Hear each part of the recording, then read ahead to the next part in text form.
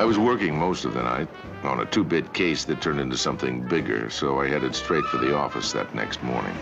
See, well, I'd been trying to find out where this big-shot bootlegger was keeping this underage runaway girl I was looking for, so I sponsored a little shootout that night at a rum runner's warehouse to get the phone number and address. The bootlegger got himself a slug in the arm, but I got the girl and her father hauled her home. And now, well, how was I to know that the big-shot bootlegger who played house with underage girls was also a member of the Vice Commission? And for $12.50 a day, I'm not expected to know everything.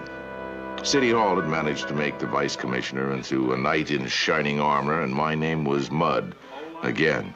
And for a week, I'm looking for a guy with a mole on his neck. Then I find out the one thing he didn't tell me was the guy only had one arm. Oh, morning, Ham. Morning, Ham. All the virgins of the world safe again? Not while you're alive. Oh? Look what I brought you. A little present from the festivities we had last night. How's the old man?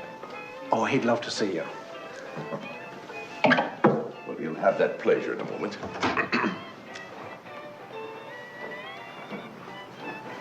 Oh, yes, sir.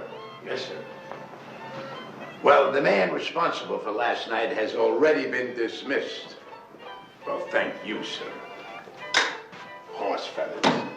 Turn that damn thing off, will you? Oh, pretty rips here. Oh, is that a radio in our own office? That's very ritzy. Yeah, the wife thought it might calm my ulcers. I swear, one of these days there'll be a radio in every house and we'll be a nation of nervous wrecks. Who's that on the phone? Get the whitewash buckets out already? Yeah, you did it to me again, Ham. You didn't tell me that bootlegger with the underage girlfriend was a member of the Vice Commission. Well, what the hell. I suppose if you caught the mayor in a cat house, they'd say he was there on a medical inspection. You know the routine. Of course. Well, I told him I sent you up to Cleveland. Oh, I don't want anybody painting a target on your back. Oh, that's considerate of you. Yeah, well, you know, this ain't a rest home. Edgar Leggett, an insurance case. Seems that a couple of $100 worth of unset diamonds were burgled from his house. The cops been there and gone? Oh, yeah. The insurance company would like to get the diamonds back, but they know we know that that's practically impossible, so they just want to go through the motions for a day. Now, I don't think that calls for any bodies laying around you. What is that, a reprimand? No. Hell no, Ham, hell no.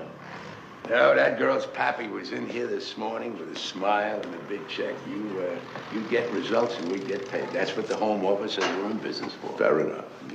Yeah. No, by the way, there weren't any innocent people killed last night, were there? There are no innocent people.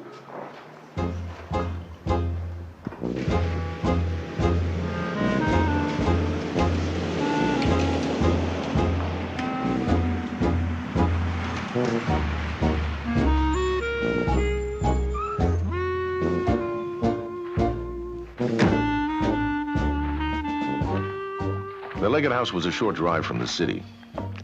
I should have known when I saw the house there was something fishy about this whole thing right from the start. I gamble a little, and I know something about odds. One thing for sure, finding 8 stolen unset diamonds in this city didn't even come under the heading of remote possibilities. Which means finding this one right here like that.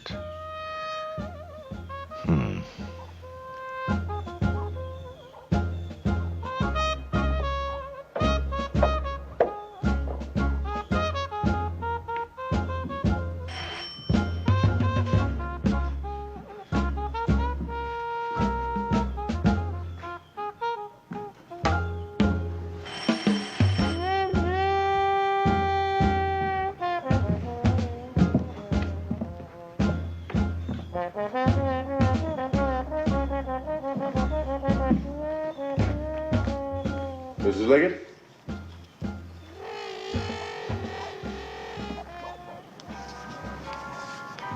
Mrs. Leggett?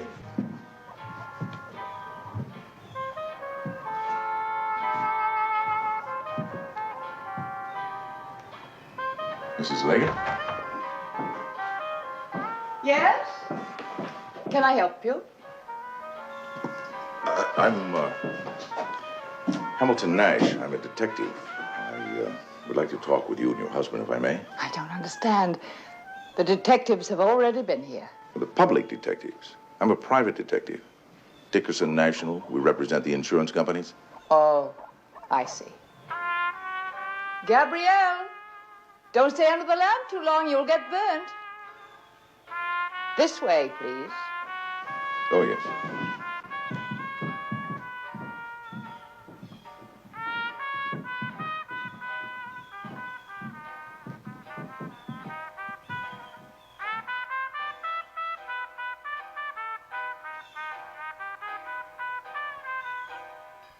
I do hate to keep disturbing my husband at his work. Well, we can't allow the burglars to get the idea they can just go running around the house at night stealing things because we're too busy to do anything about it, though, can we? I don't know what's happened to the world, do you, Mr. Nash. No, ma'am, I haven't the slightest idea. Ah, well, of course, Halstead and Beauchamp would have taken out insurance on the diamonds. I just didn't give it a thought. Well, insurance companies consider burglaries contrary to nature.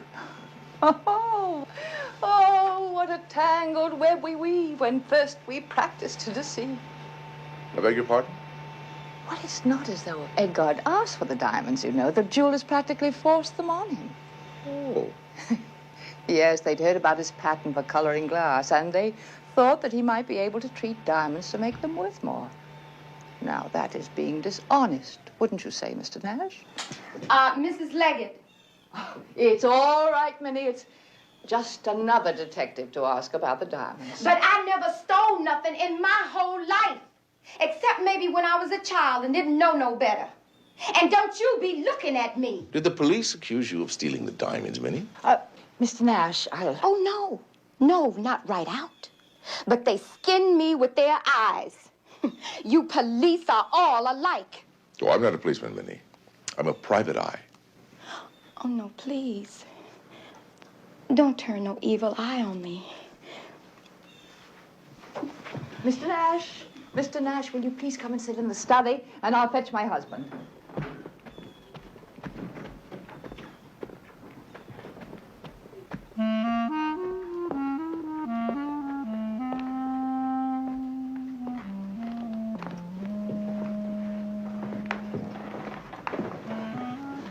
I had a feeling I was being stared at.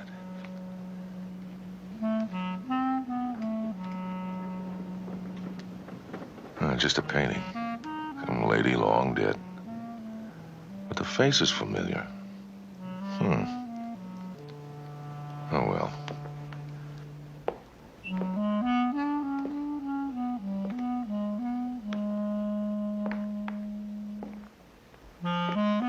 I could tell something about Leggett before I even met him. He had expensive tastes. The rug was oriental.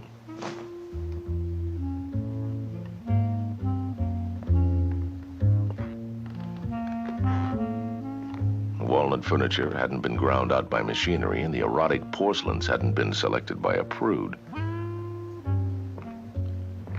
Pale Egyptian. Owen Fitzstephen had promised to give me a copy of this when I knew him a few years back. Of course, I never held him to it. He was quite drunk at the time. So I see he sold one copy, at least. Unless he gave it away.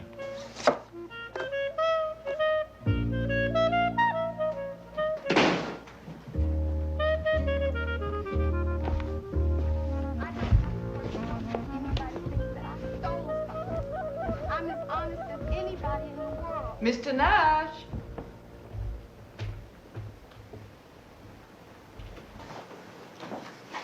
How do you do? I'm Edgar Leggett. How do you do? I'm Hamilton Nash. I'm sorry to disturb you. Oh, that's quite all right. I had come to an impasse in a formula. How many people knew you were experimenting with I this? have no idea. It was no particular secret. You didn't discover the theft until this morning. No. No, I was coming downstairs and I noticed the front door was ajar. And when I went into the kitchen, I found that the back door had been pried open. And nothing else was taken? Not that we are aware of. You didn't hear anything last night? No. I did tell the policeman that I had noticed a man from my bedroom window. He was going past our driveway, and I caught a glimpse of him under the light, but he was going away from the house, and the police didn't seem to think it was of any importance. Anyone you knew? No, but our daughter, did say that she had noticed a man looking up at the house a few nights ago. My dear Alice, I don't think we should put too much stock in anything Gabrielle says. Oh, I'd like to talk with her. You mind? I'll get her for you. Yes.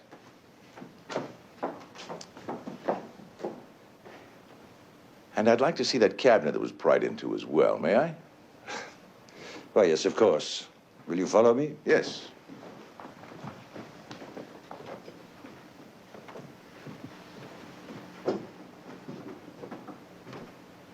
I don't understand the economics of the insurance company, Mr. Nash. The 8 diamonds were small, imperfect, worth maybe $500, $600 at most. Imagine paying to find almost untraceable stones. Well, with insurance companies, it's a matter of principle.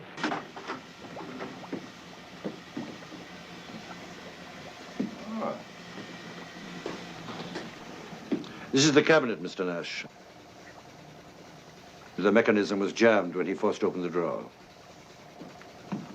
How much success have you had with the diamonds? I beg your pardon? In coloring them perfect, how much success have you had? Oh, no, none whatever. I explained the implausibility of it to Mr. Halstead and Mr. Beauchamp from the start. Mm-hmm. Oh, that's too bad. Mrs. Leggett seems to think it's a bit dishonest. I wasn't aware of that. Well, here we are. Gabrielle, this gentleman would like to ask you about the man that you and Eric saw outside the other night. Then let the gentleman ask me.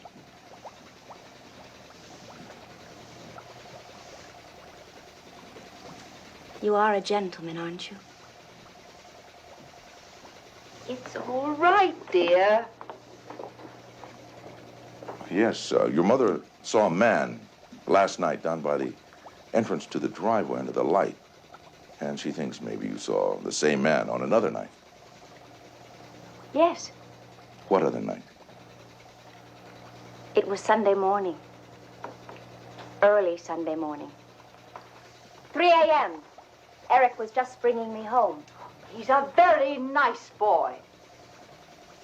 What did this man look like? Average, suit, coat, hat. Could have been you. Gabrielle sometimes mistakes sarcasm for playfulness, Mr. Nash. I wish you wouldn't talk about me as if I weren't in the room. I sometimes wonder if you are, Gabrielle.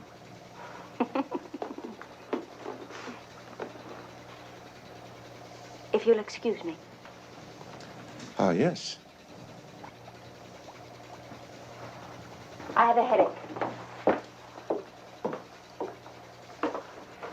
She's not been herself lately.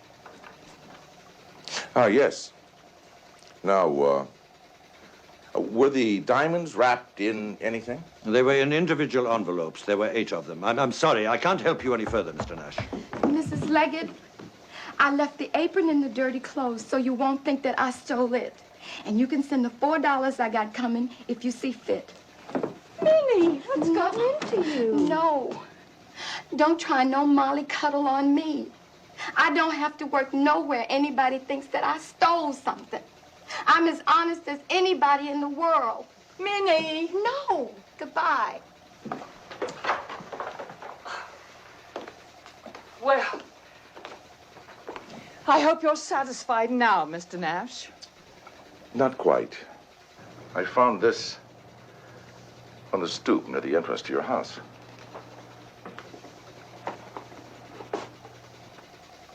Does it look familiar?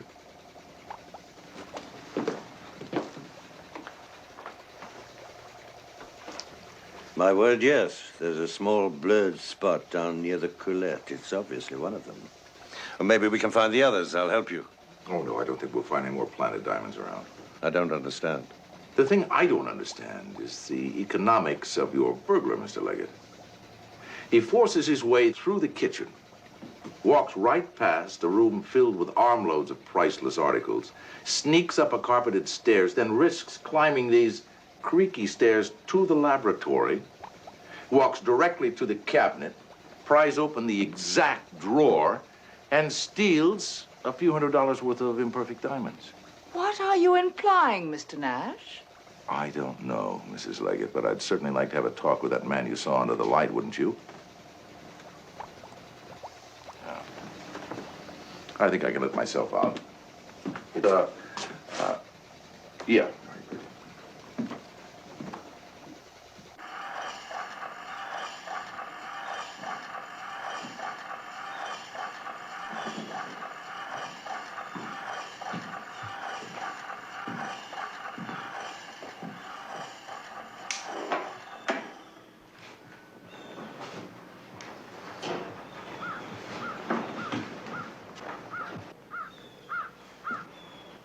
Don't touch me.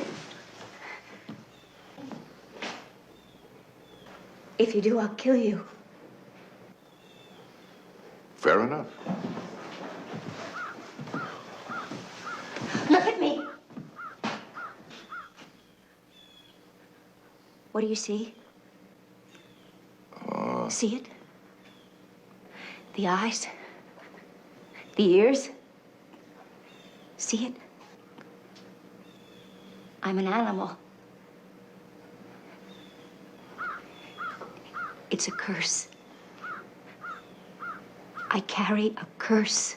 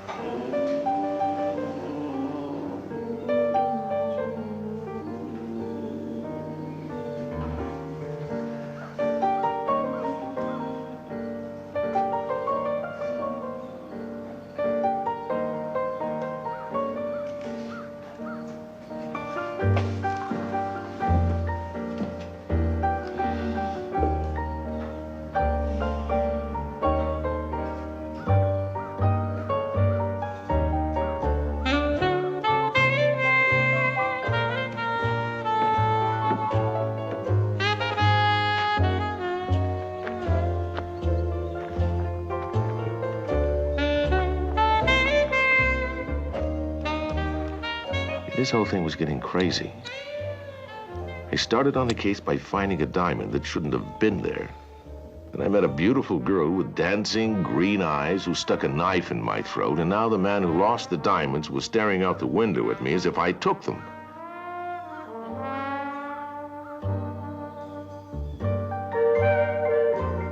But any other guy would have probably lied to the insurance company and quit.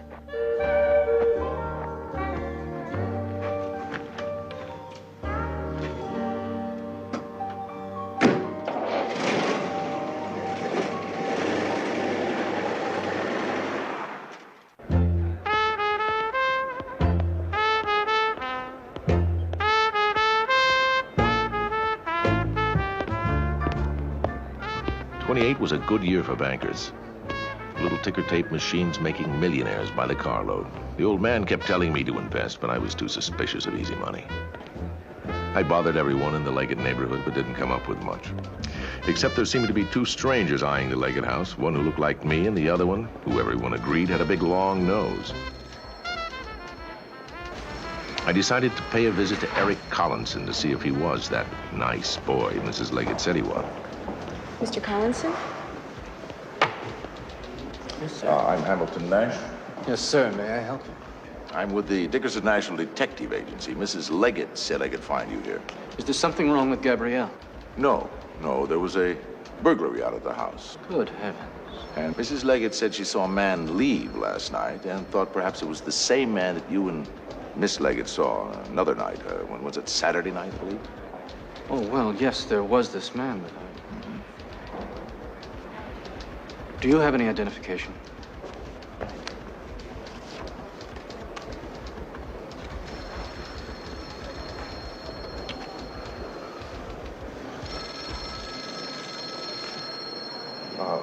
I understand that the man was about my size, my build. Did you see his face? No, it was too dark. Too dark? What time was it? About midnight, or a little after, perhaps. It's strange. Miss Leggett said that it was around 3 o'clock in the morning. Well, I do just chalk that up to chivalry, I guess. Well, actually, Miss Leggett is a little nearsighted. And what she took for 3 o'clock was most probably 12:15. Were there any distinguishing marks on him? Was he wearing glasses, a mustache, sideburns, a limp, an Al Smith button, anything? No. I just thought he might be a late-night guest of the Leggett's, except for what Gabrielle said. Except for what Gabrielle said? What did she say?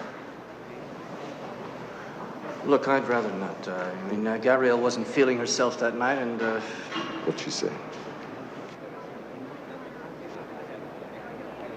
She said, look, that man has a dead face. Dead face? What the hell does a dead face mean? Gabrielle has luminous ways of putting things sometimes. Yeah. Yeah, I don't get it. Listen, I have a lot of work to do now, and if you don't mind, I'd like to get on to Now, it. what I mean is that, you look like a healthy specimen.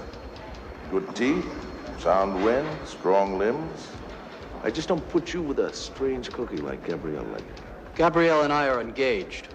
Oh, I didn't know that. I didn't see a ring.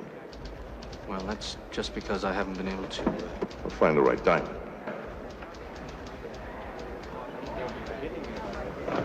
I'm sure you're mistaken, Mr. Nash. I'm not saying that he was a thief. I just think that his robbery smells a little sour. But I refuse to believe that. When Mr. Leggett phoned to say that the diamonds had been stolen, I reported it to the insurance company as a matter of routine. Yes, well, you see, I'm part of that routine. Well, Mr. Leggett is a man of the utmost integrity, I assure you, and a valued customer. Well, now, you just loaned him these diamonds as for an experiment, right? Yes. When Mr. Fitzstephen told me of the Leggett patterns in coloring glass, it occurred to me that he might have some luck in improving the color of inferior diamonds. Mr. Fitzstephen, is that Owen Fitzstephen, the writer? You know Mr. Fitzstephen. Oh, hell yes. I didn't even know he was back in town. We used to drink out of the same bottle together. We were studying fake mediums. He wanted to put him in a book. I wanted to put him in jail. Listen, do you have his phone number? My God. Hamilton. Owen. I thought rot gut, nicotine, and wild women would have claimed you by now. Hell no. When I die, you're gonna have to beat my liver to death with a stick. Oh. Thank you. Very chic. You haven't changed a bit. You surly, crude, rude rascal, you. Well, I wish I could find something nice to say about you, you black Irishman. I like your dress. How you been? Despondent, lonely, desperate, paranoid. Absolutely first-rate for a writer of macabre books designed to bring a little gloom into people's lives. And are you still mucking about in crime? Yes, it's just a job, Owen. It's just a job. Now, don't say that, Hamilton. You know how I detest humility.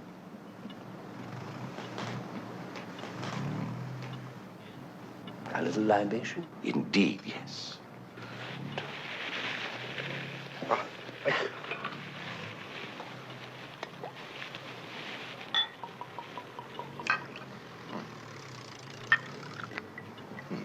You do bring back fond memories. To a bathtub, still in every hole. To the 18th Amendment.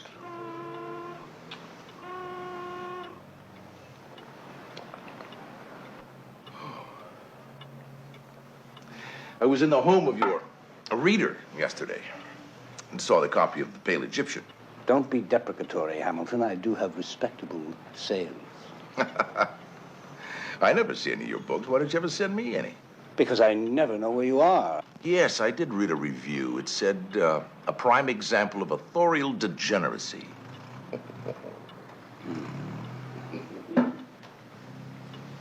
What about the Leggetts? What? The Leggetts, where I found this book yesterday. He had a handful of diamonds swiped from his laboratory. I was there on an insurance claim. Oh, God, that boring, pretentious jeweler will be furious with me now. Oh, no, he thinks you're quite a fine, refined gentleman. He gave me your phone number. Oh, well, then, all's right with the world. I don't know. What do you know about the Leggetts? Oh, a little. I pry, you know. Yes, I know. We have one or two mutual friends. I've endured a few evenings at their home, engaged in abstract conversation. I must confess, Hamilton, I do not have taste for other eccentrics. I prefer to feel unique. So Edgar Leggett is an eccentric, eh? Edgar Leggett. Underneath that detached scientific exterior is a very complex man. Yes, his daughter doesn't seem to like him much. Oh, a very troubled woman. Strange chemistry. The father adores her. Paradoxically, Mrs. Leggett is a serene, sane soul. I've often wondered what she thinks of these two weird creatures that are her daughter and husband.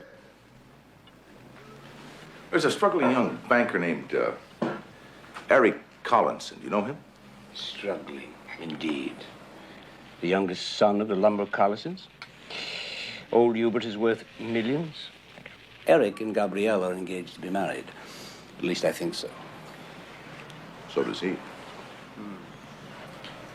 He's totally devoid of dimension. Stocks and bonds, polo and Princeton, handball. A nice boy, Chevalier Bayard, you know. Well, if he's not after her money, the whole relationship doesn't make any sense at all. Oh, Hamilton, you're such a sophomore romantic. Eric's strange attraction to Gabrielle is the only thing that makes him faintly interesting. Yes, opposites attract. Very much like you and I, Hamilton. What do you mean? Well, you love the sound of running feet down dark alleyways, the sudden burst of gunfire, the smell of smoke drifting over the satisfactory conclusion of some gamey pursuit. Can I have another drink? I'm making it sound really neat. Well, I am a sedentary vampire, painting ghoulish images with my pen to imprison within the pages of a book. A touch, a touch. Mm-hmm. Now, what about this girl, Gabrielle? She's cuckoo, isn't she? Well, are you saying that carelessly, or do you really believe that she's off? I don't know.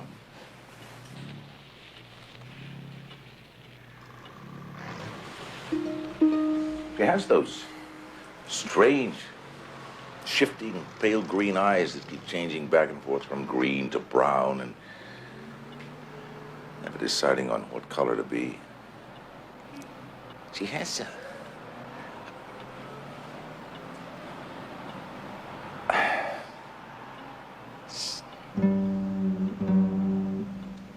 hell with her. You play this thing? Well, of course I do. You? Shifting green eyes. Is that a little poetry I hear coming from Hamilton Nash?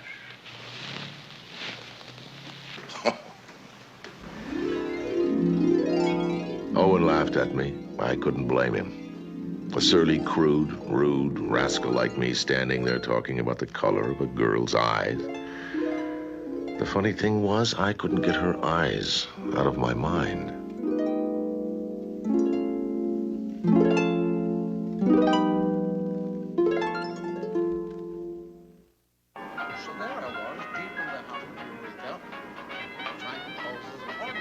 The next morning, I had to explain to the old man why he should convince the insurance company to keep us on the Leggett case for another day. Well, what you're telling me, Ham, is that you come up empty so far. You keep smoking those things and you'll never live long enough to take over my job. Listen, you'll never get me in that chair. I'm not going to end up a money-grubbing, nasty, miserable old man. Now, don't change the subject. Oh, guard just called. Seems your little diamond heist has turned into a homicide. He's got a stiff on the floor that he'd like to share with you. I thought we agreed no bodies. You agreed. I never interfere with nature. It's a one. By the time I arrived, the crowd had already gathered. Jack Santos, reporter for the Courier, was the only face I recognized. He was one of my best friends and one of my worst enemies.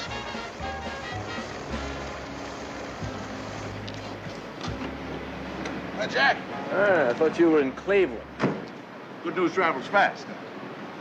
Did you write that garbage about the vice commissioner? It's in 1928, Ham. Life is a fantasy. What's going on here? You always get it backwards. You're supposed to go in, and when you come out, I ask you what happened. You're dying to tell me now. What?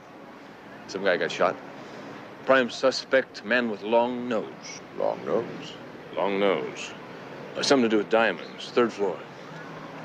What are you doing here? Oh, you know, it's the same old thing. Excuse me.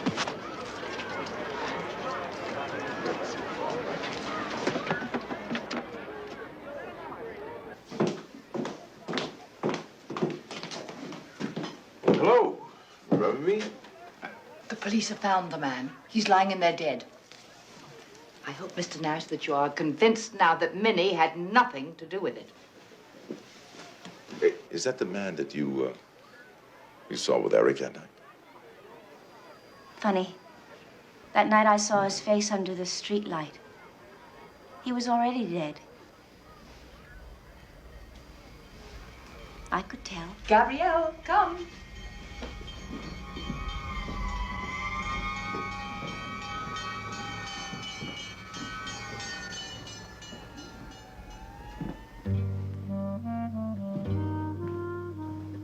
Sergeant O'Gara and I had been inviting each other to murders for years. He's one of the honest cops in this city. Oh, why don't we quit and buy a fishing lodge up in Kansas? Yeah, that's a great idea. Listen, I understand we have a mutual interest in the corpse. Depends. Who is he? Well, his name is Louis Upton. Labels say San Francisco, but who knows?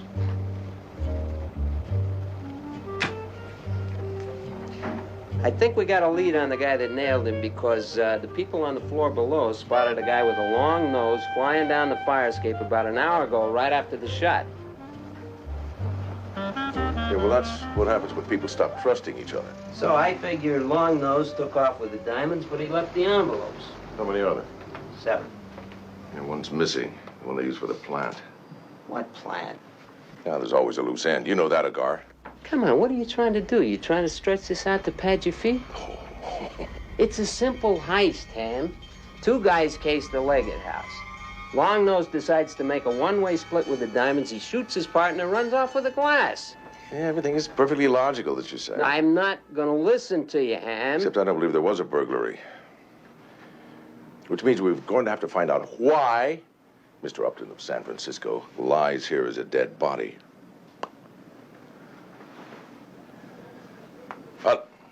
Your turn, Pat.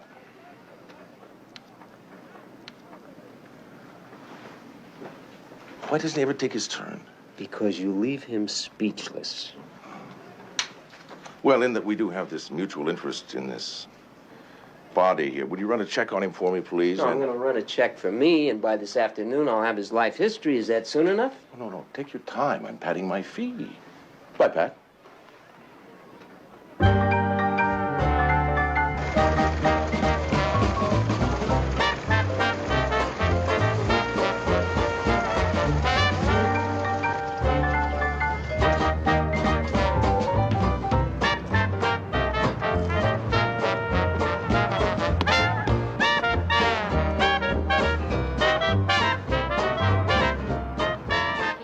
That afternoon, I dropped by the police station. It used to be called the Hall of Justice. I'm glad they changed it. The only justice I ever saw here was the time the guy shot his wife's lawyer in the hallway. All right, you're both under arrest for impersonating officers. Ignore him, he'll go away. Well, I'm not going away until you pay me that $6 you owe me from that poker game the other night. You got a warrant? You got that information on Upton, our San Francisco corpse? Yeah. I'm delighted to tell you that he used to be a private eye just like you. On a little respect. Yeah, he had his own agency in San Francisco until 23 when he and a guy by the name of Harry Rupert. Harry Rupert? Yeah. Got sent over for trying to fix a jury. It's typical, huh? Listen, Pat, how about a little lift downtown to my office, huh? Hey, wait a minute. This is not a taxi cab service, you know? I give up. What is it? I just sent a wire to the Home Office. They're gonna put a check on that Rupert guy. He may be the one that came down the fire escape. Okay, I'll see if the insurance company will go for another day. Well, here's what I got. The marriage license files at the municipal building show an application by Edgar Leggett and Alice Dain dated August 26, 1923. Leggett listed Atlanta, Georgia as his birthplace and stated this was his second marriage. Alice Dain's statement indicates no previous marriage. What does that make your little girl, Gabrielle? I don't know. We'll have to ask Foley. Foley. Huh? Thanks. I looked up that Mrs. Begg, Leggett's housekeeper, back from the time when he lived there alone. Well, she said that this Alice Dain woman came as a complete surprise to Edgar Leggett. Ooh, good. I like complete surprises. What else did she say? One day in the pouring rain, this Dain woman shows up with a kid looking like a couple of drowned rats and asking to see her boss. When he came down the stairs and caught sight of him, he turned white as a sheet. What the hell is going on here? Simple burglary, and all of a sudden we got dead bodies, illegitimate kids, and crooked private eyes. Yeah, this job doesn't pay anything. It might as well be interesting. What about assigning Mickey and Foley to Minnie Hershey? Where you going, on vacation?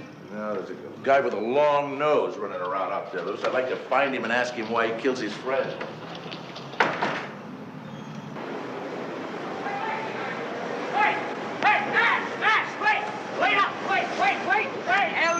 You are following me. Gabrielle is missing. What do you mean, missing? I tried to call. I went out there. The Leggets just say that she went out of town, but she didn't. Well, you know she didn't. You're not her husband yet. Will you listen to me?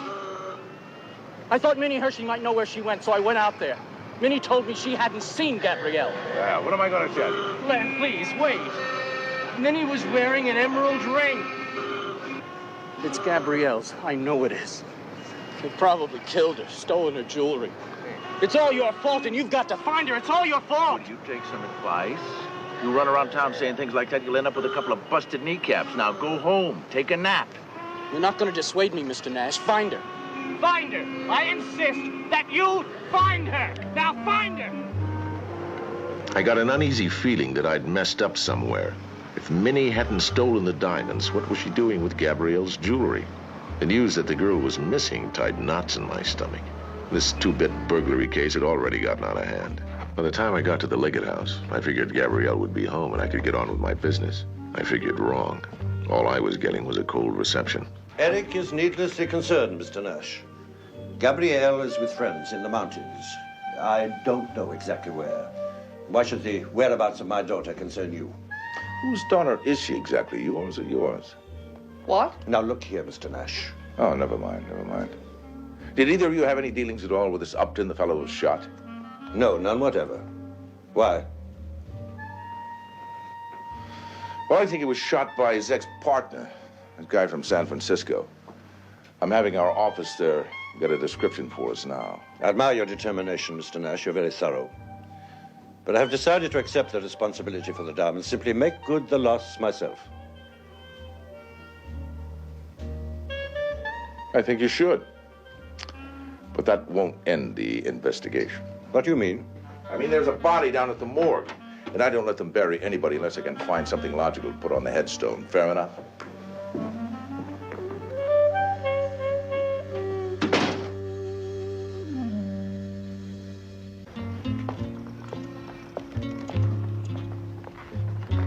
Dick Foley and Mickey Lenahan were taking turns watching Minnie's apartment to see if any midnight jewelry merchant showed up. It was a tough neighborhood. The sun generally came up on a couple of dead bodies in those dark alleys. A big tough guy stopped me coming in and wanted to know what I was doing here. What'd you tell him? The same thing Ham told that guy in Pittsburgh that time. The Rockefeller sent me out into the neighborhood to give away dollar bills. He took one and went away. Anything moving? No. She left the apartment once this morning to go to the store. I tagged along to make sure that she was buying and not selling. That's it. Minnie Hershey is a real homebody. Did you see any familiar faces from the midnight jewelry business? I've been keeping a lookout for Rhino Tingley or even Rigor Mortis Lachlan. wonder what makes Ham think that the colored maid lifted the Leggett jewels. He says that Eric Collinson guy thinks so. Yeah, there's something haywire going on at the Leggett house. I need some help. The Leggetts? What's the problem? Do you know the girl was missing? Gabrielle? Yeah, they say she's out visiting friends in the country. Don't know where she is or when she's returning, but I think the old lady knows. She's afraid to say anything in front of her husband. Well, that's as it should be. Listen, do you think that you could probably get her alone for a few minutes and find out, if not where she is, why she left?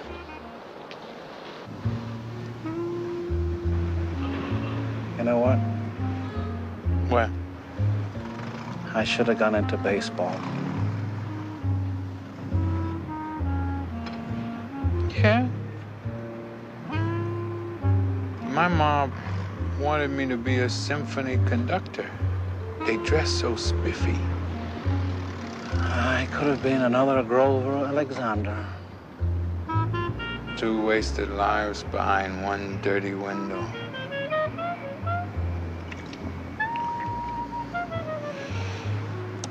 What's the pitch, Grover? Oh, that's Minnie Hershey's door there, the green one. And I guarantee you'll be sick and tired of looking at it after 10 hours. Go on home to your wife and kids. The graveyard shift is here.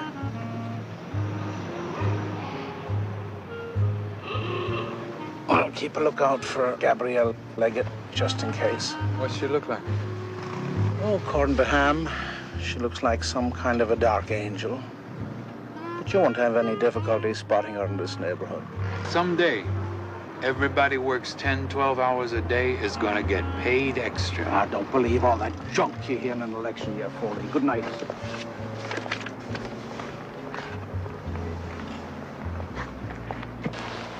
I'm thinking Waite's Rosy Cross. They know I'm interested in that sort of thing.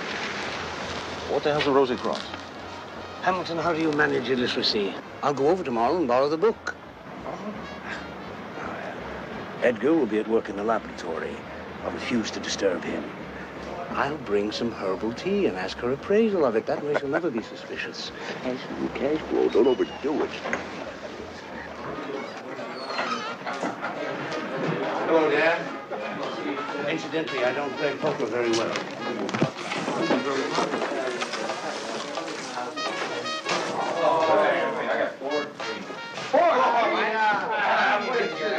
Out of his mouth in a month, and it's 4 queens. That's too rich for me. Sit down, Em. We'll steal some money from you. Yeah, all right. Meet my friend here, Owen Fitzstephen. See you later, Charlie. Okay. The infamous, famous author and professional pigeons. Have a chair. This is Cam Lou, Jack Santo. All right. Pat, ready? Tom, old guy. Have a chair, Owen. How are you, Cam? Fine. Nash cheats, you know.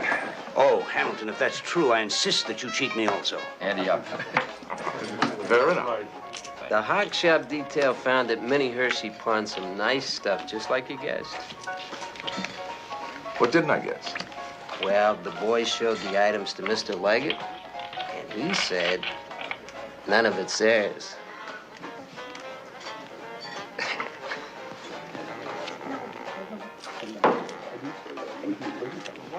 Leggett's a bald-faced liar. The bracelet and the necklace were bought by Leggett for his daughter, Gabrielle. Grant Halstead, a jeweler, told me that, then realized he probably shouldn't have. So what the hell's going on? I'd say put the screws on Minnie Hersey. We just came from there. She's flown the coop. Ah, nonsense. Mickey Linehan's in her bustle. Oh, yeah? Yeah. Hello, this is Sergeant O'Gar. Get me capital 7432. Oh, and for your further entertainment, our San Francisco office confirmed that Mr. Longnose was Upton's partner, Rupert. Upton was going to take the fall alone for that jury tampering thing, implicated his partner, Rupert, and they both went to prison. Rupert, necessarily chagrined, swore that he was going to kill Upton when he got out sometime early this year. I guess he kept his word. Hey, Dick Foley, please. But why did he follow him around 2 weeks before he did it? If I find him, I'll ask him. Hello, Dick. Listen, Mickey Linehan and Minnie Hershey having a picnic somewhere or what? He called in. The gal went visiting. She belongs to some religious cult, Temple of the Holy Grail. A what? Temple of the Holy Grail, Atlantic Avenue. He's got it staked out. I'm going over there now. Well, I'll join you there as soon as I can get there. You got it. Did you find her? She went to get religion. Hello, this is Sergeant O'Gara. Get me Butterfield 3121.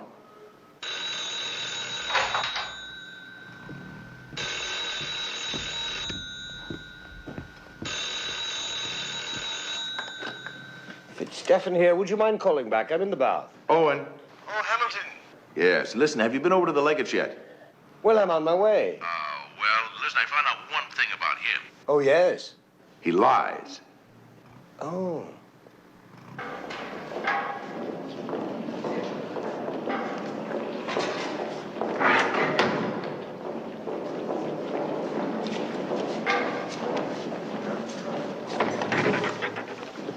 You know a place called the Temple of the Holy Grail? As a matter of fact, I do. Is she there? I don't know, but you might as well ride down with me. Then you won't have to follow me.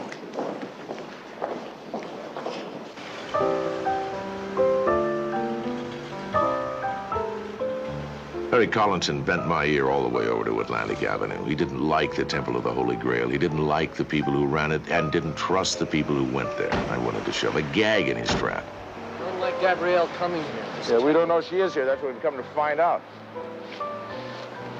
The maid took off, but Foley got here just in time to follow her.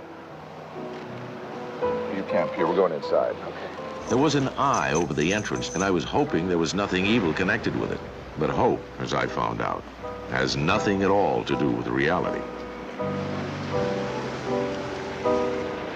They kept their religion behind locked doors at the Temple of the Holy Grail.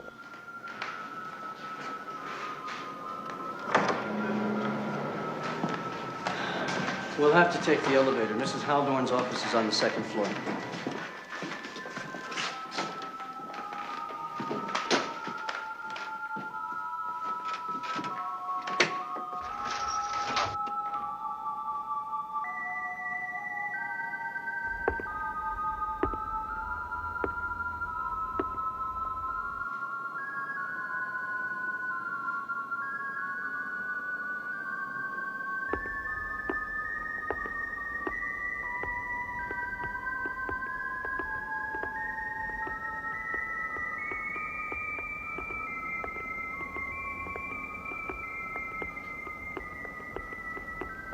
Hi there. Manuel, is your mother here?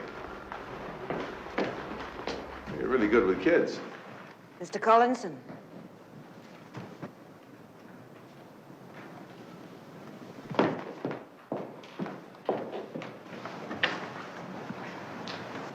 Mrs. Haldorn, we were wondering if Gabrielle might be here. Yes, she is. But Miss Leggett doesn't wish to see anyone. She's meditating. Oh, well, I don't want to be sacrilegious, but Then don't. Miss Liggett is a witness in a murder and robbery case. I'm a detective. My name is Nash, and I'd like to talk with her.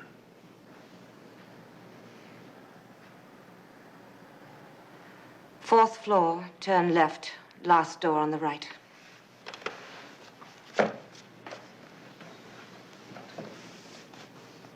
Thank you.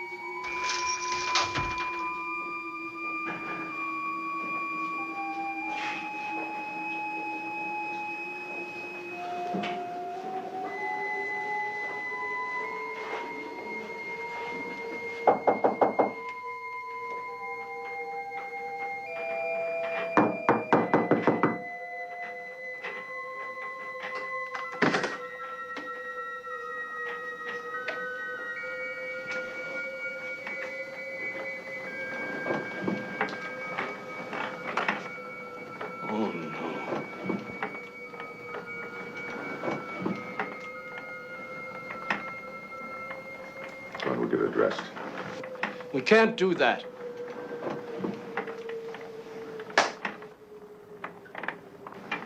She doesn't even know we're here.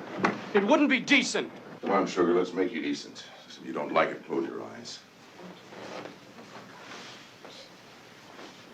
All right. Let's see how this works here. Whoop. Okay.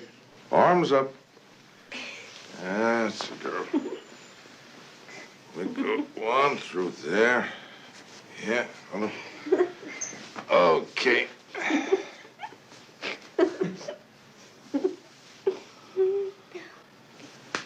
Here we go. Oh, that's better. Come on, here we go. Get the coat over there, Eric. How does this work now? Let's we've got kind of an Arabic thing here, haven't we? No. Let's keep it Eric. He's a little modest and he's... Yeah, just put this on. Come on.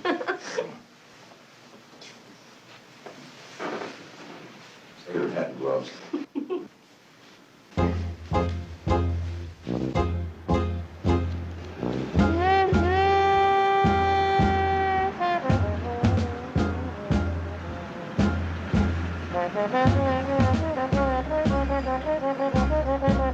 Gabrielle never said a word all the way home. Eric just sat back there, holding on to her like a paralyzed department store dummy. I felt like a damn chauffeur instead of a detective.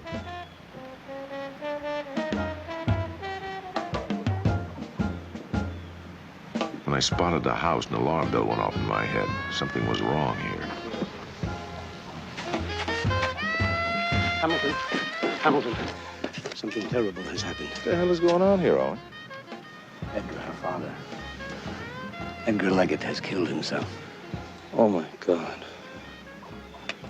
Owen had given me a shock, but the girl gave me an even bigger one. Her father was dead, and she was smiling. She knew something I didn't, and I was wondering whether even the devil himself might rather be in the dark about it. The house smelled of death. I never get used to it. I'm going to put her to bed. She's had enough sleep already. Wake her up. That's right, Hamilton. It's too cruel. We're going to find out what happened. I want her up there. Yeah, that's right. Suicide, self-inflicted gunshot wound. There's a Dr. Reese here right now. Listen, you better send a couple of gravediggers with the coroner. Hey, Ham. Don't say it. Don't say it. All right, there's your missing diamonds. Yeah. And you were right about one thing. There wasn't any burglary. And it's a hell of a way out, but I guess he felt things were closing in on him, you included, and there's his confession. Uh-huh. Go ahead, read it out loud. They might as well all hear about it now. You read it, Owen. I've forgot my glasses. To the police. To the police? To the police.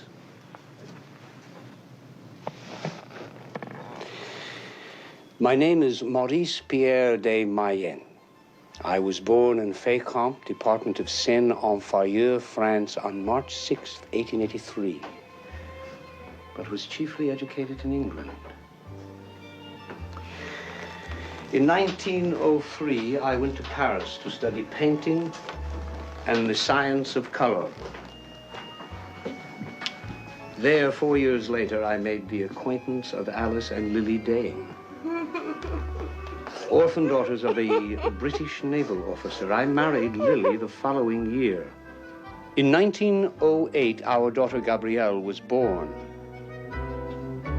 Shortly after my marriage, I discovered I made a most horrible mistake, that it was Alice and not my wife Lily that I really loved. It was a fatal mistake, a most painful time, but Gabrielle was only a baby, and I remained silent about my love for Alice. The years slowly passed. When Gabrielle was nearly 5, I told Lily of my love for Alice. I asked for a divorce. She refused. We argued bitterly. I lost all control of myself, and on June 6, 1913, I killed Lily. I fled to London with Alice and little Gabrielle, but our life together was brief.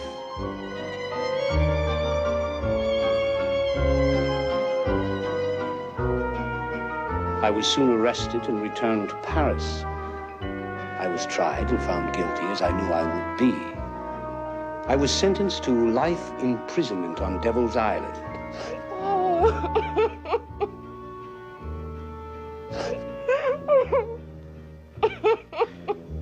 All this is a matter of record in Paris. In 1917, I escaped from the island on a flimsy raft. But the past was not dead. Alice had employed private detectives, Upton and Rupert. They traced me to America. I was reunited with Gabrielle, and Alice and I were married. Some years passed, and I believed I was safe. But 7 days ago, Upton came to me demanding money and threatening to expose me. I gave him the diamonds as part payment and reported it as a robbery. But I was desperate. I knew he would never let up and that I would have to kill him. Rupert, however, intervened. He found Upton and murdered him himself, fleeing with the diamonds. Rupert stepped into Upton's role as extortionist, returned the diamonds, and demanded money in their stead. I killed him. His body is in the cellar.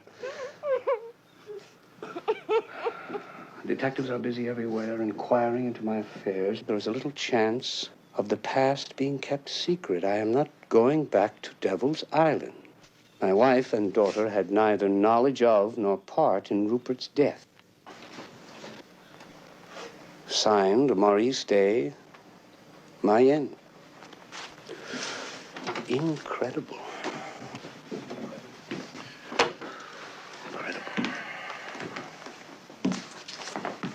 The coroner's here, Sergeant.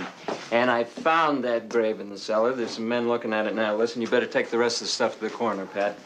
Hand me the coat. Now, what the hell are you doing? Didn't you look in these pockets? Don't you bother to check clothing anymore?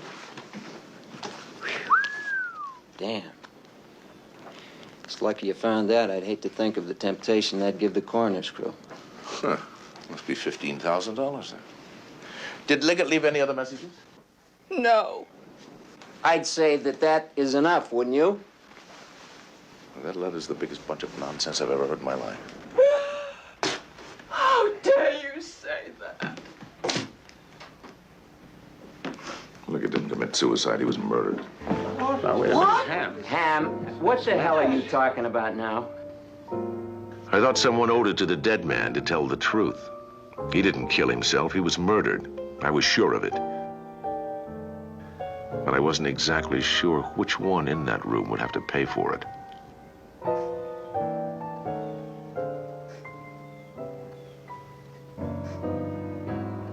When I finally opened up and said that Leggett had been murdered, everyone looked at me like I was crazy. I don't understand you, Ham. The letter was written in his own hand. What more do you want? I believe that part about the prison and his escape from Devil's Island. I could see that in his eyes. I could also see that he was a man who loved his wife and child so much that the only final note he left was directed to the police. No!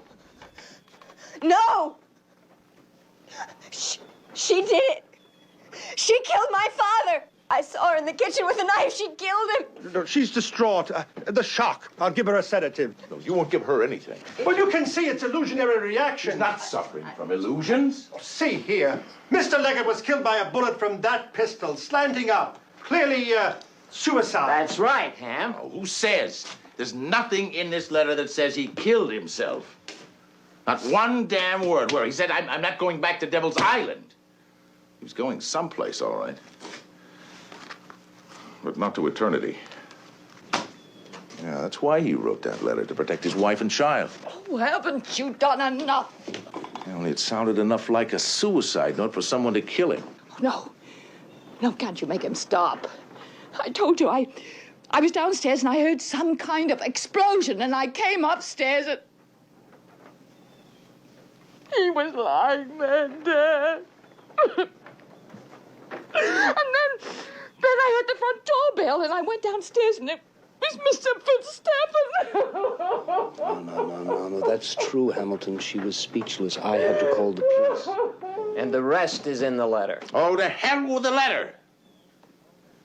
It's a fairy tale. Leggett's story about paying a blackmailing Upton with these diamonds is pure rubbish. I'm a little insulted. I mean, he would never be foolish enough to risk giving someone else's diamonds away. He'd pay him off with cash. He had bushels of it. No, I don't think Upton came to your husband at all, Mrs. Leggett. I think he came directly to you. Oh. You took the diamonds to pay Upton off. Made it look like a burglary, even to leaving a diamond lay on the stoop, as if some escaping thief had dropped it. So when Rupert came looking for Upton, he came directly to you. You told him about the diamond. Big mistake. He thought he had a gold mine here. He found Upton, bang, went into business himself, got the diamonds, found out what they were really worth, came back, threw the ice in your face, demanding more, much more. That's what Gabrielle saw in the kitchen. She saw you stabbing Rupert. She thought you were killing her father. Now, she must have been doped up on something. What have you been giving her? What, laudanum, morphine? Whatever. Then she took the jewels, gave them to Minnie to raise some cash on, and went to hide out in the Temple of the Holy Grail. And you had one hell of a mess on your hands, didn't you, Mrs. Leggett? Then you went to see your husband, told him the whole terrible story, and he wrote that letter protecting you and Gabrielle just before he left. Are you quite finished with this absurd amount of cruelty? No, not quite. There's a hell of a love story in there, isn't there? Do you like it? Two orphaned sisters on the make for the same eligible bachelor. Now, there's a book in there someplace, Owen. But I've smelled enough gun smoke on men's clothing to know that Edgar Leggett was no murderer. A martyr? A martyr. A martyr with a capital M. You were the one that decided that he'd married the wrong sister. Weren't you, Mrs. Leggett? You took measures to rectify that mistake. You know how I know that? Matter of record. You were arrested along with him for the murder in London.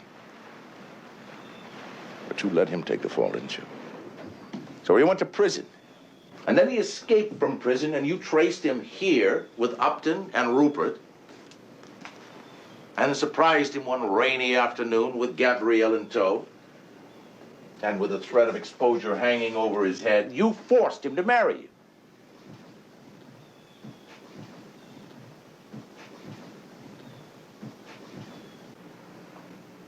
You're wrong, Mr. Nash. Oh, you're extremely clever to a point, but you are wrong. Am I? You see, it was Gabrielle who murdered her mother. I told her to. Please, Mrs. Leggett, Be you're quiet, Doc. You remember, Gabrielle, dear? You remember the little game we used to play? The lovely little game in your mother's bedroom. Do you remember? We used to use the gun, but it didn't have anything in it, did it? And you used to come into the room, and I would pretend to be sleeping. And you would pull the trigger.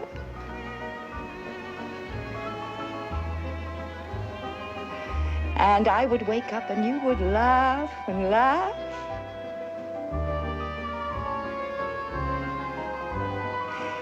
It went very well, didn't it? Those rehearsals.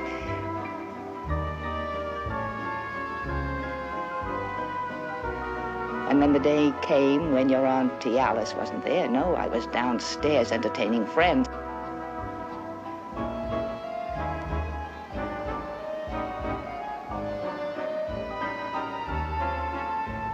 Your mother was sleeping in her bedroom, but the gun was loaded now.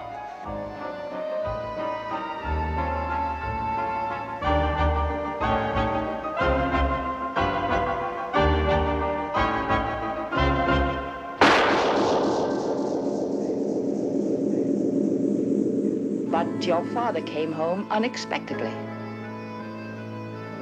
Of course, Edgar took the blame on himself. It wasn't hard to convince you. You were only 5 and you were strange even then.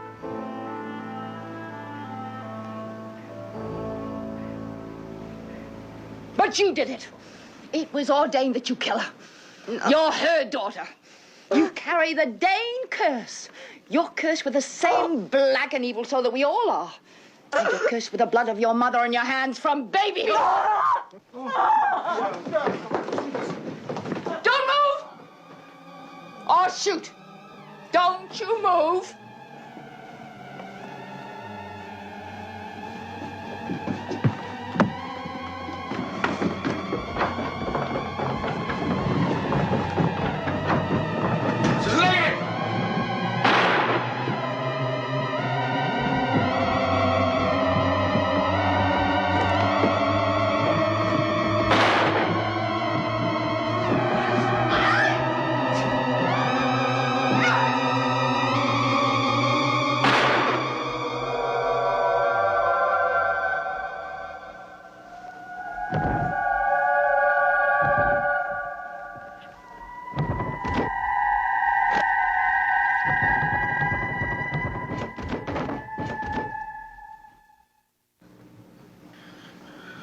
When she saw there was no escape, Alice Leggett turned the gun on herself.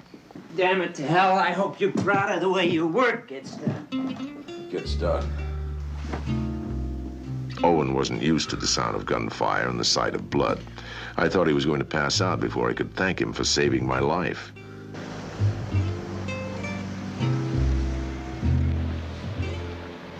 Alice Leggett was a very logical woman. Evil, lustful, but nonetheless logical. And by the way, you were brilliant in there. Absolutely astounding. It was a remarkable exhibition of deductive thinking. You don't actually believe that I think Alice Leggett killed her husband, you. Now, don't rattle me, Hamilton. You always do that to me, and I find it quite tiresome. Oh, no, you don't. You find it fascinating. You love it, Owen. Don't forget the girl. Damn it, Hamilton, you are determined to think that this girl is somehow involved in all of this. Yep. But you said yourself you place no stock in the Dain curse. All we have so far is the word of a dead woman that Gabrielle was actually rehearsed to kill her mother. Ah, Gabrielle, is it? Mm-hmm. I have never detected a glimmer of paternal instinct in you, Hamilton. Are you sure it isn't a bit more of a carnal nature? Hmm? You black Irish git. I'm old enough to be her father. Mark discontinued on that Leggett file if you want to, but it's not over. Well, it's over with us when the fee stops, Sam. No client, no case. No ticky, no shirty, huh? Well, that's what the Chinese told me. From now on, the girl will have to look out for herself, Ham. Yeah, well, that's all right with me. It'll be nice to get next to a nice, sane, warm female again. Well, worse things could happen. You could get married again. You know, I always lied when we come to your confessionals. Well, Foley's married. Mickey's married. Foley's married. Mickey's wife is married. Your play. You ought to be ashamed of yourself. All these years saying your wife ran away with the Iceman. Well, it's been fun knowing something you don't. Tell me. You are really a granny, aren't you? You get a rocking chair and sit out on a porch so you can get your thrills sticking your nose in everybody's business. Play. Oh, this is my front porch. This is my rocking chair. Ham, did she really run away with the Iceman? Yeah. You know what she finally said to me? She says, Ham, you should marry a car.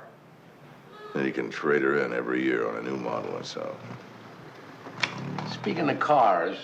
I knew that would get you back to work. Yeah, I'd like to have you run up to the mountains. There's a guy up there who thinks his employees are gypping him. Dope's all there. And then you'll get a little fresh air and get this mess out of your mind. Do you good.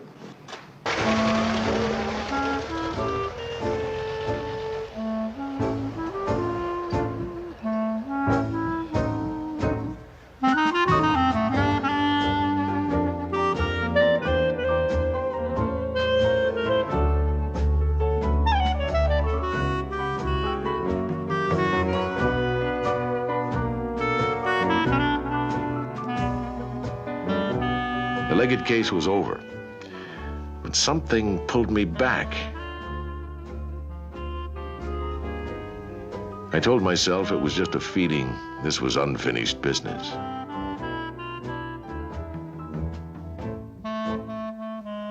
But maybe it had something to do with a girl and a curse.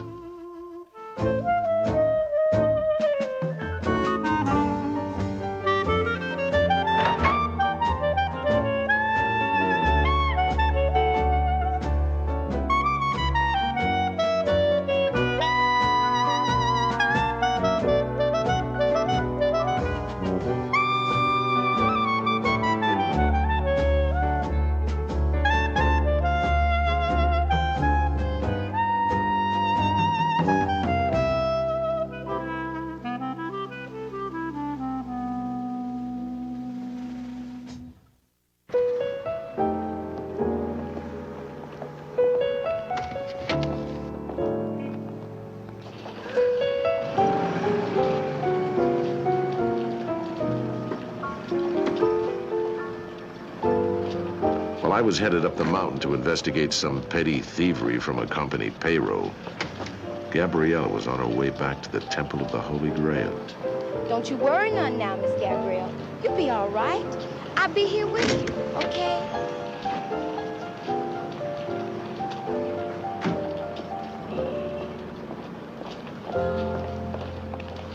My child, let the Spirit flow through your body.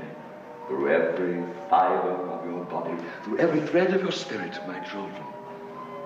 Now you are at peace, at one with God, Mr. Cabot. I see you. I see you at peace with God.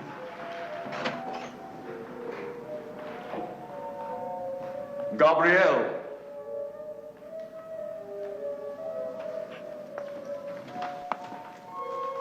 My child. You've come back to us. I am so happy. This is where you belong, Gabrielle. You'll see. Nothing can hurt you here.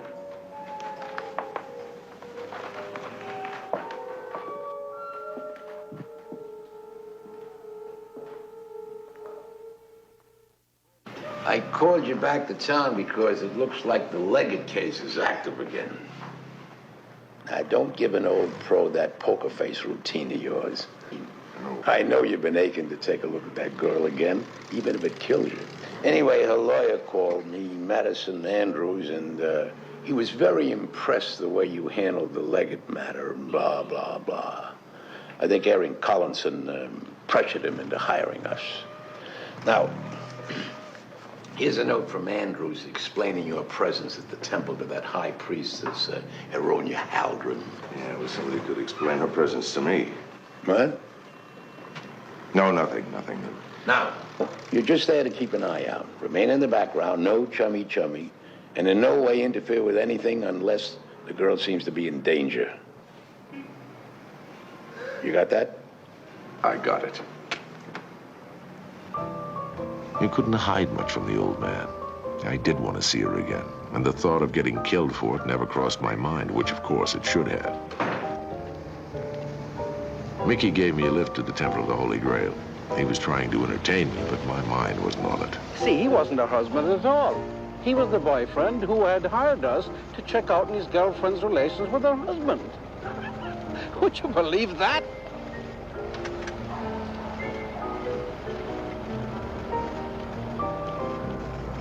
You're very quiet.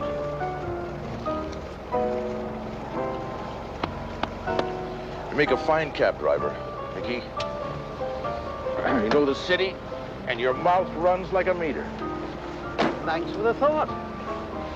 Thanks for the lift. See you in church, huh? Drive carefully.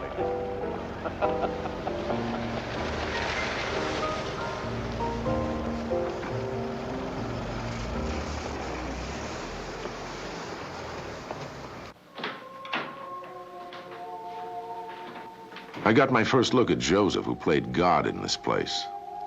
His flock included some faces I'd seen in the society pages, the kind of people who could afford to pay the rent on this layout. Well, Mr. Nash. You're back.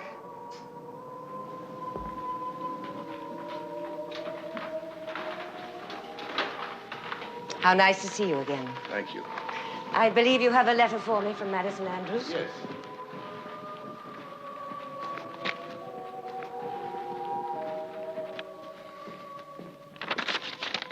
We will try to make you as comfortable as possible. Thank you. You will find surprisingly, perhaps, that we are neither barbarians nor fanatics here, Mr. Nash. This is a temple, but none of us supposes that civilized living or happiness or comfort will desecrate it. We don't expect you to join, naturally. However, one never knows. I do ask, however, that you show us the same consideration we will display toward you. You may come and go as you wish. You may attend our services or not. I assume you are a man of certain curiosity, but I'm sure you will not interfere with anything you may see, no matter how peculiar, so long as it does not promise to affect you or our sister, Miss Leggett. Fair enough. Would you like to see the letter? No, I trust you. I have my instructions. I'll show you to your room. Let your concentration become more specific now. Mr. Cabot, I want you to think of it in terms of something very, very specific. Come, sister. Not generalized, but something deep within inside you. A commitment. You must make a very deep, deep commitment. Do you now feel this commitment coming within you? Excuse me.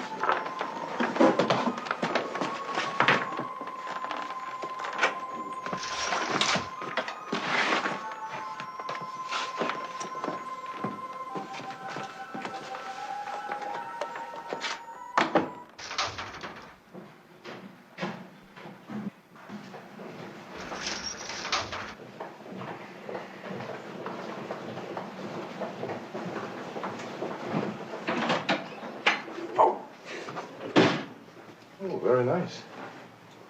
And, Miss Leggett is in there, eh? Yes, Dr. Reese is with her now. I'm sure he'll want to see you when he's finished. He was very pleased that you were coming.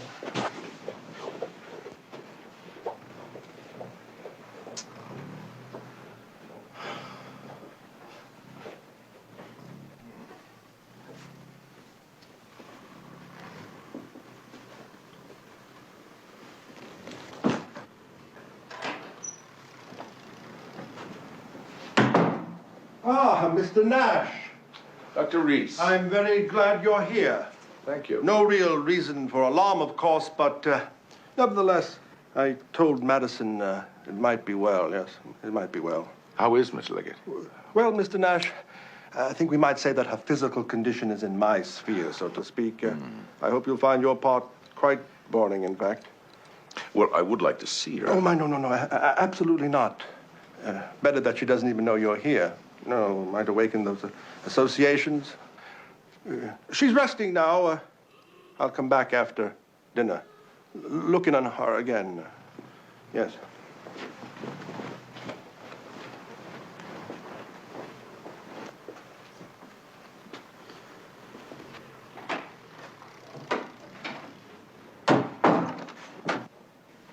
Minnie! Mr. Nash, what you doing here? I've been hired to look after Miss Leggett. How is she? Ain't no need for you to be here. I take care of Miss Gabrielle. Yeah, Minnie. How is she?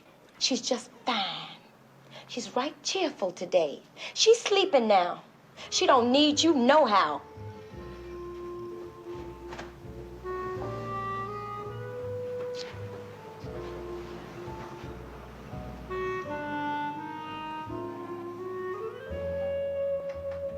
Dr. Reese had seemed very worried about Gabrielle.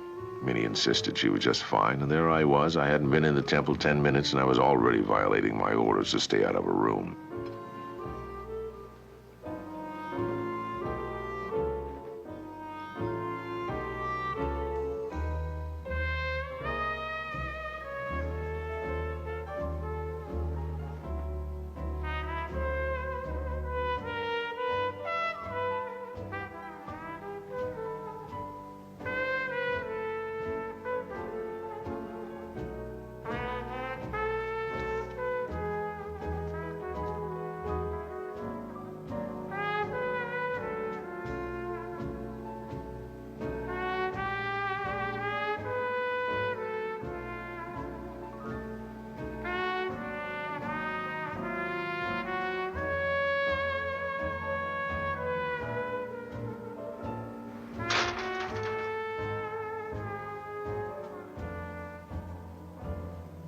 I should have stayed there.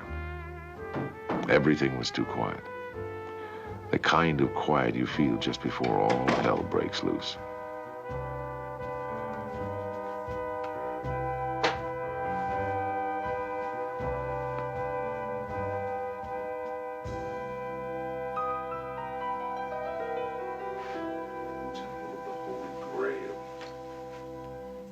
I don't like it. I don't like the idea of unbelievers being around. Let us not forget the true spirit of the Holy Grail. Non-believers breathe the same air as believers. Yeah, well, far be it from me to forget the true spirit, huh?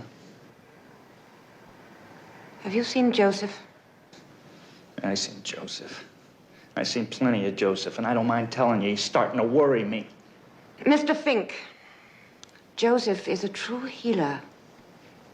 Don't you forget it. Now, where did you say he was? He's in the chapel with Mrs. Huntoon, and I think he's a little, you know. Thank you.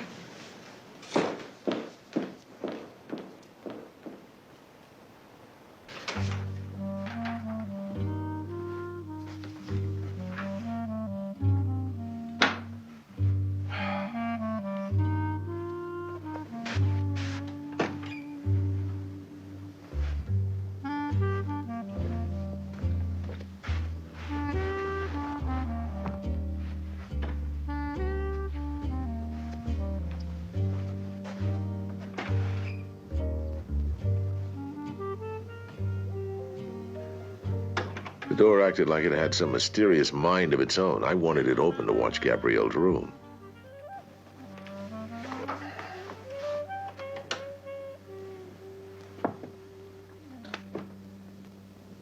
After dinner, Joseph, perhaps we could meditate together.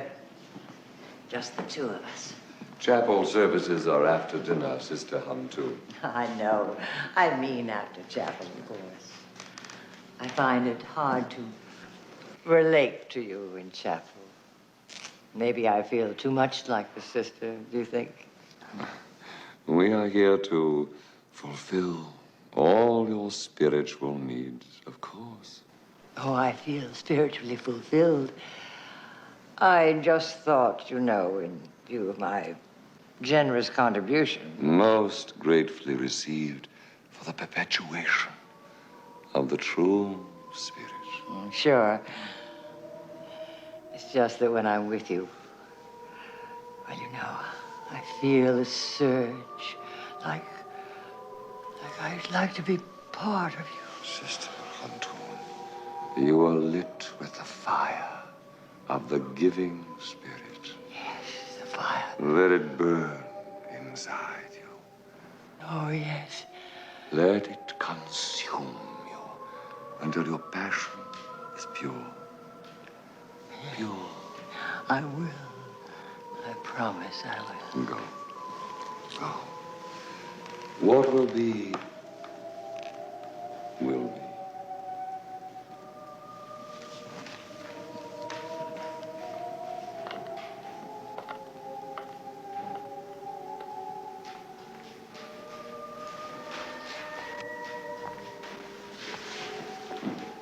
Be careful, Joseph.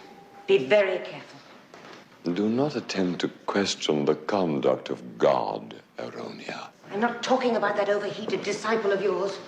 I'm talking about the girl. The girl will be with me in paradise. Do you know what you're doing?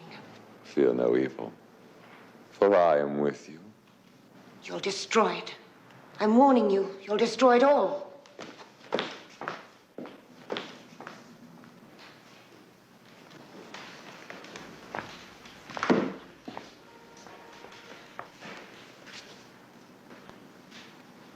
She will be with me in paradise.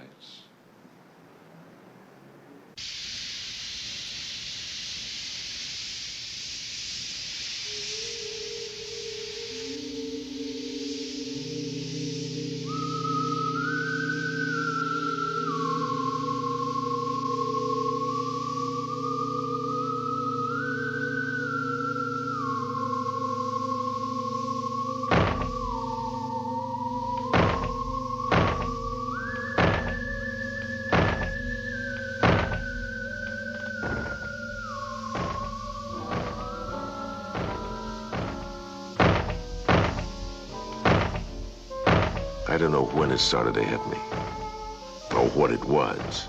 The night started to smell sick, sweet. Some kind of music started to force its way into my brain. I could hardly open my eyes. It's like my eyelids weighed a ton apiece. My body looked like it was a mile long.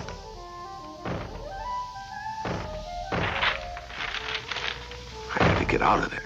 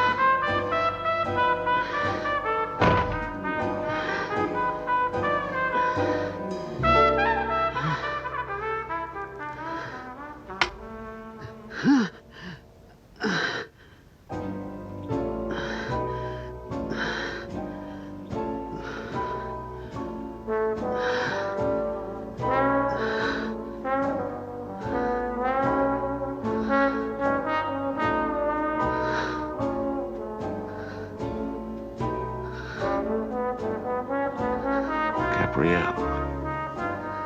Where was Gabrielle?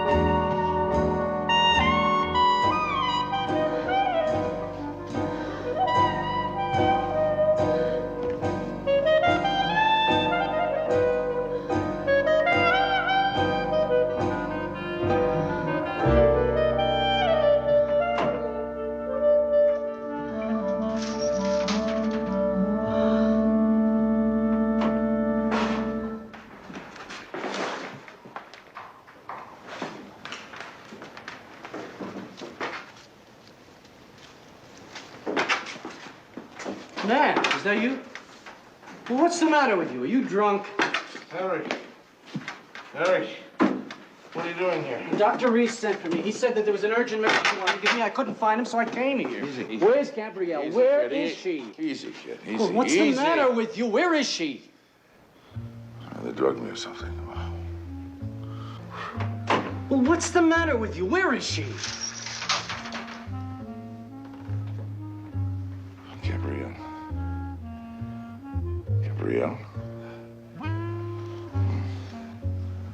Oh. Let's see, there's a stair around here. Yes, right here. Come on.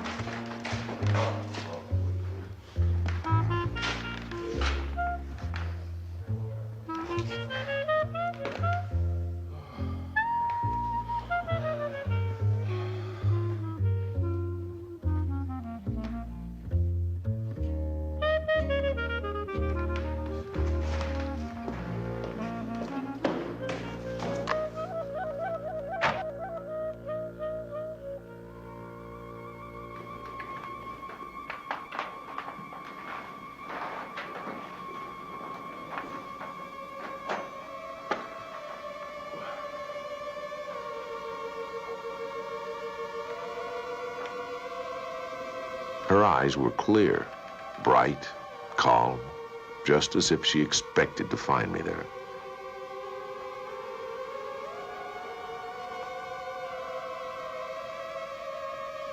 You found me.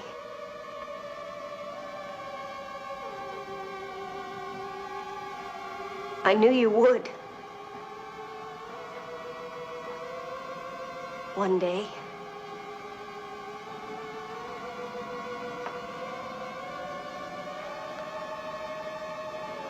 I killed him.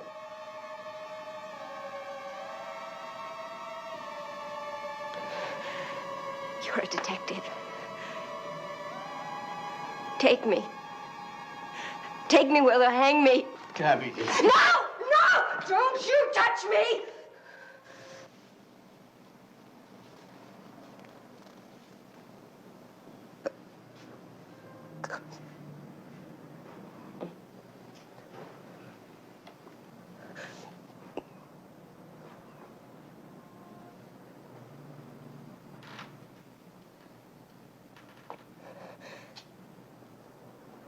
Didn't you hear me? I already killed him. I heard her all right. She looked real. The dagger in my hands felt real. If I wasn't still dreaming, I had just let Gabrielle kill somebody. A simple assignment, muffed, my fault. Getting old, damn this business, damn her. I almost said it out loud. The Dain curse.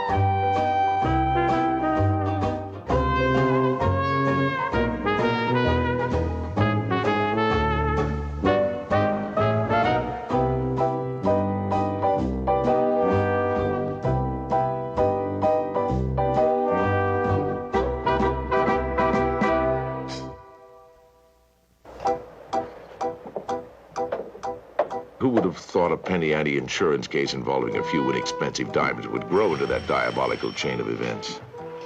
4 murders surrounded by a mysterious curse that involved a beautiful, strange-eyed girl.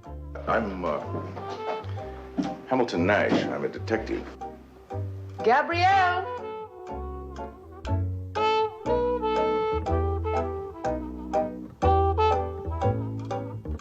about the Leggetts? What? The Leggetts, where I found this book yesterday. He had a handful of diamonds swiped from his laboratory. Edgar, her father. Edgar Leggett has killed himself. Her father was dead, and she was smiling. She knew something I didn't. Leggett didn't commit suicide, he was murdered. I thought someone owed it to the dead man to tell the truth. He didn't kill himself, he was murdered. I was sure of it, but I wasn't exactly sure which one in that room would have to pay for it. She saw you stabbing Rupert. She thought you were killing her father. You carry the Dain curse. You're cursed with the same black and evil soul that we all are. And you're cursed with the blood of your mother on your hands from baby. Don't you move.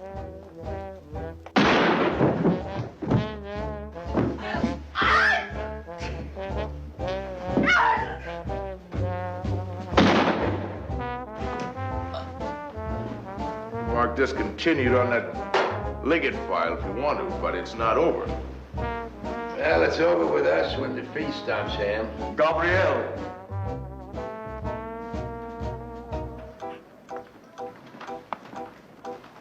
My child. You've come back to us. I called you back to town because it looks like the Leggett case is active again. I assume you are a man of certain curiosity, but I'm sure you will not interfere with anything you may see, no matter how peculiar, so long as it does not promise to affect you or our sister, Miss Leggett. Well, I would like to see her. Oh, no, absolutely not. Better that she doesn't even know you're here. No, might awaken those associations. Gabrielle, where was Gabrielle? Oh, the light tortured my eyes. I could hardly keep my eyes open. It was like my eyelids weighed a ton apiece. Some kind of music started to force into my brain. My body looked like it was stretched into a mile-long body. I had to get out of there. Matt, is that you? Well, what's the matter with you? Are you drunk? Harry, what are you doing here? Dr. Reese sent for me. He said that there was an urgent message he wanted to give me. I couldn't find him, so I came here. Where's Gabrielle? Where is she? Well, what's the matter with you? Where is she? Take me where they'll hang me. Gabby. No! No! Don't you touch me!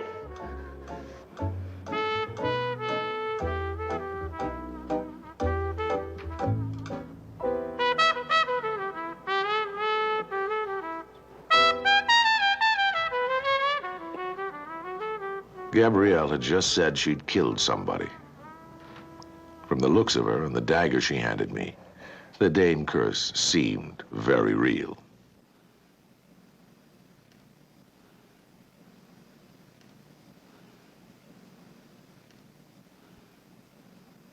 Didn't you hear what I said? I already killed him. Right, quick, come on, we'll get rid of the knife. We have to get her out of here. Come on. Who did you kill, Gabrielle? Oh, my God. You shut up. Who did you kill, Gabrielle? Come. I'll show you. Death is cold.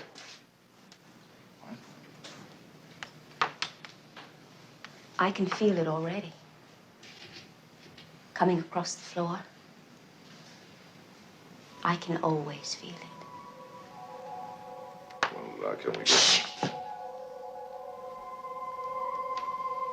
Chapel.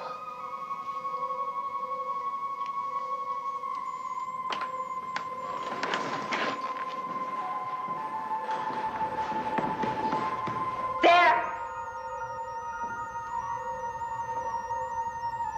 Dr. Reese was lying there dead. His forehead was not quite cold. His face was composed as if he was sleeping. And there were 4 holes in his shirt the size a knife would have made. And there was no bleeding.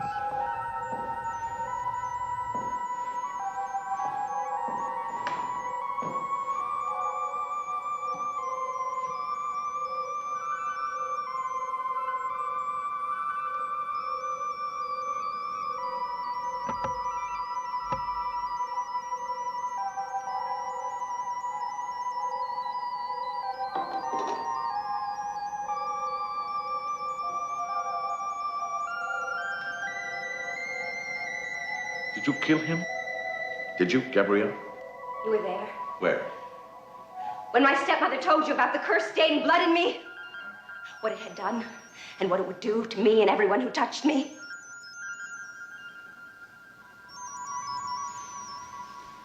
Is this anything you should not have expected? Why, Gabrielle? Forget that. We've got to get her out of here. Come on, help me hide the body. Don't touch. We'll put it in over there. Come on. Get it in there. Well, I want to get her out of here now. Like that, you're going to get her out of here. I can wear my coat. Come on, I'll carry it in the car. No! No! Don't you touch me! Don't let it touch me! Leave me! Oh! Chapel, Chapel. Shh. I'm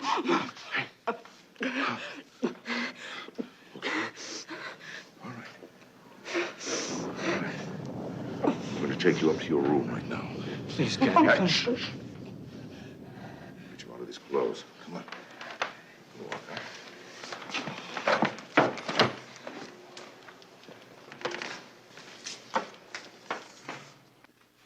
All right, come on. Put this, there was a green robe around here a minute ago. Somebody's been in here. That's what I keep telling you. She can't stay here. Get Minnie. I want Minnie.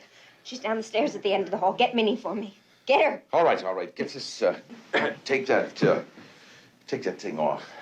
Give it to Eric. Do something. No! No, not Eric. Make him go. Make him go. No. I already killed one last night. Make him go. No, Make him go away. Hey.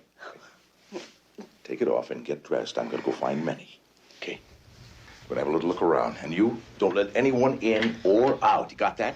Nash, I can't stay in here with her while she's undressing. Turn your back.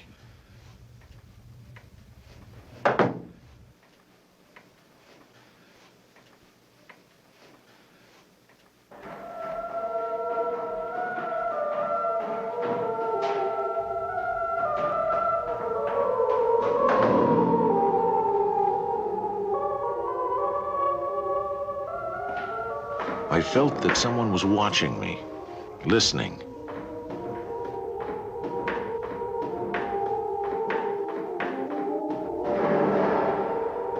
There it was again. Someone was moving around in this mausoleum besides me.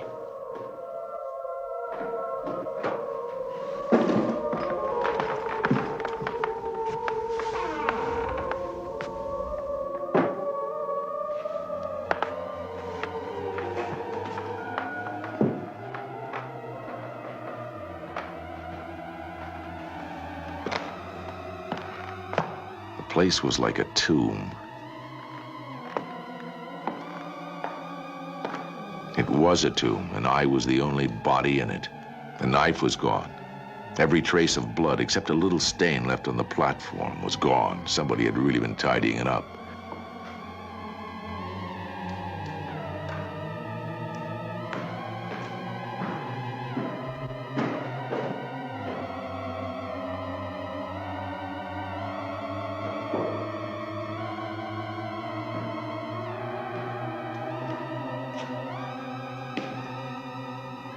I had to start using my head.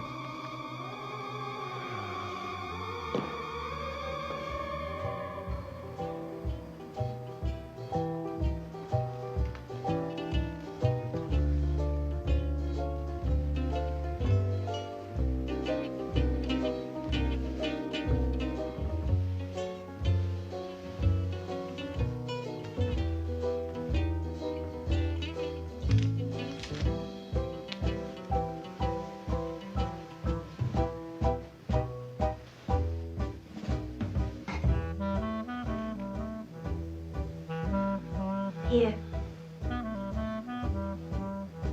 He said to give it to you. Please, Gabby, don't.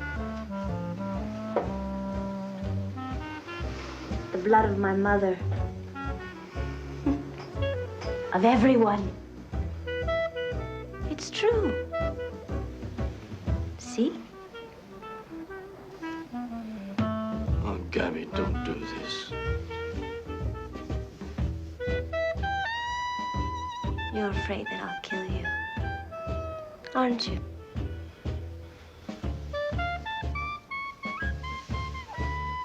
Poor Eric. It's true.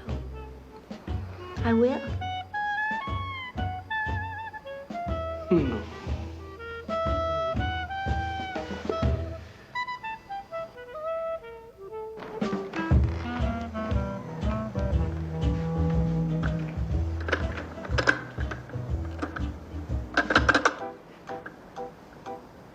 Come on.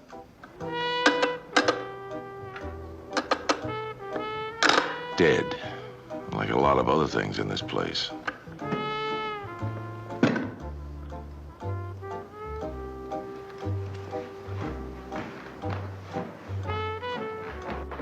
I promised Gabrielle to get Minnie Hershey. Some nursemaid she was, slept through the whole thing like a log.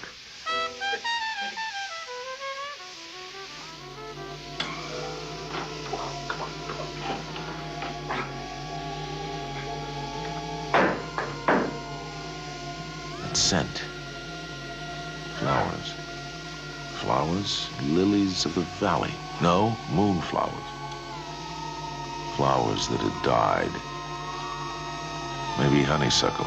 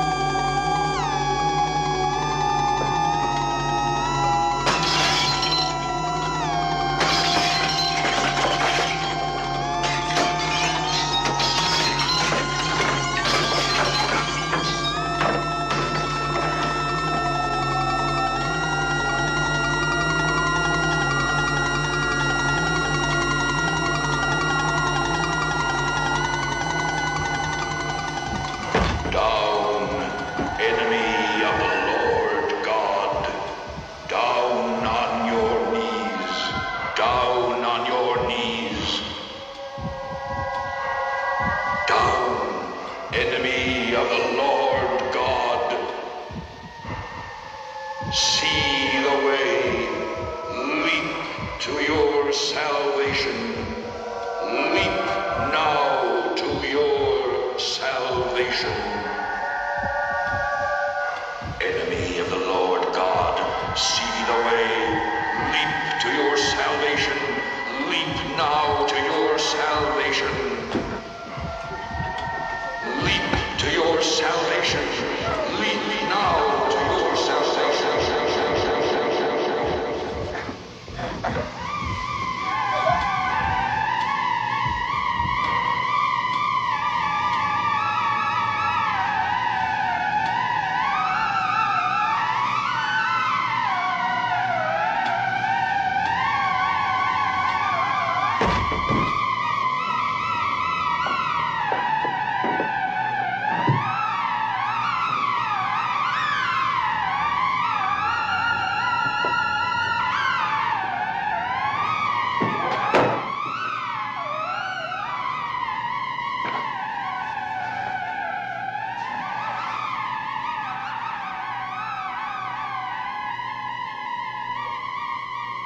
Okay, mister.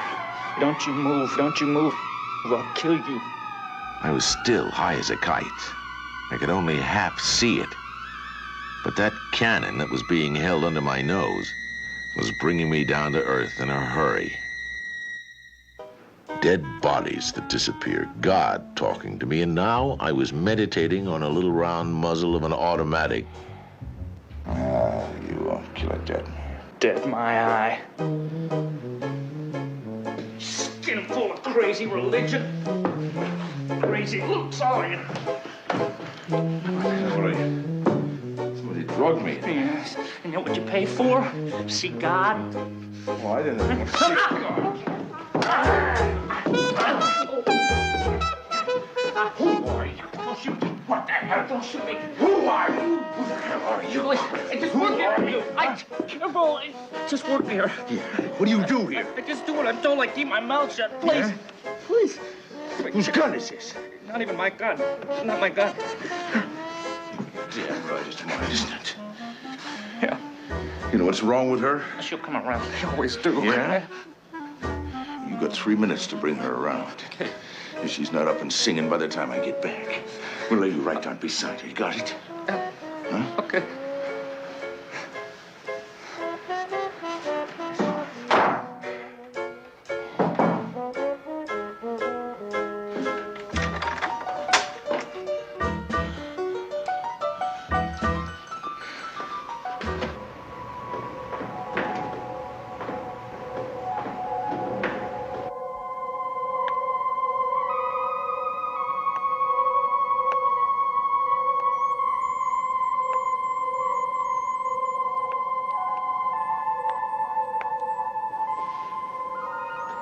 Okay, let's go.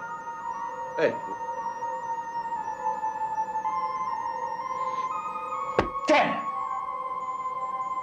Bumbling jackass.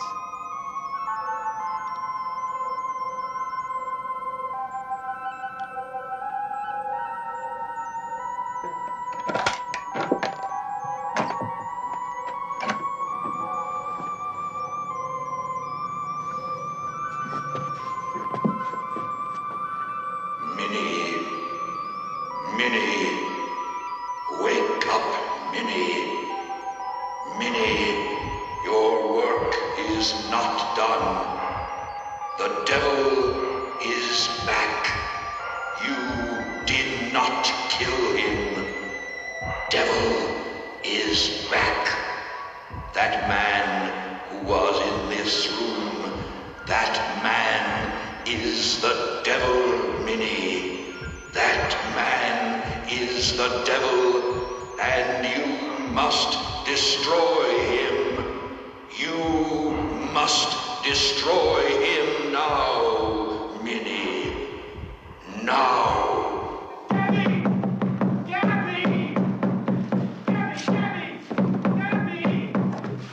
Where's Gabby? Where's Gabby? I left her with you. I decided to get her out of here, and when we got to the door, she locked me out. Half-loaded, she's smarter than you are. Help, mister, help! Mister, help me, please! Manuel! Please. Manuel, what is it? What's the matter? He's gonna hurt my mother. Who is where? Up in the temple. Go. Okay, you just stay right here, huh?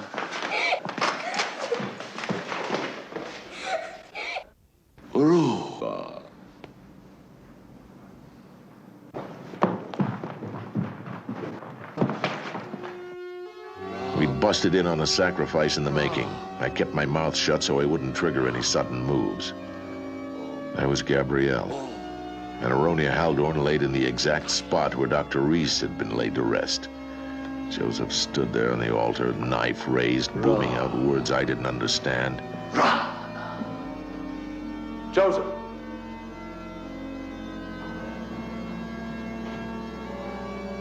There is no Joseph. He who went amongst you as Joseph was not Joseph, but God himself. God commands you. Go. Yes, I'll go. But first I'm going to have to take Miss Leggett and Mrs. Haldorn with me. Go from me. For your defiance breeds destruction. Come on, Joseph, put the knife down. Come on down here. Blasphemer! Now you will die.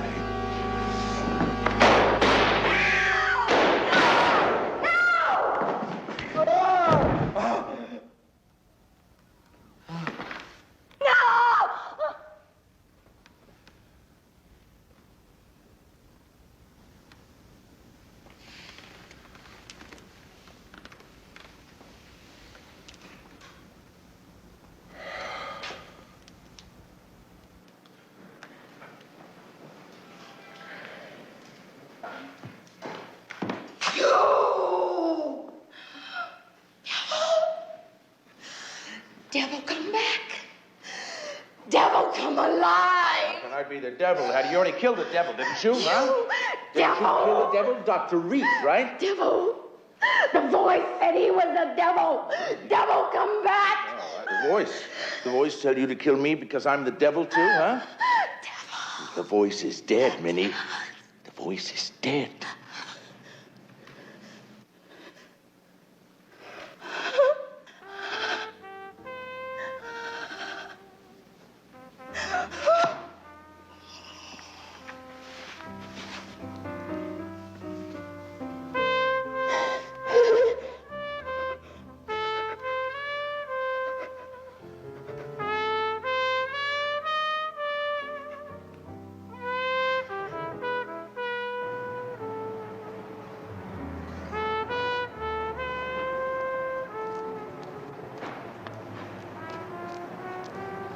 The police and the coroner came to take away the dead, and the guilty, and the innocent.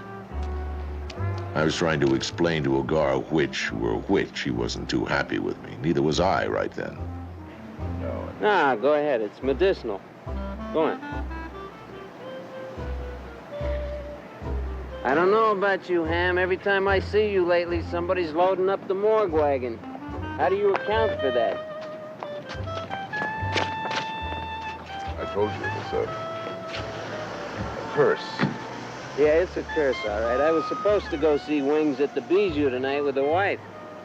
Yeah, well, it's a bad night for flying.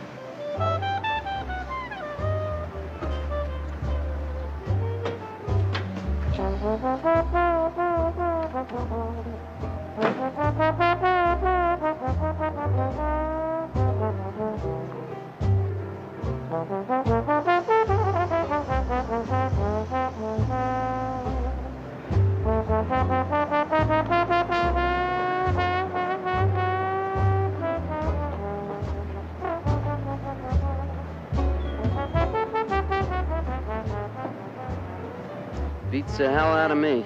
What does he see in her, anyway?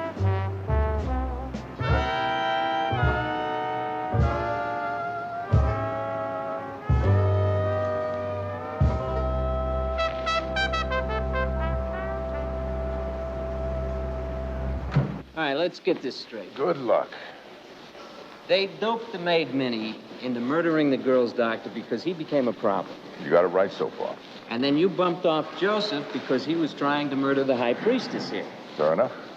Well, there's got to be a lot more to this than a bunch of gassed-up lunatics running around in the middle of the night stabbing each other. Well, don't ask me, because I'm one of those gassed-up lunatics. There's a racket. So it's a racket. It was going fine. Now, why would they want to louse it up? Not just for money. Love.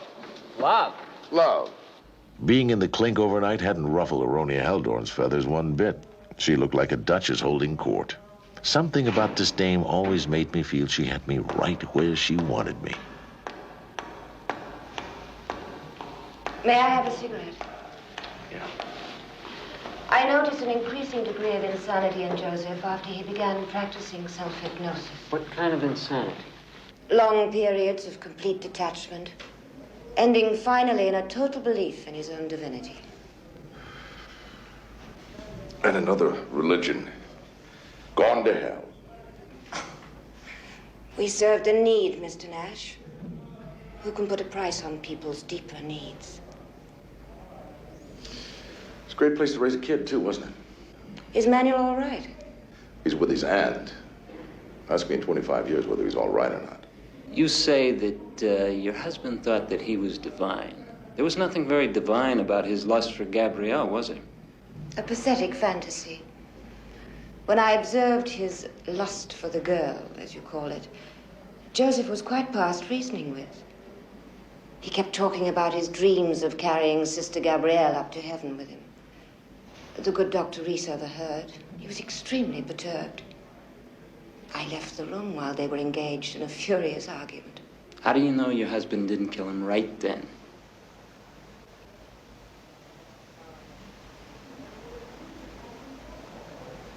I don't. I only assume he persuaded the maid to do it. Joseph had often spoken of how easy it would be to make swords out of superstitiously susceptible people, like poor Minnie.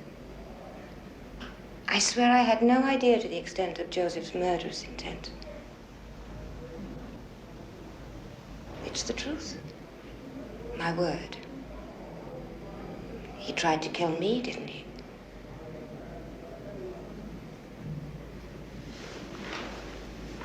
Hagar. Huh?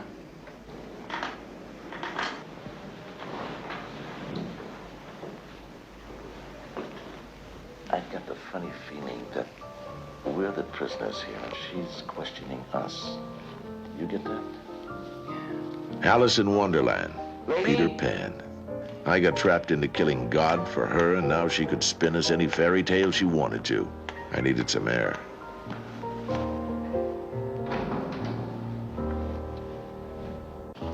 Hagar only half believed what I told him about the Temple of the Holy Grail, so I persuaded him to haul Tom Fink back out there just to explain how he played all of those tricks on nice, rich people. And I'll say one thing for Tom Fink. I never saw a guy enjoy his work more. You want God in your room? You just throw this valve right here. This keeps colored water under 60 pounds pressure in the boiler. Yeah, I can see at least. That's right. And let me show you this. This, right here, that turns on the 2 pinpoint spots, you know, and God just comes wafting right up into your room. Yeah, I remember that. Of course, you gotta have the gas first, you know. I've been using this floral dubuque here. It's kind of harmless, really, but it sure can make the eyeballs see things. Yeah. Oh, yes, you've got my word on that. See, this thing is connected to all the radiators in all the rooms, and I can fill about 1,500 cubic feet with a dose. Just like that. 1,500 feet. Kept you pretty busy producing God every night for all those people, huh? Someone wanted to see saints, too, you know. Let me show you this. You're gonna love this. Of course, you know, you gotta have a different voice for the saints. Oh, yeah.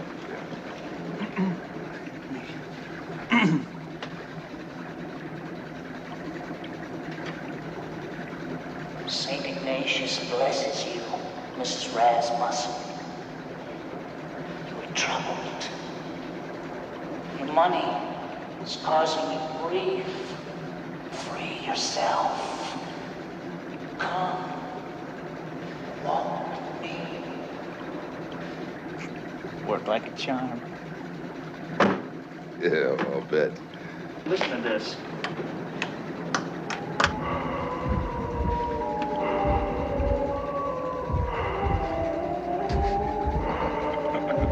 Man, Joseph used to lead the dope devoured up to the clouds on special occasions. Yeah, coming down was a lot harder, huh? And you mean to tell me that the Haldorns hired you to install all this stuff? Oh, this stuff, this is nothing. I used to handle much more complicated stuff when I was working for magicians. Movies. I worked in the movies. Yeah. Yeah. I'm the best. Oh, yeah, you're the best. But you're also in a lot of trouble because 2 people are dead. Come on now, wait a minute. I didn't do any of that. Listen, I'm just a hired hand here. I didn't kill anybody. I can sleep nights. How about you?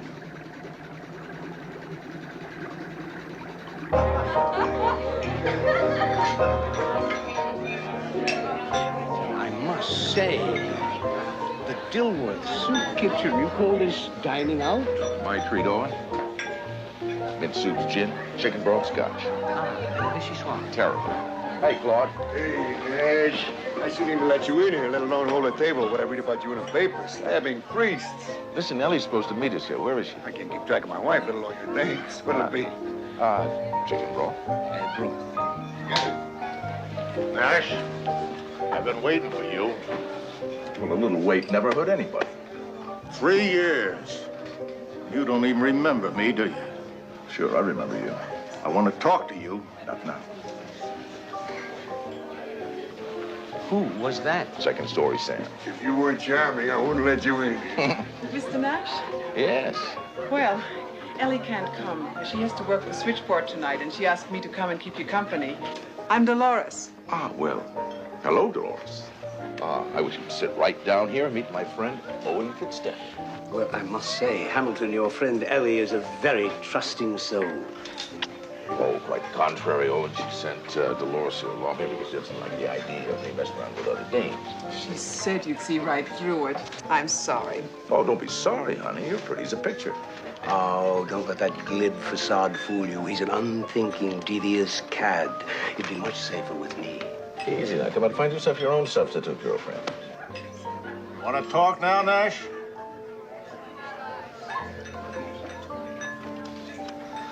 So, the Haldorns were simply actors who saw their previously starving thespians riding around in new Packards, and they wanted a piece of the action, so they started this temple thing. Is that it? Yeah, and with Joseph dead, everyone's off the hook. The law can blame him for everything. Life. Greed with a little sprinkling of lust. But you should have taken me on that escapade. You know my craving for the bizarre. Listen, I have my hands filled with Eric. How tall are you? Don't answer any personal questions unless they come from me. Are you a dancer? Actress, sort of. Oh, marvelous. Now it's time to talk.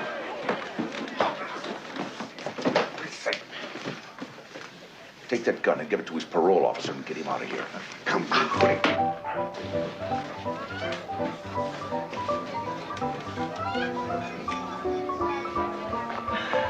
That was very, very impressive, Hamilton.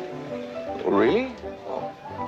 Listen, Dolores, you don't happen to know a girl for old Owen here, slightly shorter, perhaps? Well, I could make a phone call. And then we'll celebrate to the successful conclusion of a very difficult case. Conclusion? Well, you don't actually think that all of that that happened at that temple was as it seemed to happen, do you?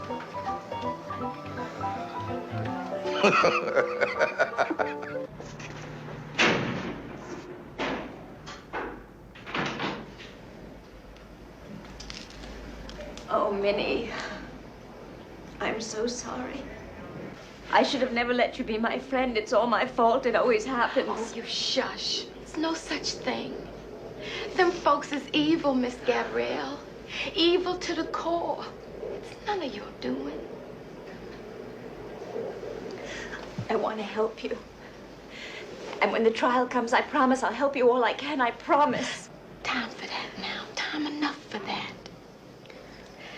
I'm mostly good, Miss Gabrielle. Meaning no harm. It'll all come out in the wash for the judge to see. You'll see. You want to help? You just put my mind at ease. You marry that nice young Mr. Collinson. No, I can't. No, I can't. No, prattle. He loves you like he could come apart. And you love him too. Don't say you don't. And none of that fancy play acting. I seen it. Don't think I ain't.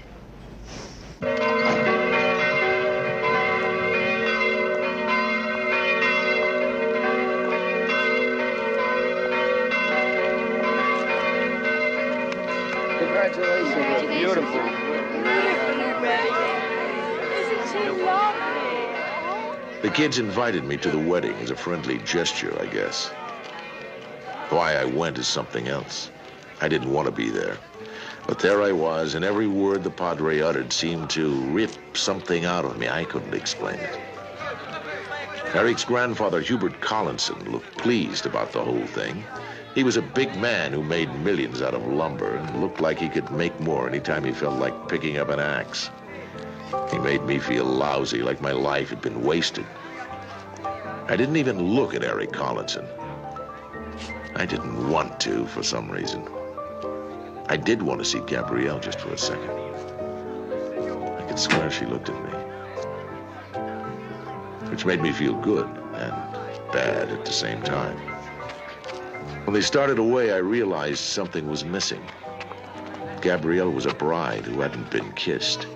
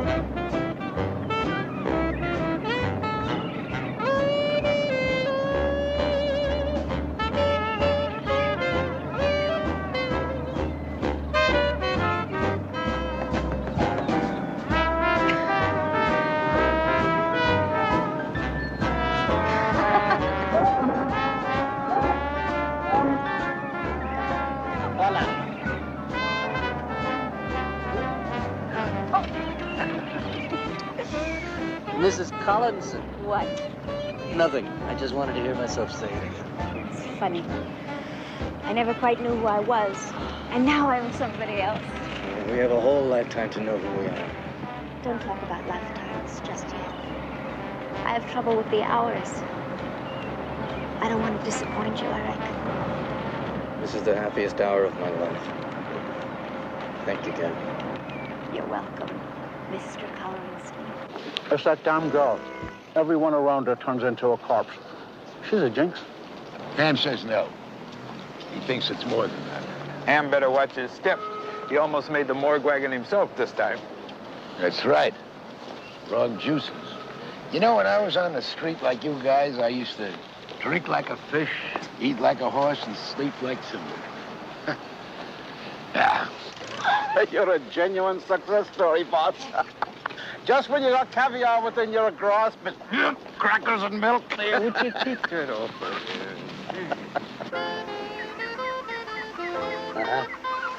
I see a pirate ship. Come on, signal the fort. Prepare the cannon. We do battle today with the skull and crossbones. See? What did I tell you? Huh?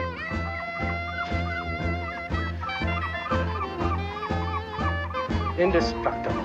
Huh? Come on, run with me. Come on. Come on, honey. Run with me. Come on, Gabby. Come on. Come on, honey. Well, come on.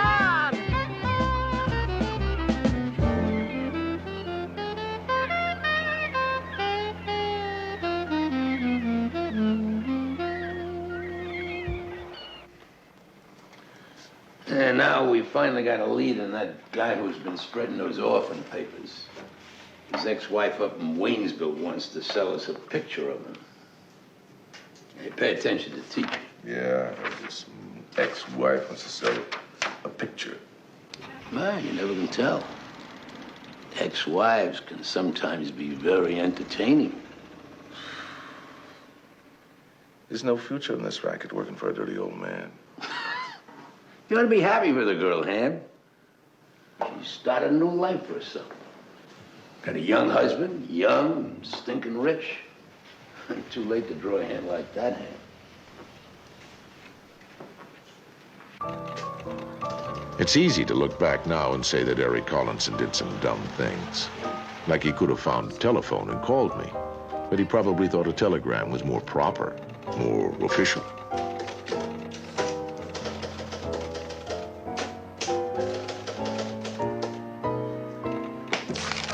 I'll be right with you.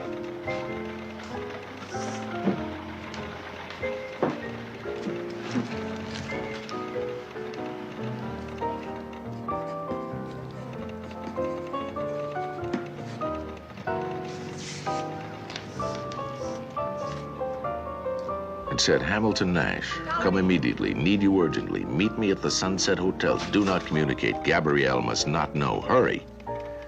And signed it with a name he was using there for privacy, Eric Carter.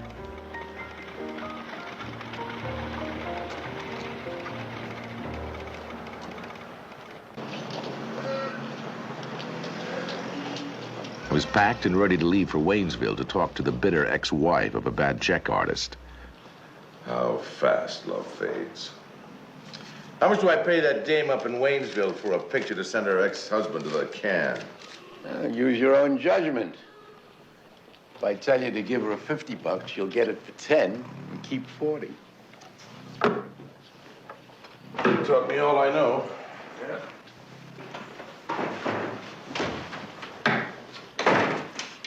Where you going, Ham? Off to join your little girl on her honeymoon? No. The Liggett case is closed tight. Oh, don't try to fool an old buddy, Ham. I bet you'll be back nosing around that little cutie as soon as our backs are turned. How much? $5. You're on, buddy. Hey, buddy, this telegram just came for you. You take care of it. New clients are your department. Pay Mickey the $5 and get the hell down to Casada.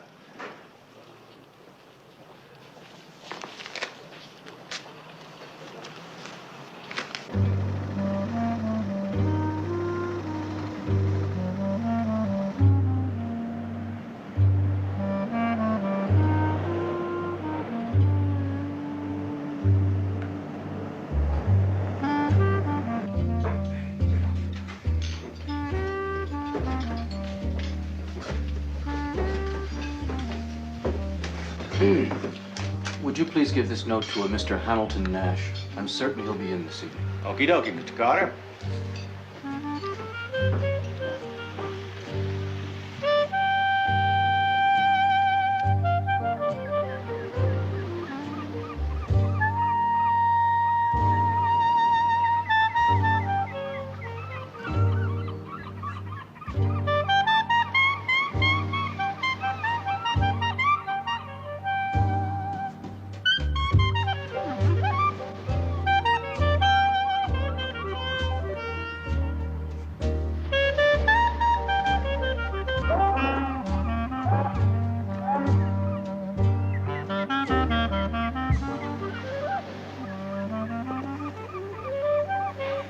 Hi.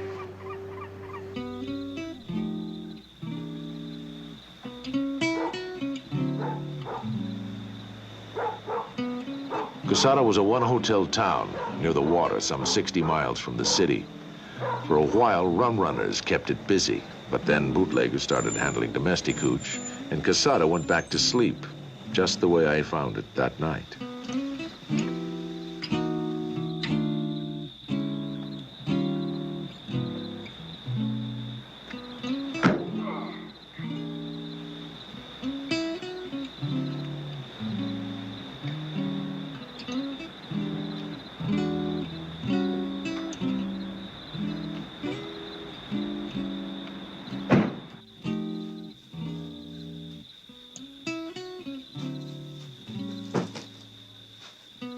Hello?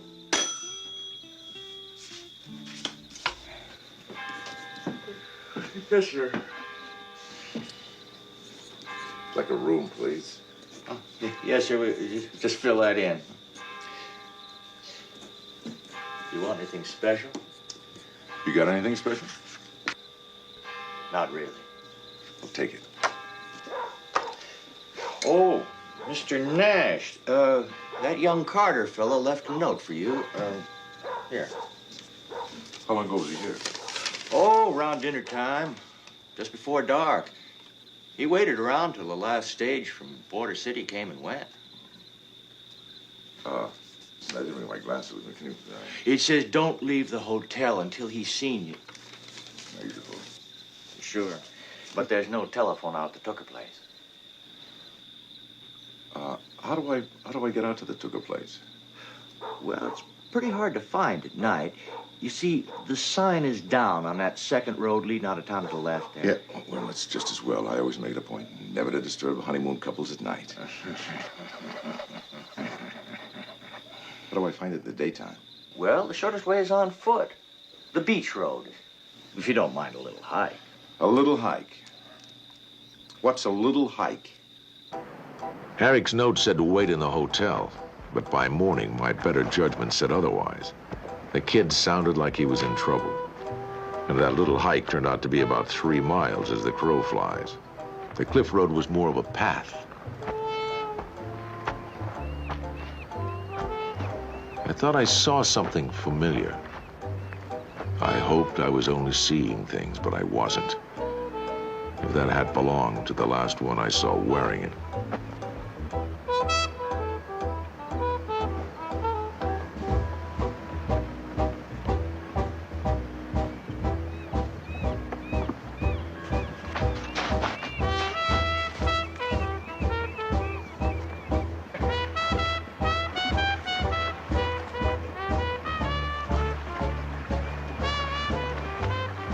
The first thing I felt as I dragged Eric's body to shore was guilt. I felt guilty about the way that I secretly hated his guts at the wedding.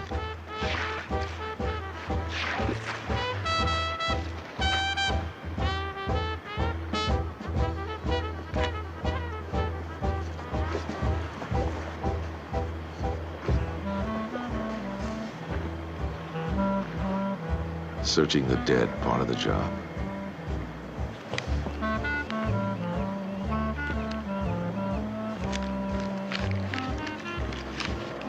Wasn't robbed.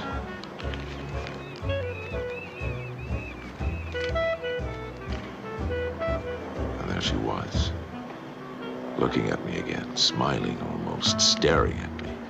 I had to get to her.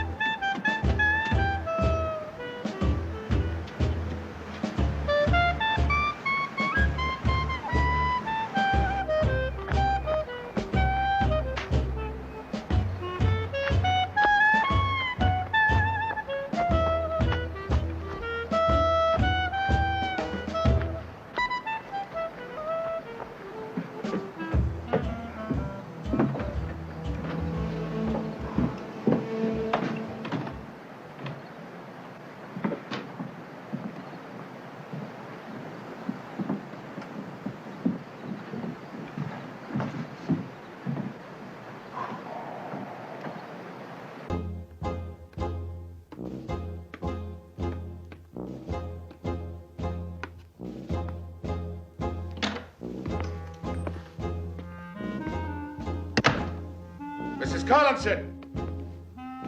Gabrielle!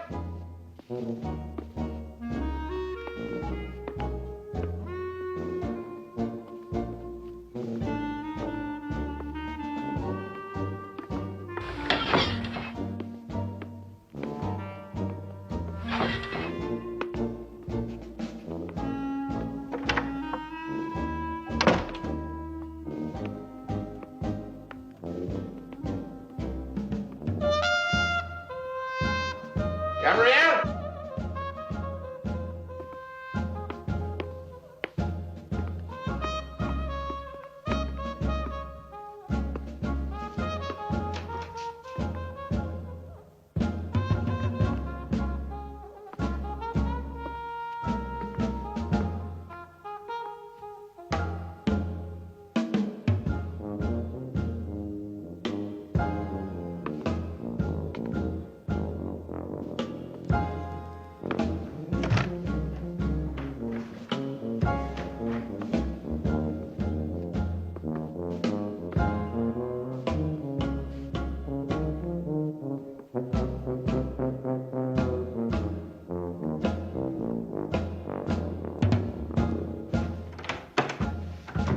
Only Eric's clothes. None of Gabrielle's.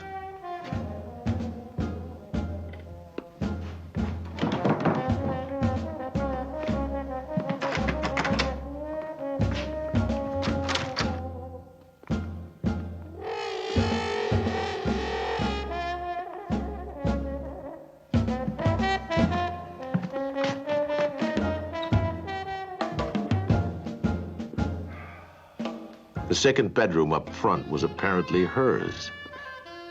Now, what was a bride doing in a separate bedroom?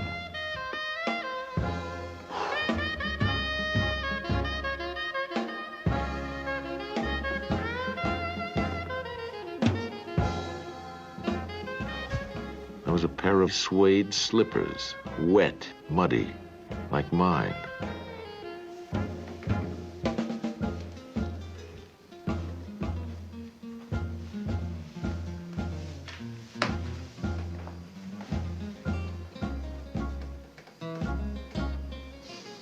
It had been fired recently.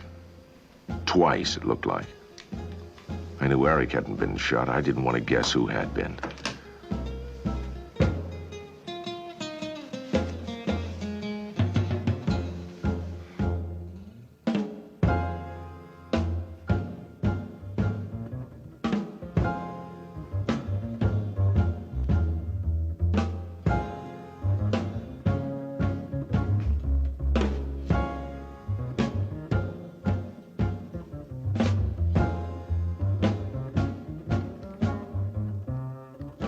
Morphine. Eric dead. Bullets on the floor, bloody towels in the bathroom. The Dain curse was 10 steps ahead of me again.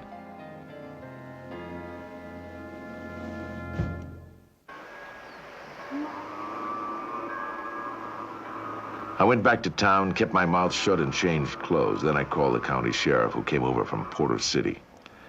If Sheriff Ben Feeney was like most of these county sheriffs, he was half lawman and half politician. I told him as little as possible until I could find out which half I was going to be dealing with. Now, you say everything in that room is exactly the way you found it? No, one of those shell casings you have in your bag there had been moved. I think possibly someone was here after I was.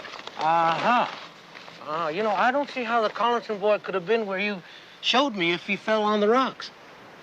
Well, I don't know how it happened, Sheriff. I just pulled him out of the water. You didn't tell me that before. Now, you say he wired you because he had some kind of trouble? Yeah, well, I don't suppose that he just wanted my company, do you? For all, he was on his honeymoon. Now, Nash, we read the papers here in the sticks, too, you know.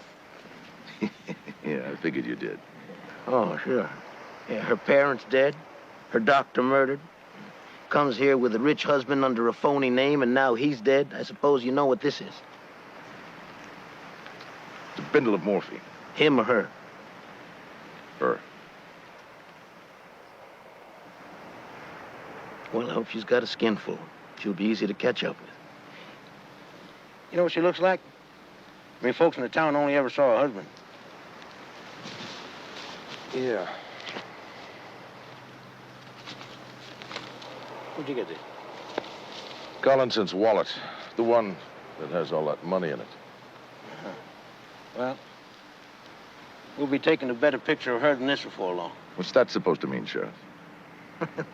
The newspapers call them the curse murders. Here's her curse. Right here. Right here. She leaves town without packing. Her car's gone. I'd say we're looking for a dope fiend husband killer. And killers get what's coming to them in my county. Come on, let's go.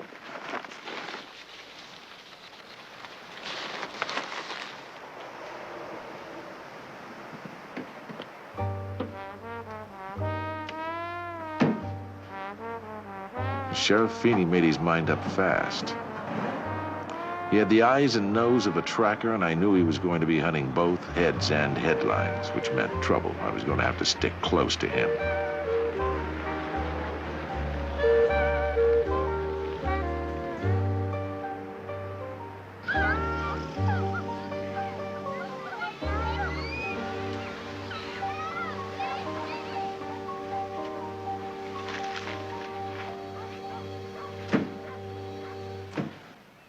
The sheriff said someone else was missing. The housekeeper at the Tooker place. We headed into the neighborhood where she lived. I had the feeling this wasn't one of Feeney's strong precincts. He'd put Maria's man, Tony, in Folsom on a life stretch for killing a bootlegger. It happened about 2 or 3 years ago. As a matter of fact, it happened right down here below the Tooker place. Really? Maria? Sheriff Feeney. Want to talk to you.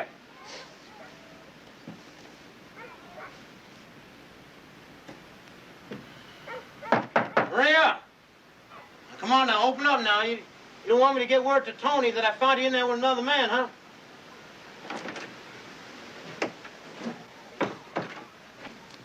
There's no man in here, you know. You've seen to that. Maria, how come you ain't up at the Tooker place working? That's none of your business. Oh, no, if it wasn't my business, I wouldn't be here. No? Well, I got the chills, you know. I have a cold. I didn't go in. Is that all you want? Mr. Carter's been killed. And Mrs. Carter's missing. What can you tell us about that?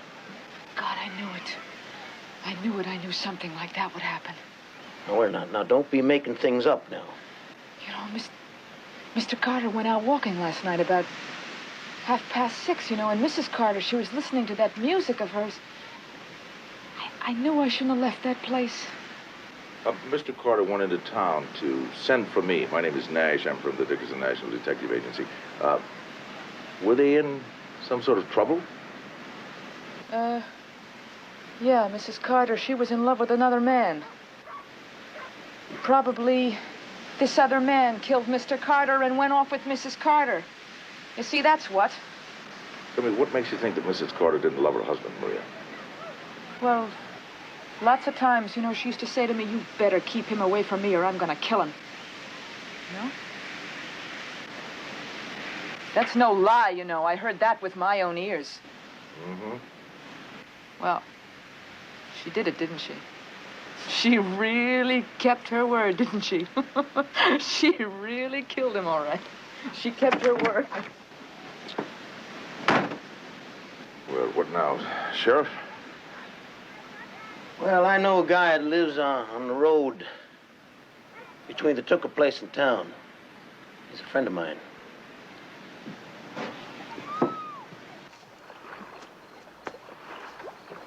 Around, Harv.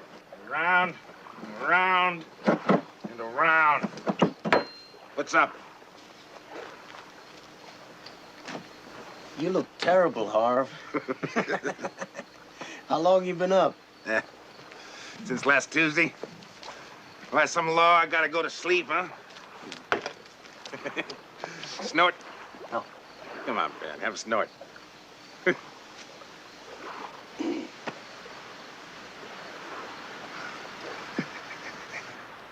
Takes getting used to. Harv, you know the Carter's staying down by the Tooker place? Yeah, you mean Fancy Pants with the big Franklin? Yeah, I've seen him come by here a couple times, that's about all. Well, you happened to see him drive by this morning around 7. Hitting 60, I betcha. Yeah, I seen him tear by here. They was going 60 at least. They? Who's your bodyguard, Ben? Mr. Nash is down from the city. We're working on a little matter together. Who was in the car? Could you tell? Beats me. I never seen the man before. It wasn't Fancy Pants, though. No, this guy was, he was older, he was smaller. Mr. Carter's dead. Dead? Old Toledo. What from? We don't know. Who was in the car with the man? It was a girl, a woman. She was driving. Really carrying the mail. Could you tell if it was Mrs. Carter? I couldn't tell that. Not even if she was parked, because I never seen her. Nash? Thank you, Harv. Keep that stuff out of an open flame, would you, Harv? Well, Nash, looks like Maria Grosso may not be far wrong. Ran off with another man. Is that what it looks like? Well, it sure does. Older, smaller man? Sound like a red-hot lover to me. Well, we'll see. Just don't figure on leaving town until Tom Verner's had a chance to talk to you. Who? Tom Verner, he's our district attorney, our DA. He'll want to know all about this girl. Be surprised if we show you city dudes between the two before we get our hands.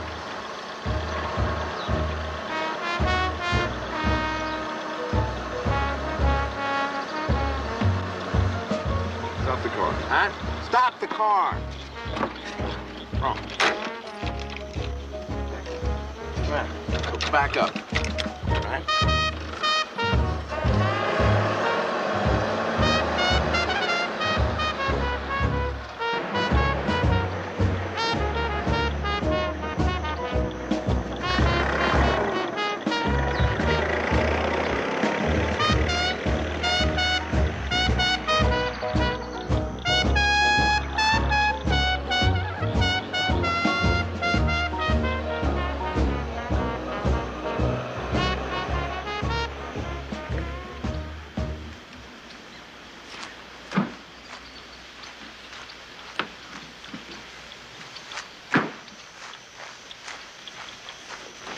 I'll take care of that. I'll take care of that. Just leave that to me now. I'll take care of that. Oh, no.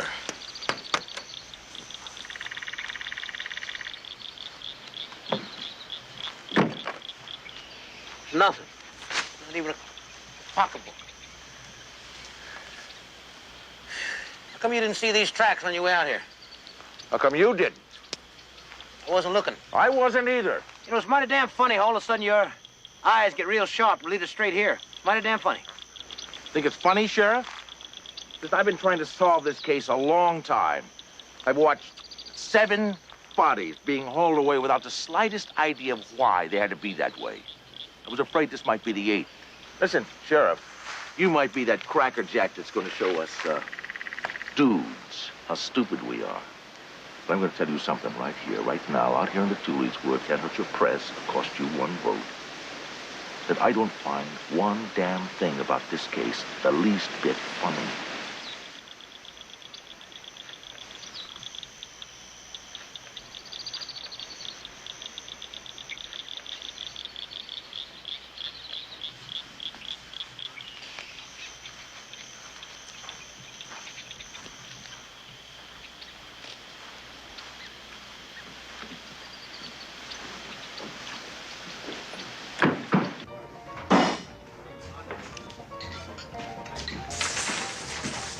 Half the reporters in the country are going to get there before I do.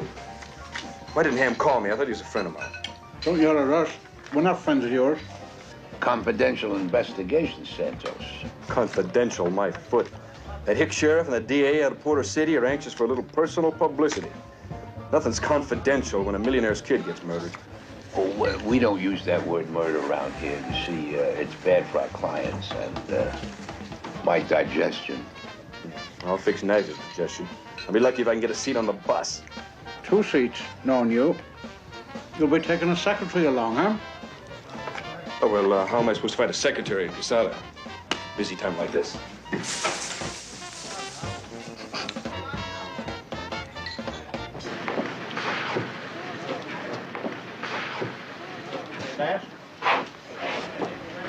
Ah, you would be Marshal Cotton? Yes, sir. You might say the law here in Quesada. Uh-huh. Now, if there's any way I can be of any help. Listen. Hey, wait. Yeah.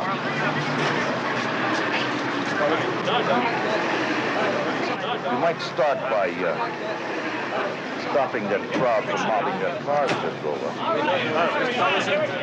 We know you're upset, sir, but we'd like to know any comment at all about your raid. Do you have any feeling about your daughter and the security? I told you I had nothing to say. Just give us a... All right. Give us a look. Over here. Over here. We have a job to do. Can you tell me where I can find Mr. Hamilton Nash? Yes, sir. That's Mr. Nash over there by the cigarette stand. Thank you. Mr. Nash, I'm Hubert Collinson, Eric's grandfather. I wonder if I could speak to you privately for a minute. Yeah, sure. Thank you. I don't know if you remember me. Yes, from the wedding. I'm awfully sorry about all this. Sorry I never raised the dead or turned back the clock, Mr. Nash. I'm going to be very blunt with you. I was sad coming down here, and now I'm mad. Well, I don't blame you. Eric never liked you very much, but he seemed to respect you. I've already talked to your office, and I've told them that I want you to stay here until you've gotten to the bottom of this. I had no intention of leaving. Good. My purpose in coming down here was so that you could see my face. Take a good look at it. I intend to spare no expense to see this thing through. But if you fail, just make sure we never meet face to face again. I'm going to take you at your word for that, Mr. Collinson. You knew Eric. Yes? He wasn't the brightest lad in the world, nor was he the dullest by far. And he didn't have an evil bone in his body. He never stole a toy. He never cheated at games.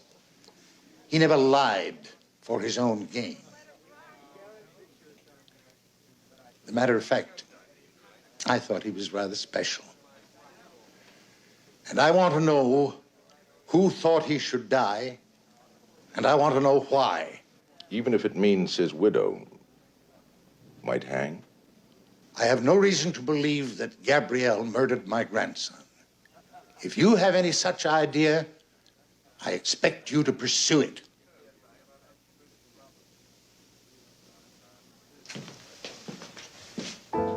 Mr. Collinson was a big man with big money. Gabrielle was a little girl with a lot of trouble. I only hoped I could find her, and find her alive.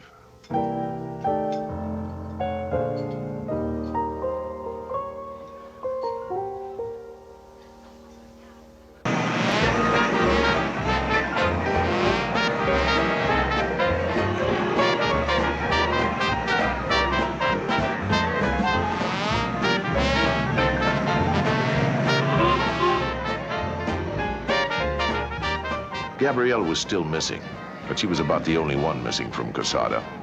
Half the reporters, private dicks, off-duty cops, and curiosity hounds from all over the state started showing up. Some of them smelled reward money. Some of them just smelled blood. Morning, Ham. Hey, Jack. Free newspaper. Free newspaper? He's a wise man that knows the worth of his own product. Where's your secretary? Practicing her shorthand. Ah.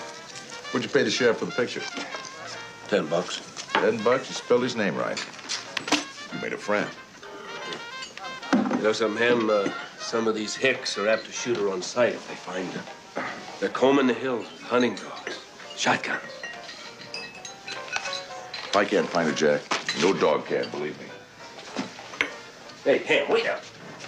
Wait a minute. You must have something. I gotta make the next edition. Okay, Jack, I just talked to the old man. 1, we've got Collinson as a client now. 2, we've got every Dickerson national man in the East on the job. 3, Gabrielle's been seen on a crime spree in Texas. And 4, a headless corpse in Virginia. Take your pick. When you start brooding like this, you're getting ready to throw a monkey wrench into the works. All hell breaks loose. Bang, bang, bodies flying, and it's on. Brooding, Jack. Oh, listen, see if you can't find an old lady with a parrot that belongs at the bottom of a bird's cage.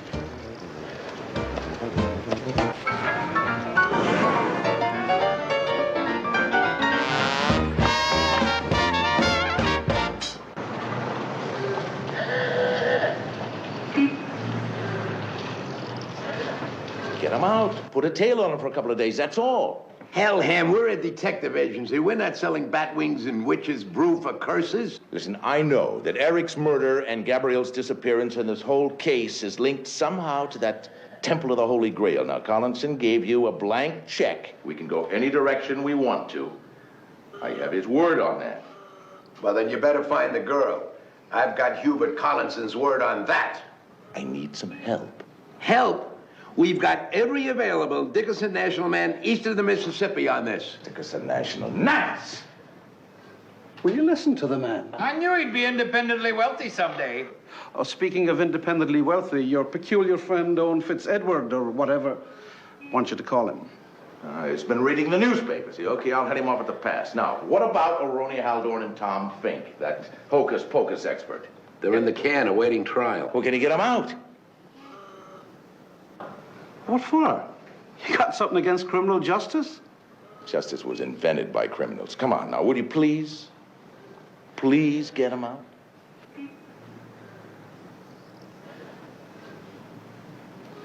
Well, I suppose I can use some influence. I'll be damned. You can't stand to see trouble bottled up with a cork in it, can you? You're a sweetheart. I'm not a sweetheart. It was Friday night. Actually, Saturday morning when the phone rang.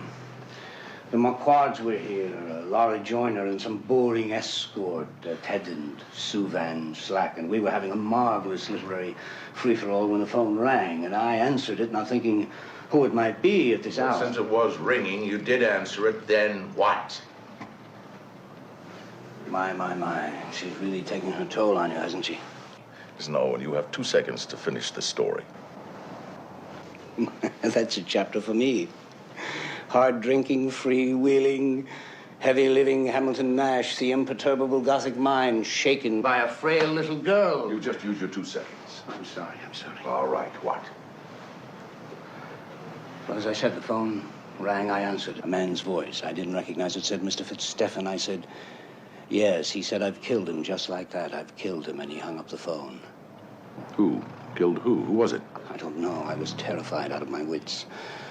I went back to the others and They convinced me at that hour it was some inebriate. What made you change your mind? This.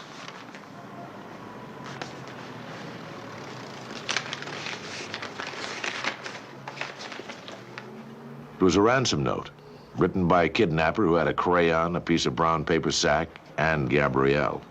It said anybody that wants Mrs. Carter can have the same by paying 10 grand. What have you been sitting on this? Well, what'd you call a cop, Ogar, somebody? Well, because I didn't pick up my mail until this morning. Why'd they send it to you instead of her guardian, Madison Andrews? Mrs. Carter, they call her, Mrs. Carter. There's only one explanation I can think of. Well, one's good enough. What is it?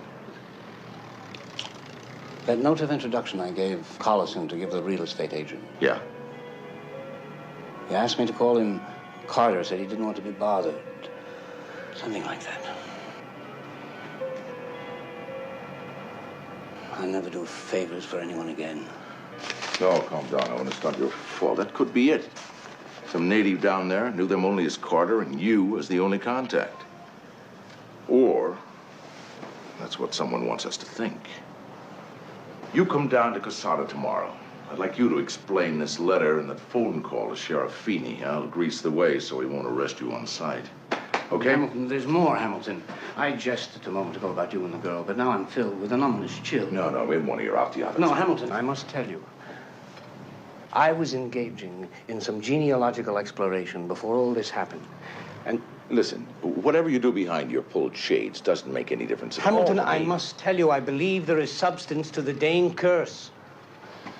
Please come with me into the library. Oh, for Pete's sake, Owen.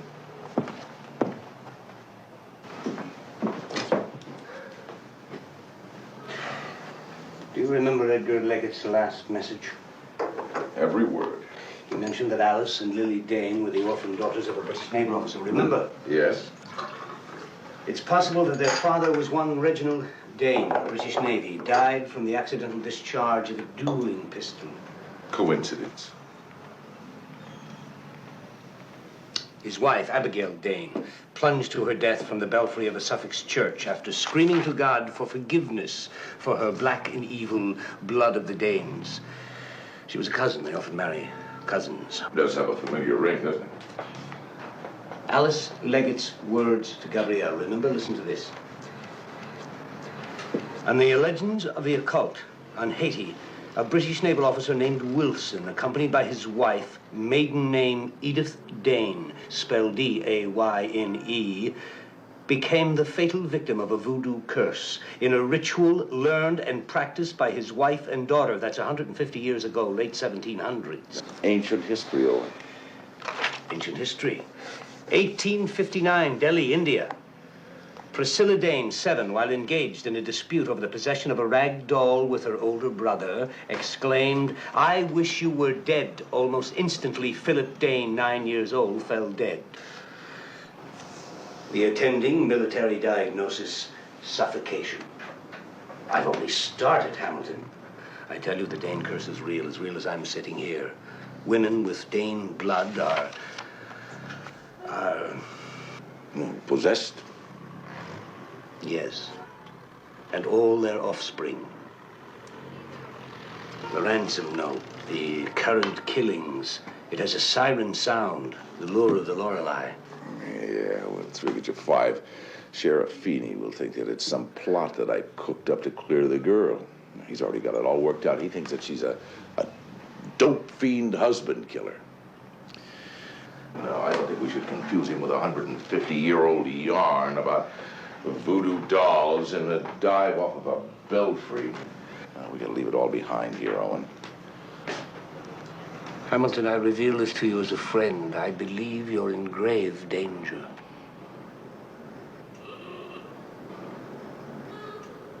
Thank you, Owen. I believe you better leave these books alone. They're gonna drive you batty. Hello? Operator? Yes, I'd like to speak with Casada, the Sunset Hotel. I'd like to talk with Sheriff Ben Feeney. Yes. What time can you make it down there tomorrow? About 10 o'clock. And, No curses, fair enough. Hello? Ben? Sheriff isn't here right now. I'm in charge here at the present. What? A ransom note? Well, I'll be. Now, kidnapping was sort of my theory all along. Oh, yeah, you bet. I'll relay the message.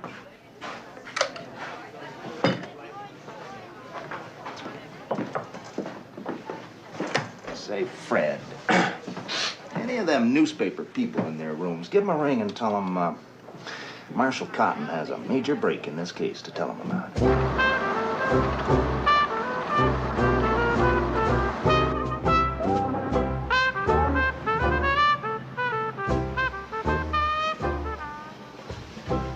Now, hell, anybody could have written this. That's what ransom notes generally look like. Hubert Collinson is a rich man. He's used to getting things and arranging things exactly the way he wants them. He's also very impartial. He wants to see the killer of his grandson hung, doesn't care who's at the end of the rope. Now, this friend of yours, Fitzstephen. Fitzstephen. Fitzstephen. He claims to have received a telephone call from the killer. You get a call from some guy who said he killed somebody, that's all. Here's a list of the people who were at the apartment the night the phone call came in. Our agency checked them out. I thought maybe you'd like to do the same. Oh, you think right. Fitzstephen will be down tomorrow. I'll tell you all about it. Now, let me get this straight. Now, this Fitzstephen is the man who gave young Collinson a note of introduction down here. Yeah, I asked him. Well, kid said he wanted a honeymoon hideaway. The only places I knew about furnished their own dames. Oh. You've got an answer for everything.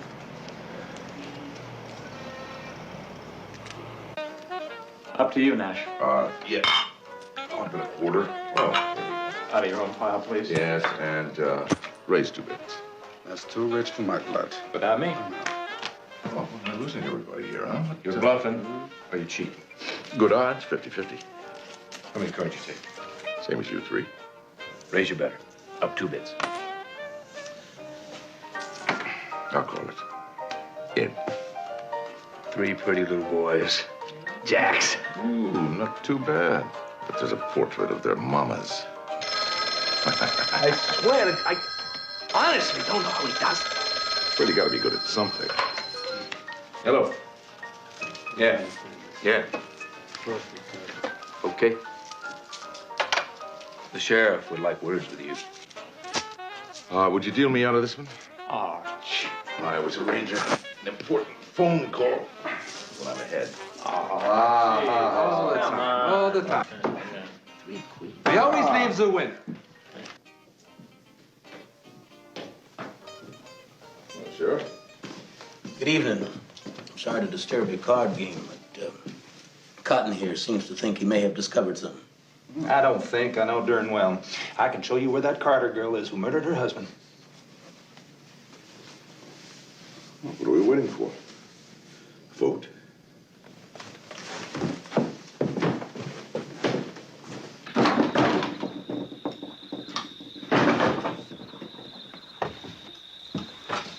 You mind? Come on, let's get the hell out of here. I told you this was all a wild goose chase. Yeah? I told you so.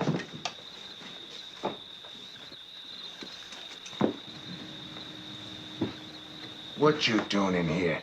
You got a warrant? Come back here, man. Come on, Harv. Take it easy on yourself, Harv. In the name of the law, Harv. Back here. Cotton! Cotton, you damn fool. You'll never find him out there. All of this stuff was in her bedroom as it took place when you and I went through it. I know that. You know the reason your marshal wants to frame Harv? Or shoot him? One woman ain't giving us enough trouble. He's got to go dragging another one into it. What other woman? So, you found yourself a triangle, huh? It could be, could be. You know, there's more musical beds going on per capita in places like this than in the whole city. To the country like.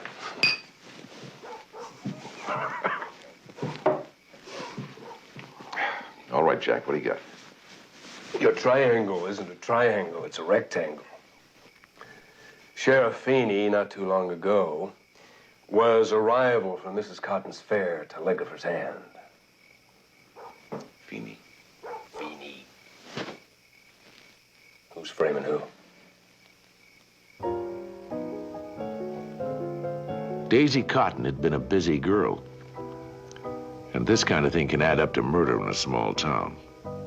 Which made me wonder where the missing Gabrielle fit in.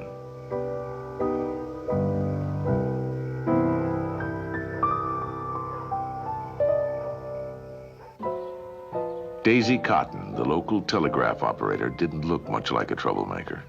In fact, she looked more like she had troubles of her own. No, Ben, I haven't seen Dick since late last night. Huh?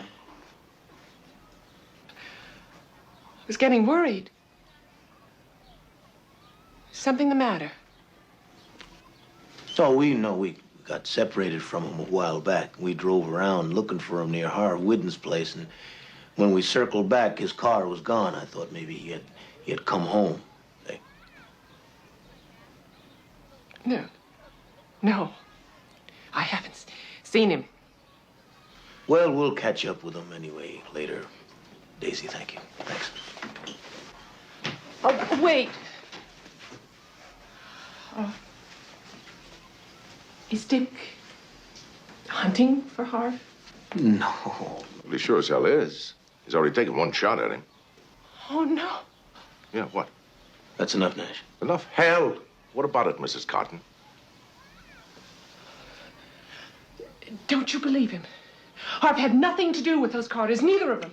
And don't let Dick tell you he did. What makes your husband think that he did? You wouldn't understand. Oh, I might. Try me. Anyway, Harv couldn't have.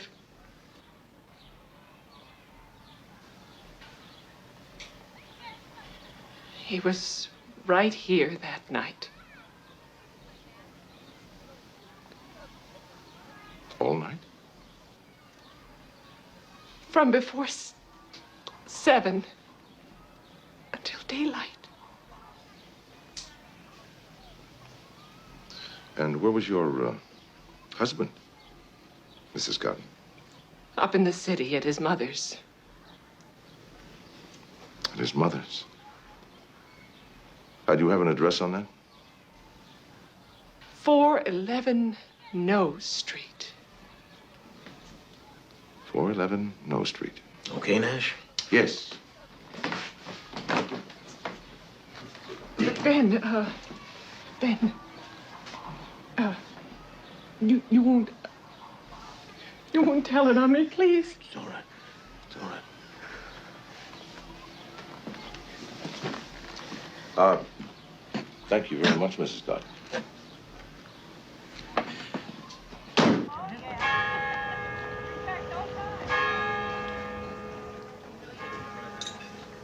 You can have a fresh cup of coffee, honey? What time's your friend due? About 10 o'clock. You want one of these? Thank you. I had that No Street address checked out. Cotton didn't arrive at the town until 7 in the morning. He stayed till 6 that evening. Speak of the devil. Well, you look like something the cat dragged in. Been chasing Harv Whidden all night, then? Sit down. No, I've just been driving around, walking some, thinking. Look, I want to thank you for hitting my hand like that. I sort of lost my head. It's no big loss. Now, what I mean to say is, What I mean to say is that you're glad you didn't shoot Harv Whidden because you were shooting him for the wrong reason. You never thought he was a kidnapper. No, you took a shot at Harv because you hate his guts. The fact is, you don't give one hoot in hell about this Eric Collinson murder. All you care about is keeping Harv away from your wife.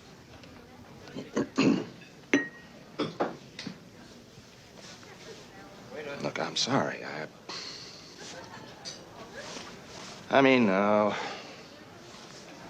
Daisy, driving me crazy. She must have. Captain, this is 1928. Nobody hides things under mattresses anymore, and all that stuff you took from the Tooker place, wrapped it in a nice, clean flannel gun cloth. Harv never cleaned anything in his life. Daisy thinks that you left for the city Friday night. You didn't leave till the next morning. Spent the night spying on them, sitting out there getting madder by the minute, knowing Harv was in there with her. And no, I mean, yes, I did stay behind and keep my eye on the place, but... Oh, Harv never was there. Never was. I'm gonna get some smokes.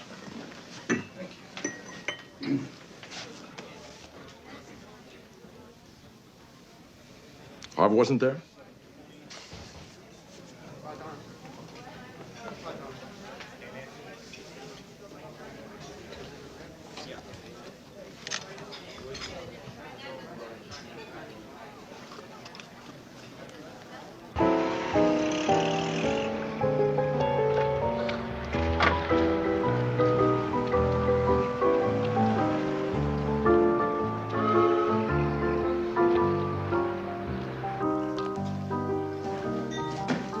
Yours?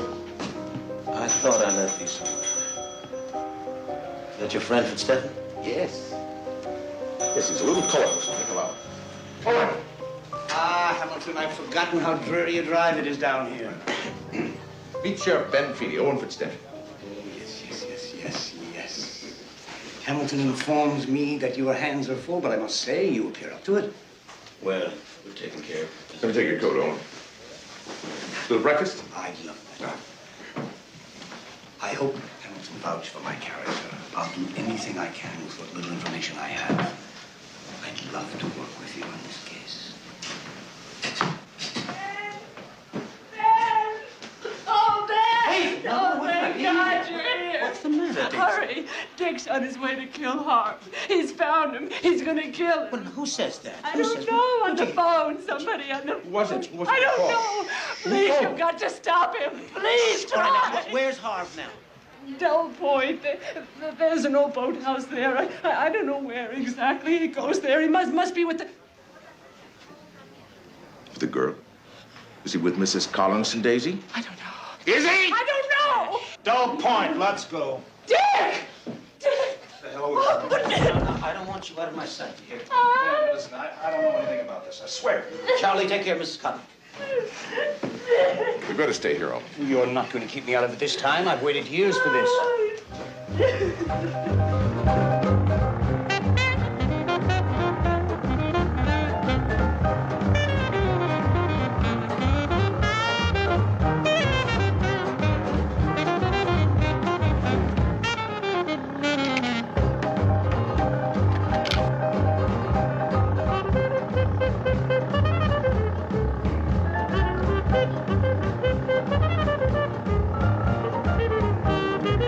Hamilton, fill me in. What do we expect to see out here? Well, we're apt to see a sheriff shoot a marshal. Vice versa.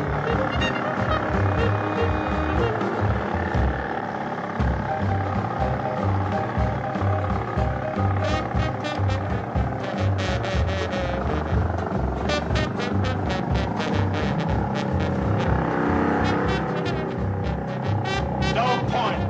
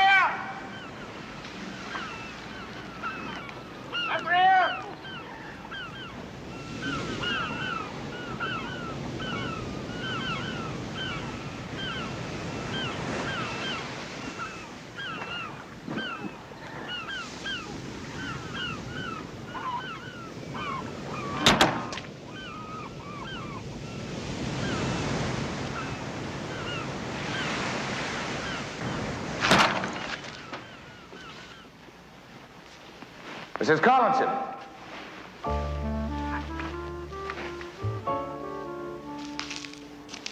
Gabrielle?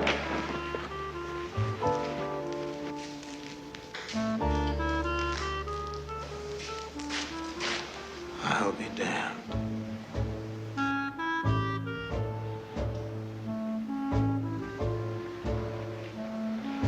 You all right?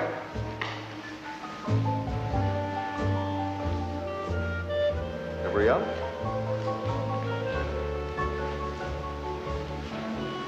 It's all right. No one's going to hurt you. Gabrielle, listen to me.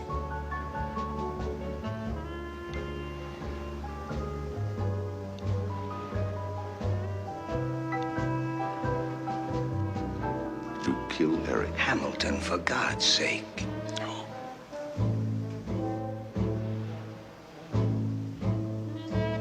It's all right, Gabrielle. Did you kill him?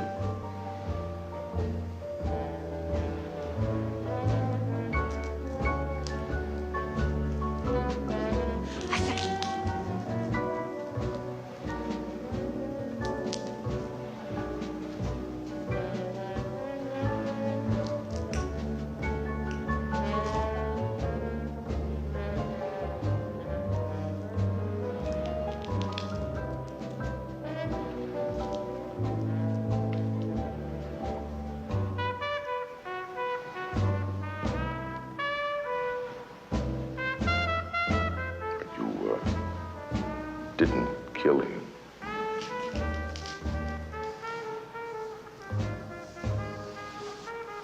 It's all right.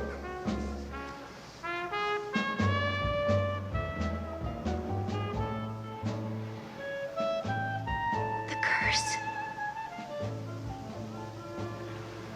It'll kill you too, you know. She's gone mad. No. We may never know. And she's absolutely sane. And she knows.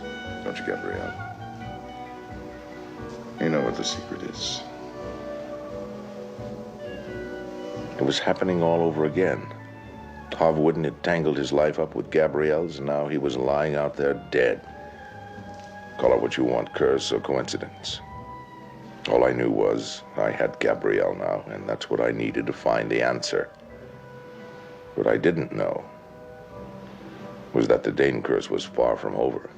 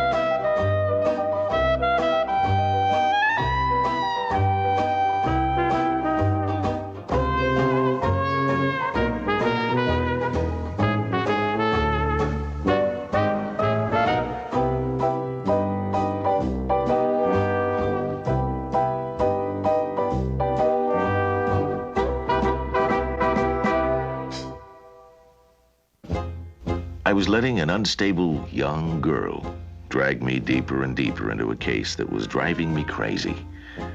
Gabrielle. She kept insisting she was a victim of the Dain curse. But I kept thinking it was just the morphine that was being shot into her. And yet after 8 deaths, a kidnapping, and a shootout, I was beginning to think maybe this Dain curse really did exist. Have you seen Joseph? I seen Joseph. I seen plenty of Joseph, and I don't mind telling you, he's starting to worry me. Mr. Fink, Joseph is a true healer. We busted in on a sacrifice in the making. Joseph stood there on the altar, knife raised. They doped the maid Minnie into murdering the girl's doctor because he became a problem. You got it right so far. And then you bumped off Joseph because he was trying to murder the high priestess here. Fair enough. To the successful conclusion of a very difficult case. Conclusion? Well, you don't actually think that all of that that happened at that temple was as it seemed to happen, do you? I did want to see Gabrielle just for a second. I could swear she looked at me, which made me feel good and bad at the same time. Maria, how come you ain't up at the Tucker place working? That's none of your business. Oh, no, if it wasn't my business, I wouldn't be here. Is that all you want?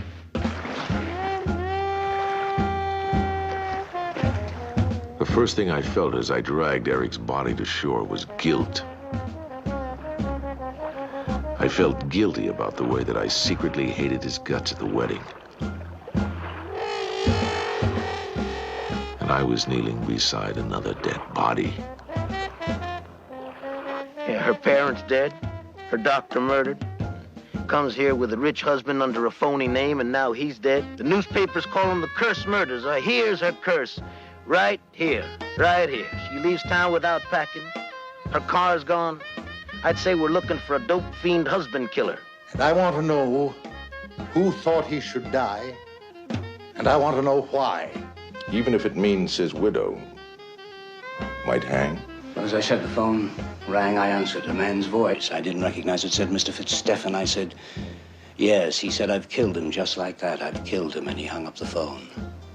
Who? Killed who? Who was it? I don't know. I was terrified out of my wits.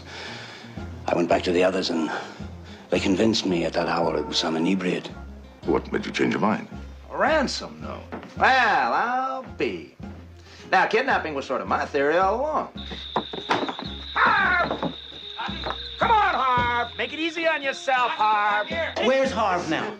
Del Point. There's an old boathouse there. I don't know where exactly he goes there. He must be with The girl.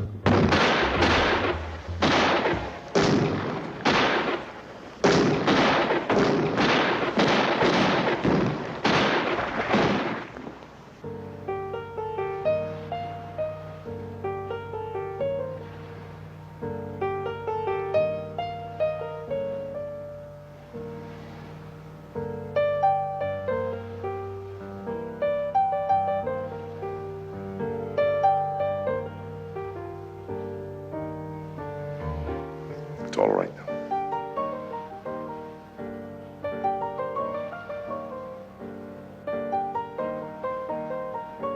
Curse. It'll kill you too, you know. She's gone mad. No. And she knows. Don't you, Gabrielle? You know what the secret is. It was happening again.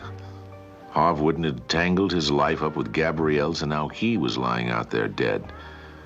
And call it what you want, curse or coincidence. All I knew was I had Gabrielle now, and that's what I needed to find the answer. The Dain curse was far from over. We took Gabrielle back to Casada and put her in a room next to mine. News of her rescue, or capture, depending on which newspaper you read, spread fast. Casada's main street became a carnival midway by the next morning. Have any feeling about your all right. Give us a look. Over here. Over here. You're great. We have it. Freaks.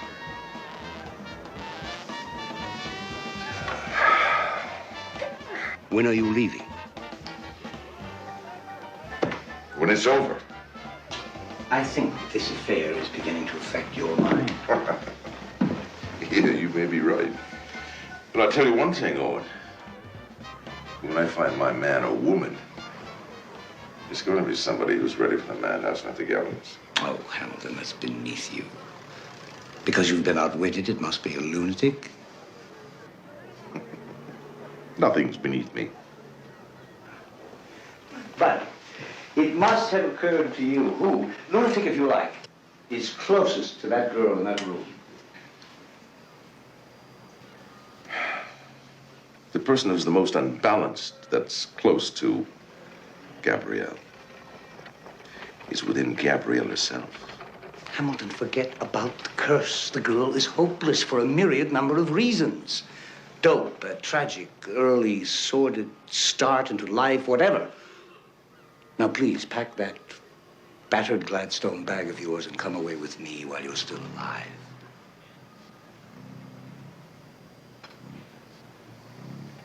Do it for me, Hamilton.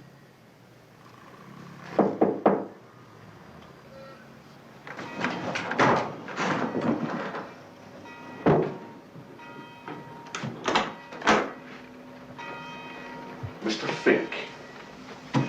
Well, you formed some magic on those jailhouse doors or something, have you? Magic, Mr. Nash.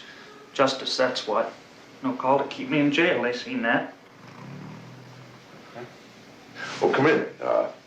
Owen Fitzstephen, meet Mr. Fink. He's the genius that's responsible for all of that mechanical madness at the Temple of the Holy Grail. How do you do, sir? How do you do? Look, Mr. Nash, I got something important I got to talk to you about. Just take a second. Maybe in the hall, just a second. Yeah, sure.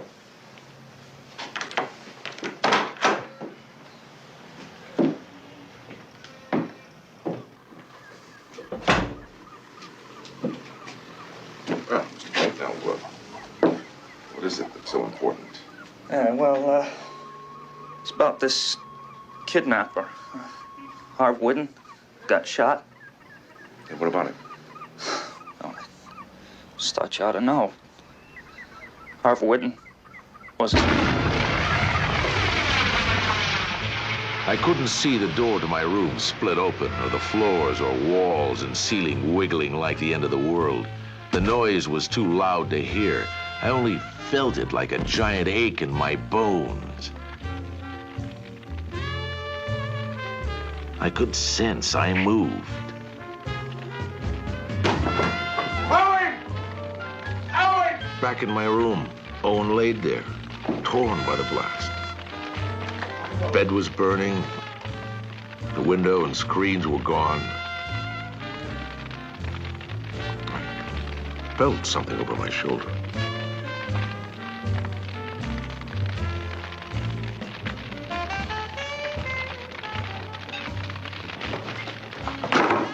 Maria!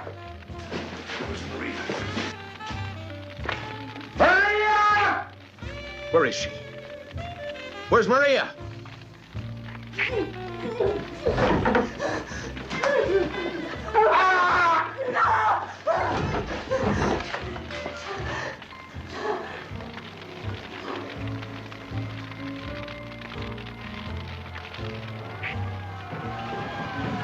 Owen's right side had caught the full blast.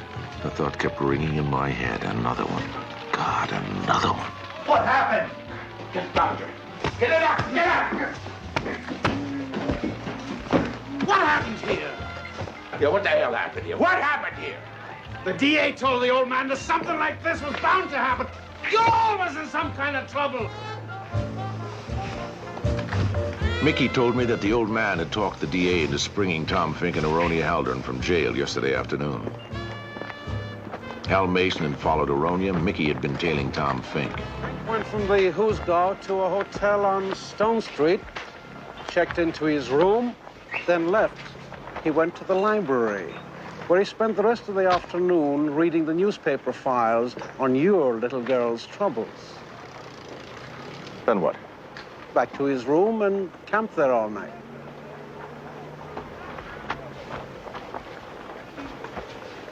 You sure it didn't backdoor you? I don't know. Might have. I stopped at midnight so as to be on the job at 6.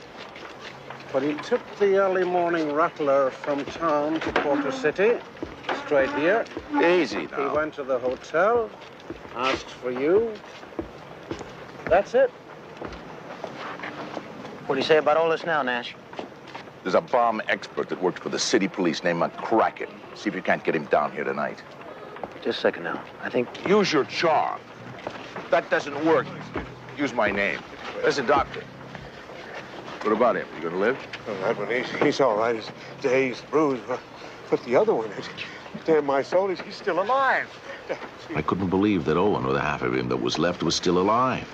I doubted he'd make it over to the hospital in Porter City. McCracken was the city's expert on bombs. He was the best. He'd agreed to come to Casado on a misunderstanding. He thought I'd been blown up. A tender gesture, and it irritated me some that he looked a little disappointed. You got 9 lives, Ham. I hope you're keeping count. Oh, boy, will you look at this. Oh, back on the job, huh? Who pulled his chain? You're not a job, you're a career. What's the verdict? Small bomb, Ham. Aluminum case of some kind, charged with a low grade of nitroglycerin. That's N-I-T-R. All right, McCracken. So I spelled your name wrong once. Amateur or professional? Both. Both? Oh, yeah. Materials were crude, but the results are first rate. I'd say whoever did it really knew his stuff, but he had to work with whatever he could lay his hands on. Well, that sure doesn't help us much, does it? I'll know better maybe when I take a look at it all in the lab. Would you say there was a timing device used? No sign of one, no. Let me check. Listen, Ben, I think it might be wise to put one of your deputies outside of Fink's hospital room over at Porter City. Why? So he doesn't wake up and take a walk. But you said yourself he was standing out there on the porch with you. Yeah, it's a little too perfect, isn't it?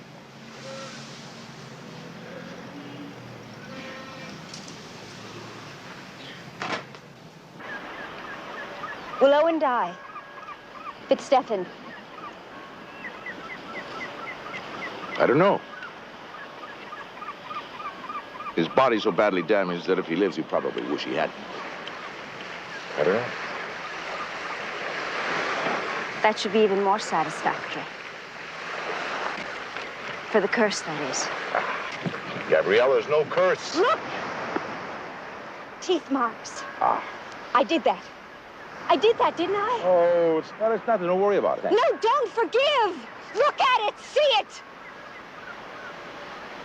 You know, some dames are really cute when they get mad. You get ugly as hell.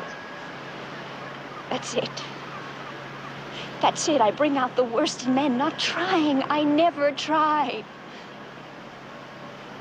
But all of them.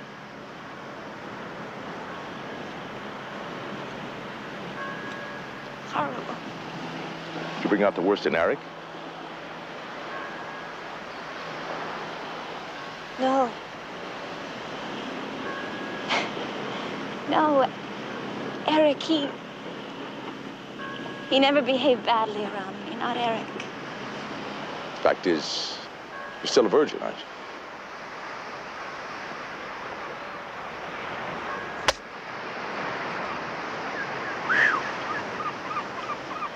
I don't know what the world's coming to. You compliment a lady and she slaps you for an insult.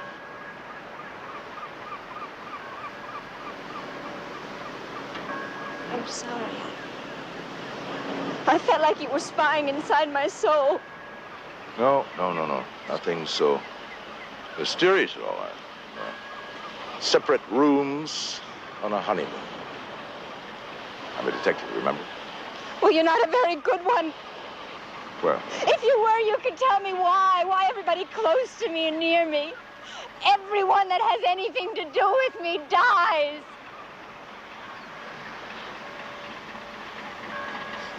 Tell me. Tell me about me. Make believe I'm all right.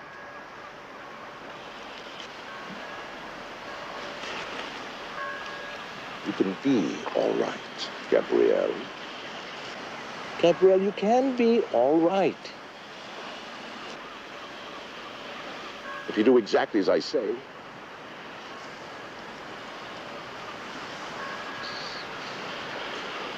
How much of that morphine you use a day? No, I can't. That's the price. No!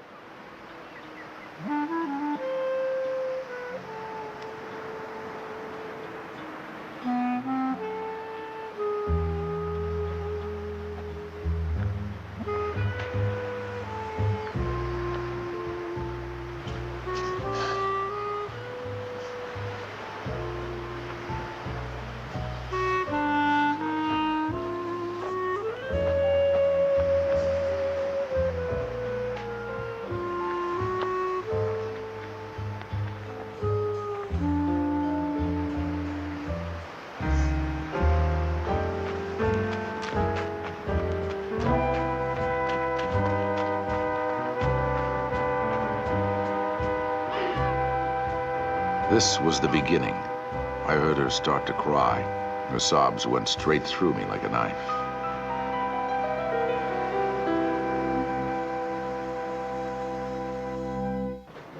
I hadn't called the old man, and it was just a matter of time before he got mad and started raising hell. Well, bodies are just routine to Ham. Yeah, brother, yeah.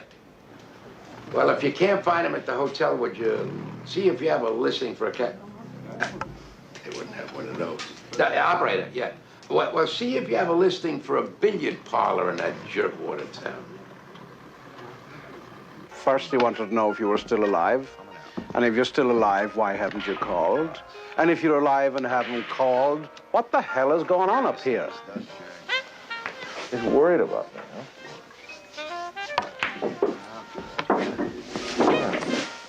$1.40? How come you never play him?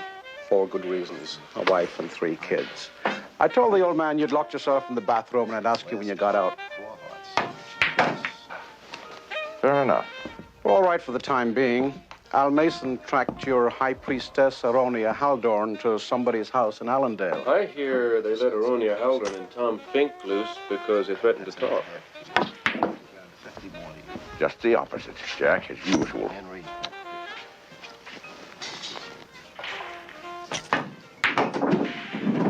$1.70? Shark. Oh, it just seems that way to a fish in a barrel. Ham, return that girl over to her keeper and get the hell back to civilization. She's not ready for that. Not ready? What's going on with you two anyway? Careful. Well, I've got a cue in my hand. I mean it, Ham. Come on. You are a little old for her, aren't you? Just because she's only got 50 cards in her deck doesn't mean... Shut up! Shut up! Hey, friendly game, huh? Come on here. Shoot. Sorry. It's the gin talking, okay?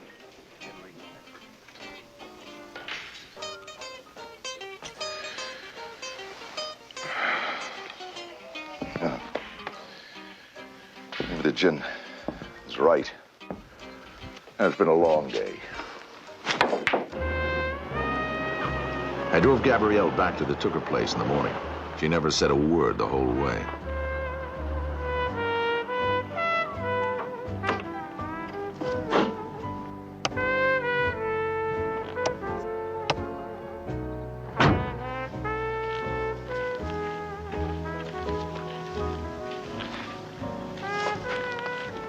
Come on, Gabrielle. No ghosts here, just us.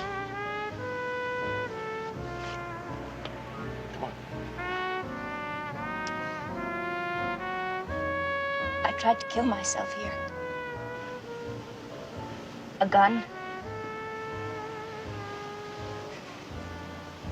So no more people would die. No one's going to die. Come on.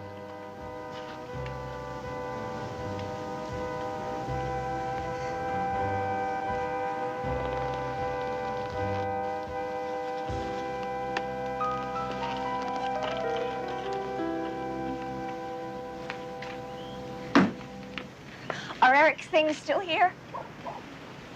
No, I had them moved out. Only your things, your clothes, everything's straightened up. It's all right, Gabrielle. Come on.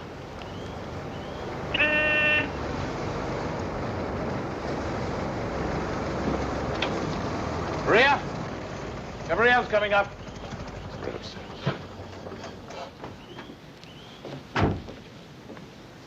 Hello, Mickey. I ought to tell her what happened to the poor girl up in Poisonville who thought she could trust you. What's happening over at Porter City? Did you see Owen? He's not good, but he's going to make it. And your friendly bummer, Tom Fink, is awake and denying everything. Doesn't know anything about a bomb, says the sheriff. Doesn't know any Harv Whitten. They've got a deputy sheriff guarding his door, though. Yeah, well, Tom Fink's our man, all right. Somehow he's... What'd the sheriff say? He's got it all figured out. You set the girl up for a chain of murder and extortion. You've made quite an impression up here, lad.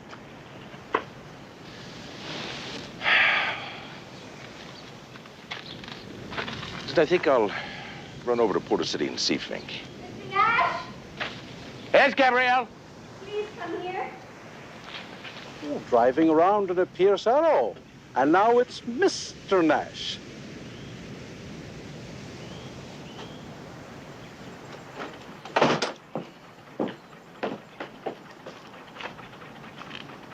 Listen, Mickey, I want you to act respectful to me when Mrs. Collinson's around. I know that'll be tough for you, but it's absolutely necessary that she believes that I'm the answer to her prayers.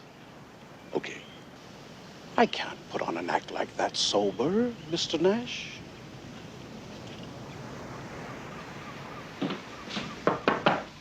Hello. You promised me morphine, you promised. And you're just standing down there talking? Who's your friend? Oh, that's Mickey Linehan. He works with me. He'll be here all the time. How much of that stuff do you have left around here? You promised. Yeah, I know I promised. I just haven't had a chance to pick any up yet. I will. But it's not only the morphine, Gabrielle. I told you that... Don't forget!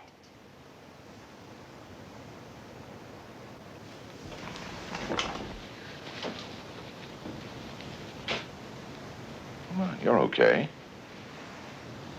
You're all right, aren't you? Sure, you're okay. When? When will you get it? Listen, Gabrielle, you have to trust me. You're going to rip this monkey off your back. You have to believe me. Otherwise, it's too tough. Now, it's what you want, isn't it? Yes. I can do it, can I? Yes, you can do it, of course. No, I mean, you said that I really could do it. You can do it, Gabrielle. Now, come on.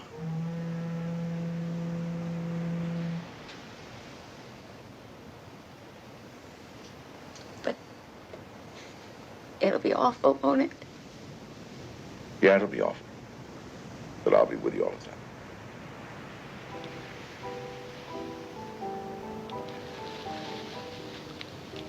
Leave me alone for a while. Yeah, sure. No, I mean... Not for long, just for a little while. All right, for a little while. I tried to shut out the feelings of pity I had for her.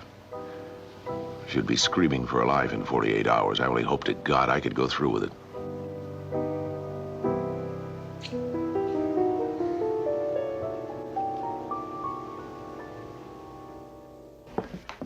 I was convinced that Harv Whitten killed Eric. And maybe Tom Fink could tell me why. My name's Nash, Dixon National Detective Agency. I'm going to see Mr. Fink. I ain't supposed to let you in, Mr. Nash. Oh, come on. I could walk down here with an orderly's coat and a bedpan in my hand, walk right by, you wouldn't know the difference. But I'm trying to play it by the book, just like Sheriff Finney would like.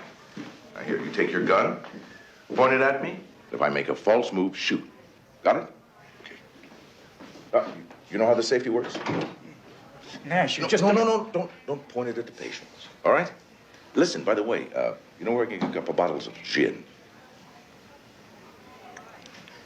flighty elevator boy over at the courthouse.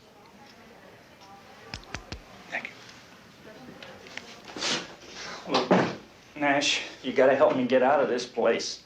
Feeling all right? Sure I am. That's just the point. They're keeping me here. It sounds like I had something to do with that bombing or something. Oh. Look at me. Do I look like a bomber to you? And if you're a bomber, you've got a hell of a disguise. Now listen, just before the explosion, you said you had something to tell me about Harv Whitten, but Sheriff Feeney said you didn't know who he was. Now, he's stubborn, but he's not dumb. Yeah, sure. It's none of his business. Well, what about Harv Whitten? Probably nothing. He was my stepbrother. Yeah? So? So nothing. I don't know. I mean, I haven't seen him in more than a year.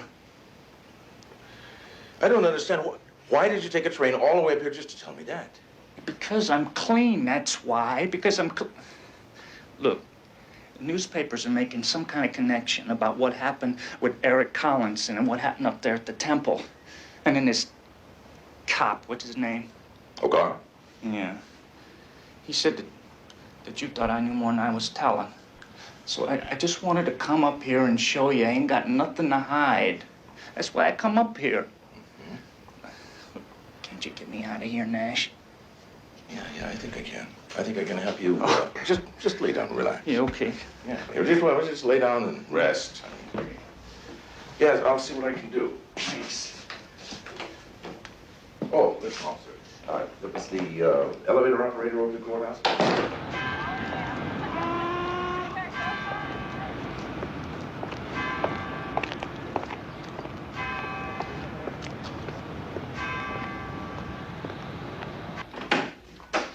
Can't hold Fink on the strength of some vague speculation, Nash. You've got the president and general manager of vague speculation right here taking notes. All right, Jack. Me, ma'am. I'm just trying to get some truth for the afternoon edition. Well, Fink's your man. Now, get him out of that hospital and lock him up before he works some sleight of hand on that deputy you've got down there. Deputy Scalf is a good man. He's probably a relative, too. He couldn't keep air in his sack. Listen, will you lock him up if I file a complaint? Now, you said yourself. You were there when Fink came into the room. You saw nothing. He's a magician's mechanic, Ben. You're not supposed to see anything. He can make tigers disappear from cages. Pigeons come out of teacups. Who is this fella? I'm Tom Vernon. I'm the district attorney. I'm sorry, Tom. Hamilton is. Sorry. Oh, how do you do? Sorry. Well, at least lock him up until we find out if Owen lives. He may have seen something in there. You ask for a lot, but you don't give much, Nash. Damn it, Ben. I'm giving you my opinion. That's all I've got. How come you're still hiding that girl up at the Tucker place? If I'm hiding her out there, how do you know about it? Never mind that. What are you up to? I'm trying to cure her of her morphine addiction. Oh, you can't cure those dopies. That's impossible.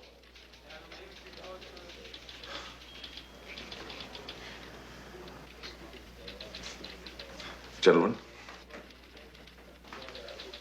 excuse me, I have an important engagement. I'm going to see your local bootlegger. It's none of my business, Sheriff, but I've been a Nash watcher for years. I'd lock Fink up. You're right. It's none of your business. Then, lock him up.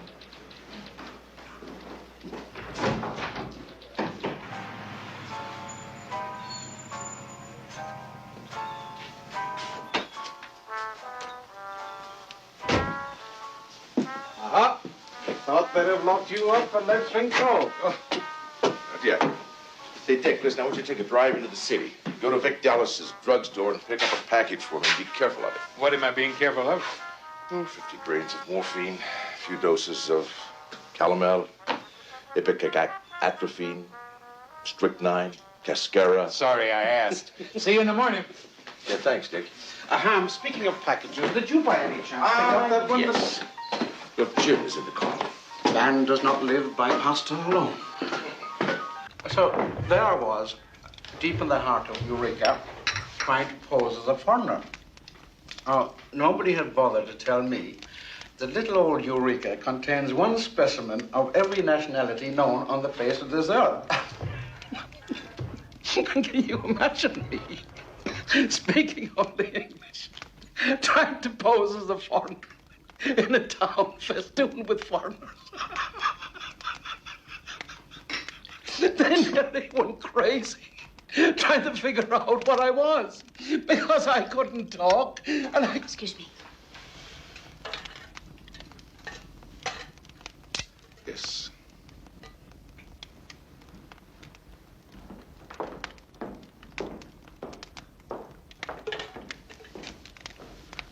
Well, gotta make sure we go back in. Eureka, doesn't it?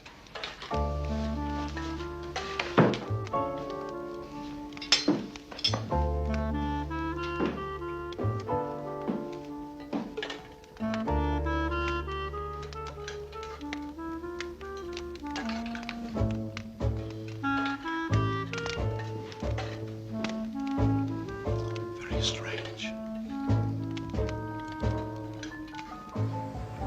We'll start your cure the day after tomorrow. No.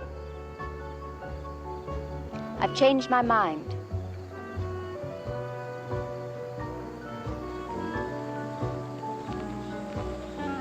Well, I guess they were all right then. They should have sent you packing. Think I like camping out here with a cricket?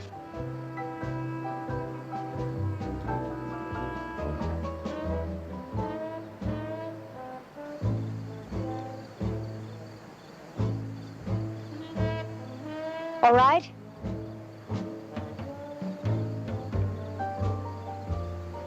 All right, I'll do it.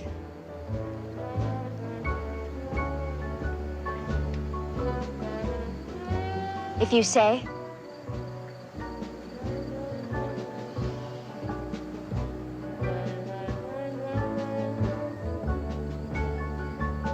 Come inside.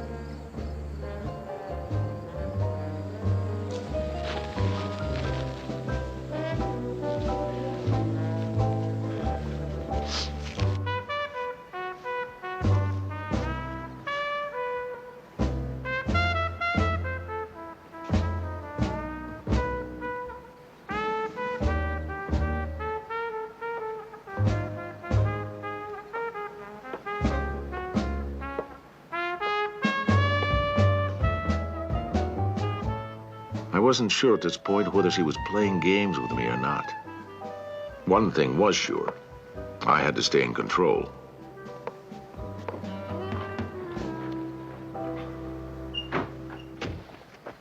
Dick Foley arrived back at the Tooker place bright and early the next morning.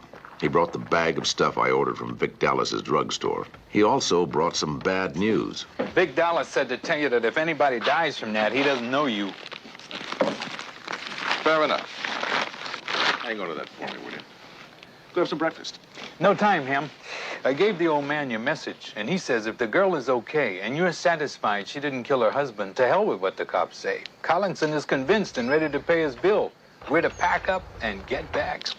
Oh, grand music to the ears, Dick. Finally! Hey. Don't start piping that tune just yet, Mickey.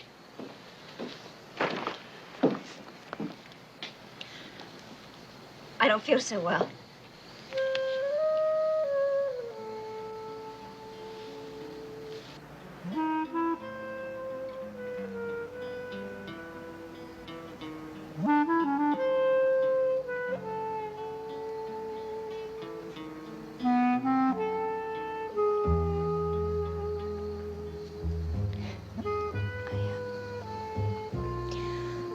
I guess I better go back up. Yeah. Oh, listen. I'm gonna have to leave for a while. And, I don't want you walking around unless you have Mickey or Dick with you, all right? Leave. You can't leave. You'll be all right for a while. I'll be back as soon as I can.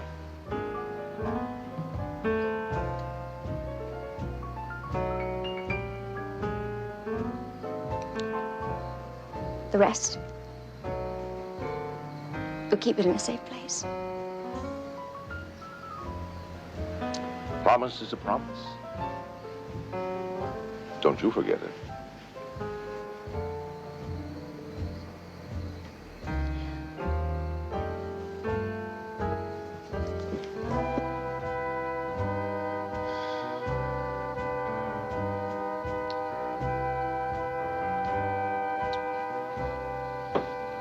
I'd promised old Hubert Collinson I wouldn't let go of this case until I found out why his grandson, Eric, was killed. And I was sure that Harv Whitten had committed the murder, but I didn't know why. That was part of the bargain. And I wasn't going to let that rich old guy in there off the hook, not if I could help it anyway. Mr. Nash, I'm convinced that my grandson and his murderer have been laid to rest. It's an ugly chapter of life, and we have to close the book on it. I shall, of course, see to it that Gabrielle gets the best of medical attention. Well, Mr. Nash, you did your job. It's not a matter of expense, it's a matter of carrying on. And now, this has been a long day. Yes, it has been a long day, and I've spent most of it sitting in here cooling my heels, waiting to see you.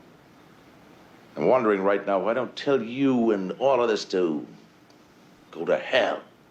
Well, why don't you? If it would make you feel good. Because it wouldn't make me feel good. I don't want you to go to hell. I want you to keep your word. It was a pretty impressive speech you made to me that night that you hired me. At least it impressed me. You said that if I failed to find out why Eric was killed, never to face you again. Well, I'm facing you right now, telling you that I have failed. I thought the matter was firm in your mind. What bothers you? Instinct. You have an instinct. You know something about instinct? It takes more than brawn and luck to sit where you are. Well, instinct is part of my job, and I'm good at my work. Probably just as good at my work as you are at yours in this. See, I know when a job is finished and when it isn't. And my instinct tells me that this one isn't. I want to stand up and face you when it is. Now, I can get off right now. But I'd rather have a ticket at the end of the line.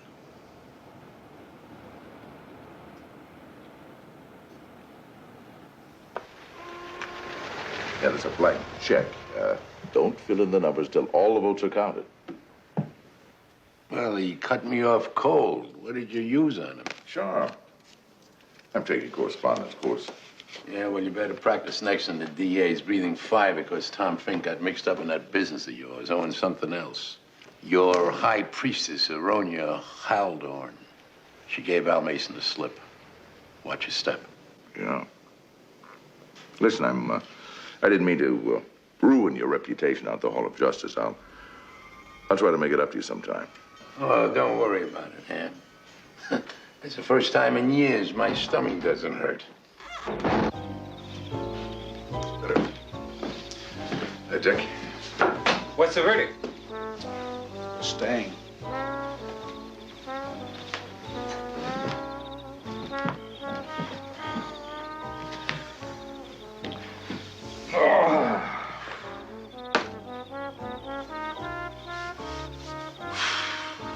She was in her room all day.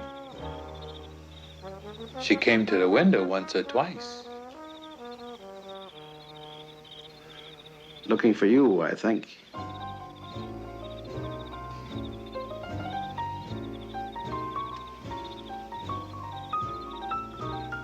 That's all we've seen of her.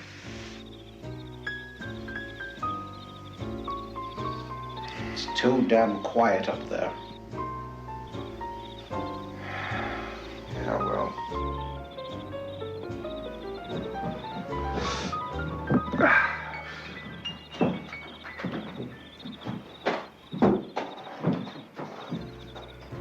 You better learn to enjoy it while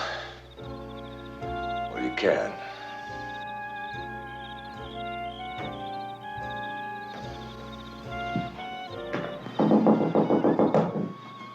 Come in.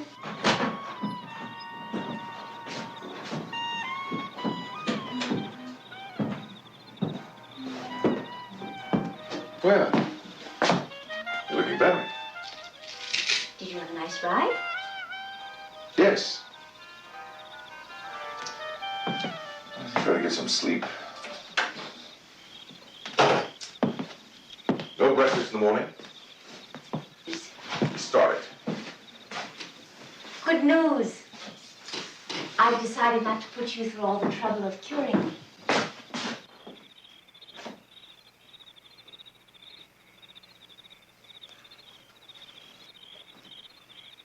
Well, I guess there's no sense in me carrying all of this stuff around, then. Here.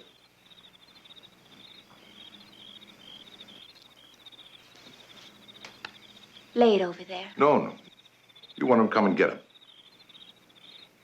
Well, when you're a wrinkled old lady of 25, you'll crawl on your hands and knees across broken glass to get this much stuff. Come on. Take it.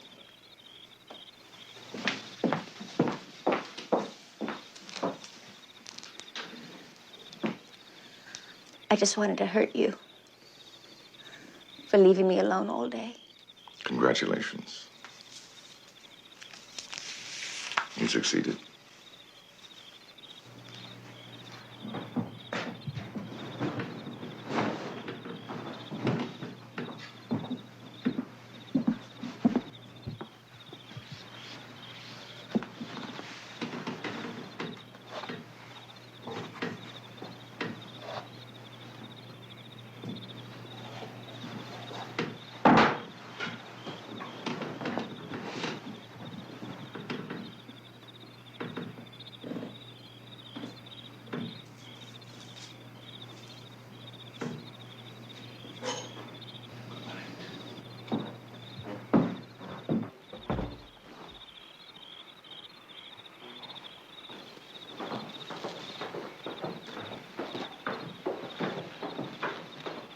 Listen, Ham.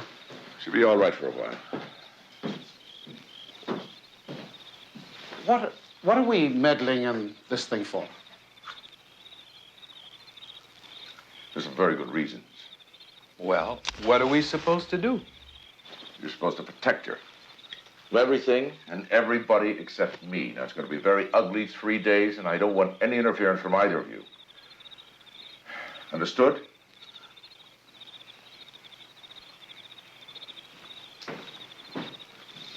Get some sleep. I don't like it. I can't. I can't. I can't. No, it hurts my stomach. It hurts my stomach. It hurts me. No.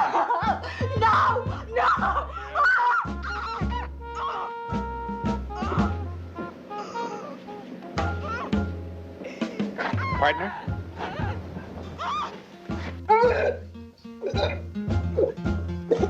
Hold it down. Hold it down. Drink. Got it? Okay, lay down. Lay down.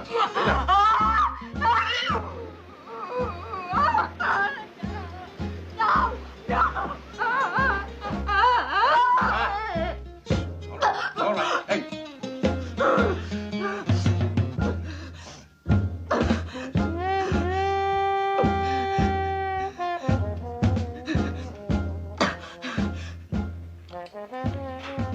Is that man ever going to eat again? Up there all day yesterday. Today. No, it hurts me. My skin hurts all over my country. No, please. No, baby. Let it be. Here.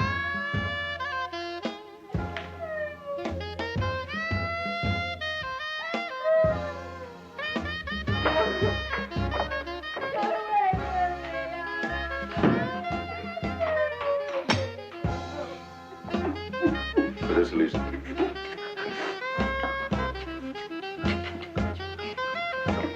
Just your lips. Look, here. Come. It'll help it. It'll stop the pain. Come. No, come on. Come on.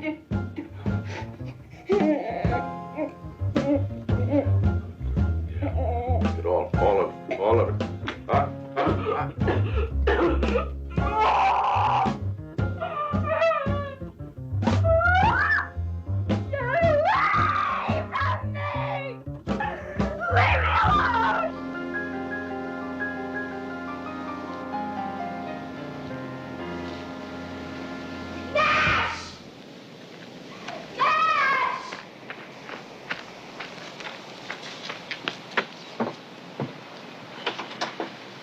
go again. Another ride in the merry-go-round. It's not the days I mind so much. It's the nights.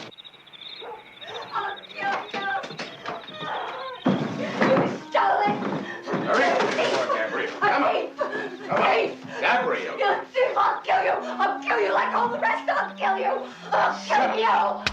Shut up!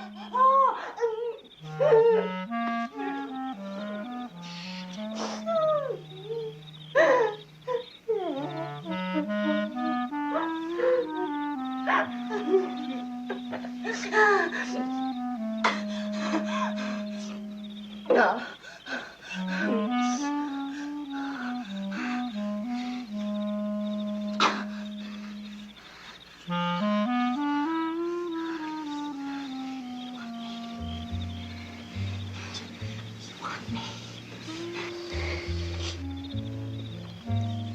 You can have me. You want me. You can have me. I know you want me. You can have me. You can have me. You can have me. You want me.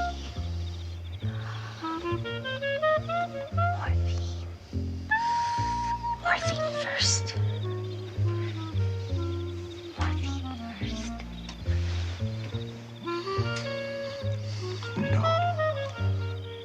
No morphine.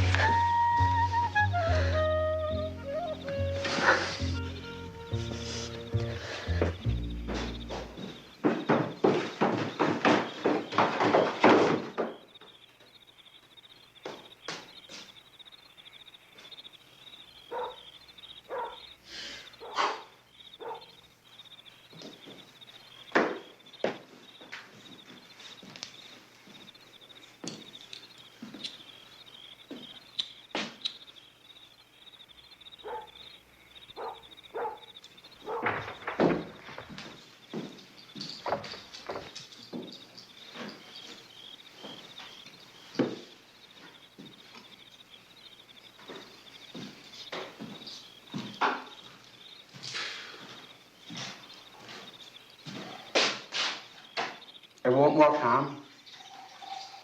3 days. Sometimes the brain has gone so far that the... Mickey Linehan, please come here. I want to see you.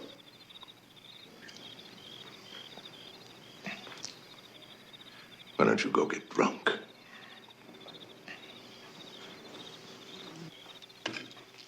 Yeah.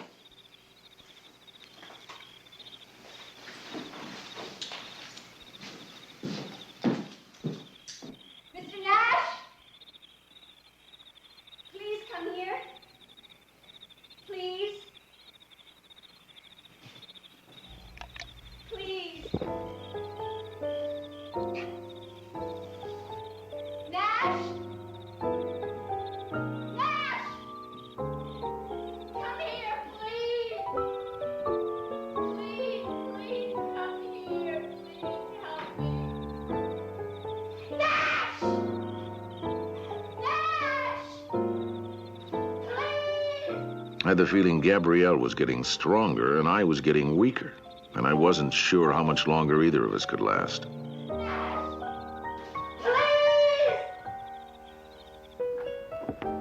I forgot what day it was.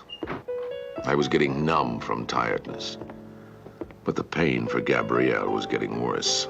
Her nerve ends had been dulled so long by morphine, everything that touched her skin now felt like a hot knife. Every time she woke up, she'd start screaming and try to rip her clothes off. I can't stand this. I can't stand it anymore. Oh, no, it hurts me. Come on. You get out of here. You get out of here. You like this. You like to see this. No, I you don't. like it. You like it. Yes, you do. You Come on. do. Come on.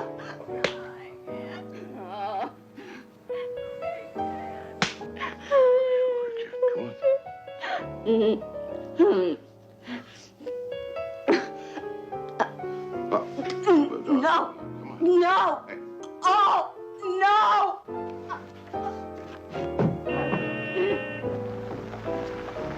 Aronia Haldorn had a habit of surprising me. She always had a way of looking unexpected. Her face was a dusky oval between black hat and black coat. But her luminous eyes were real enough.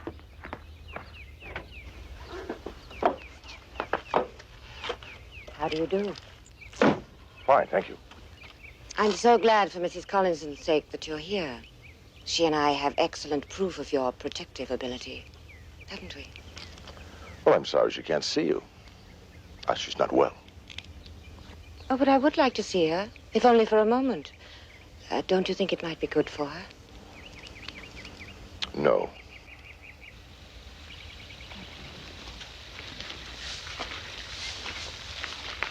You're quite mistaken about me, Mr. Nash. Maybe a little bit, not much. Just because you saved my life doesn't entitle you to treat me this recklessly. Well, I'm not interested in you now. First you rebuff me, then you offend me. You're not rebuffed or offended. You're irritated because you're not getting what you came for. Oh? You want to know how close I am to finding the answer to the whole riddle of the Dain curse. I have a certain amount of curiosity, naturally. Not exactly criminal for a woman. Then I'll give you a certain amount of satisfaction, so your trip here isn't completely wasted. I know the answer. I knew I'd hit a nerve. But this lady could stand in hot coals and never blink. And she spoke, taking great pains to be understood. Answer me truthfully. Wait. Wait before you answer. I don't want to do an unnecessary wrong. No pretending, no lying. Tell me the truth. Do you know the answer?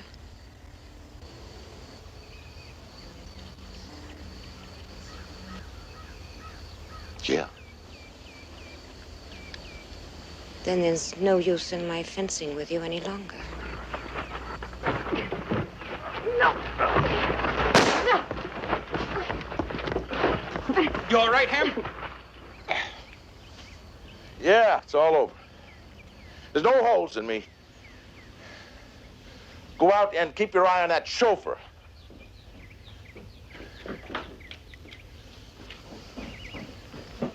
What now? Nothing now. It's just a big nuisance, you horning in here trying to muddy things up. I'm not interested in that temple racket of yours. Leave it to the courts. They're always kind to sad-eyed dames. Just go home, Aronia, and behave yourself. What's going on here doesn't concern you. You're very deceptive. I underestimated you. Please give my best wishes to Mrs. Collinson. Yeah. Goodbye, Mr. Nash. Some dame. She just tried to put a slug in me, and now she leaves me standing like she dismissed me. I let her walk on ahead so she couldn't see my knees shaking. Why did you let her go? It's because she missed. Because I'm busy.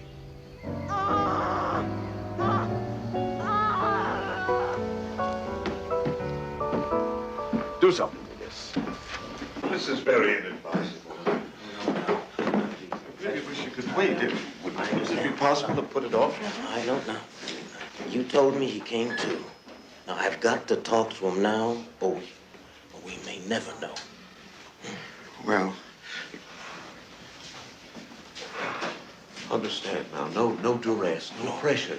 His hold on life is too precarious. I understand, and I appreciate it.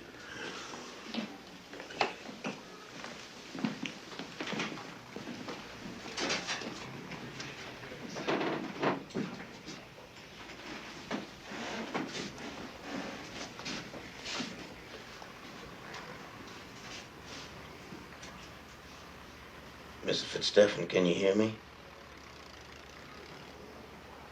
Can you hear me, Mr. Fitzstephen? It's Sheriff Ben Feeney.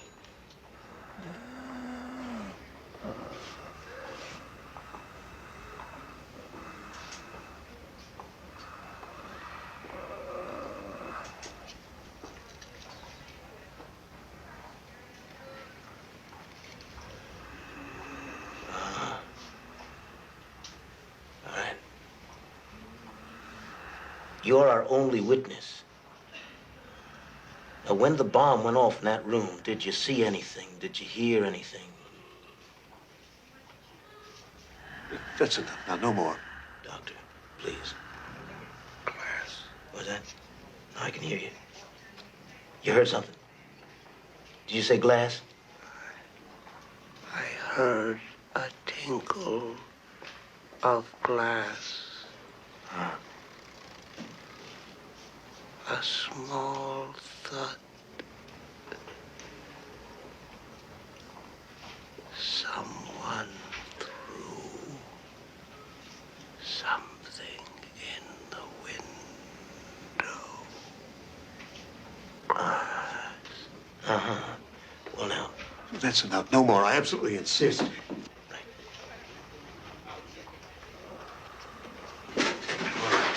Please. Thank you.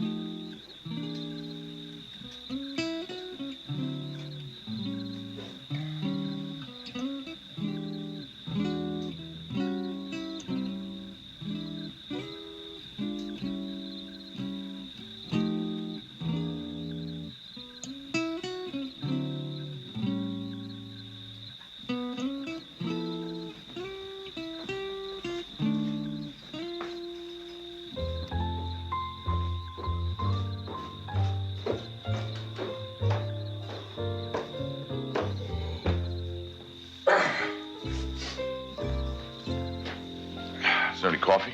Give it up, Ham. That girl is turning into a vegetable. I have to stay half drunk to keep out our screams. I know you're both tired. Why don't you go up? They're tired, hell! This goes beyond morphine. There's some dark force up there you're dealing with, don't you understand? Dark force? What about you, Dick? How do you feel about that? I don't know about any dark force, but how about a doctor? What do you say, Ham? A doctor? A doctor and a priest. What she needs up there is me. You guys can go to hell.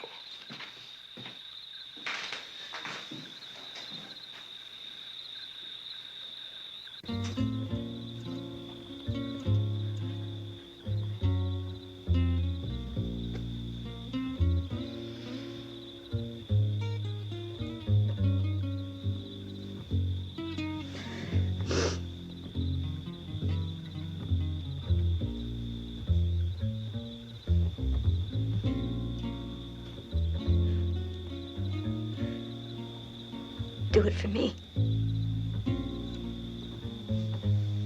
Please. Please do it for me.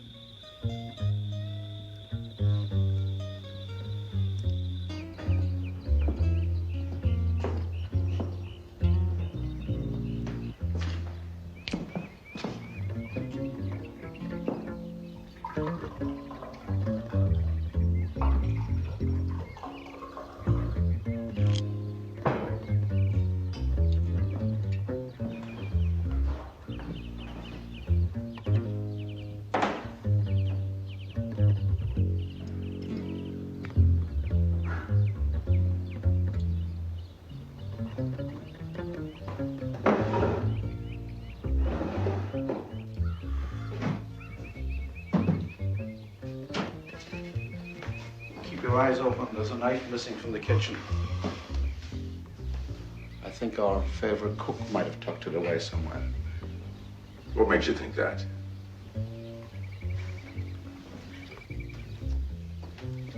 Well, Dick doesn't have it, and I don't have it. And unless you have it, I'd be careful lest it wind up in your ribs.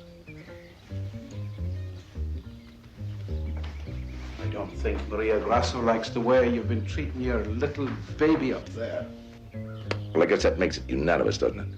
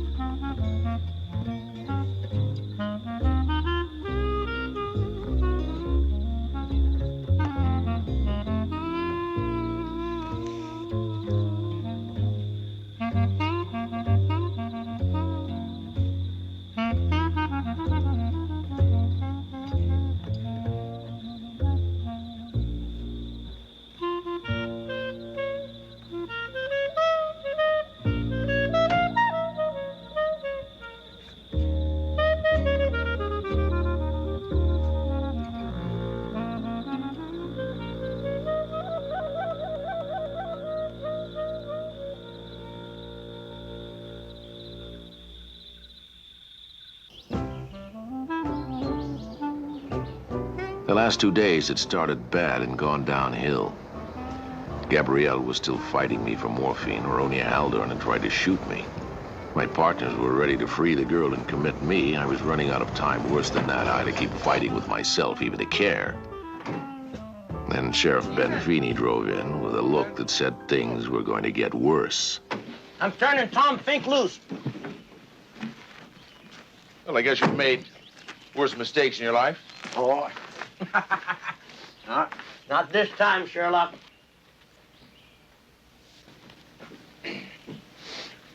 Your friend Fitzstephen came to, just long enough to tell me exactly what happened.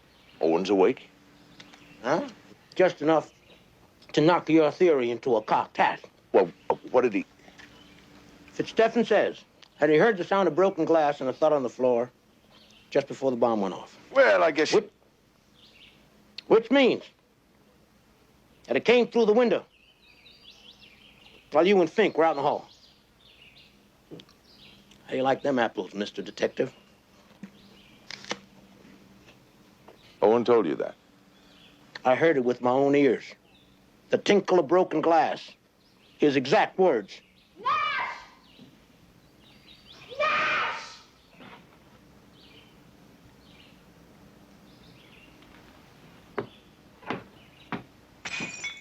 What the hell is that? It's a glass of milk. Now, you're sure that he said that? Damn sure. Now, listen, I came here to tell you, and I told you. Now, what the hell is that? Sheriff. You know, I think it's just bad manners that turn a prisoner loose out here on the cold, dark night with no place to go. I wish you'd hang on to Fink until I can talk to you in the morning, huh? And just where do you suppose you're going to be between now and then? I'm going to be right here trying to get some sleep. Thanks a lot, Sheriff.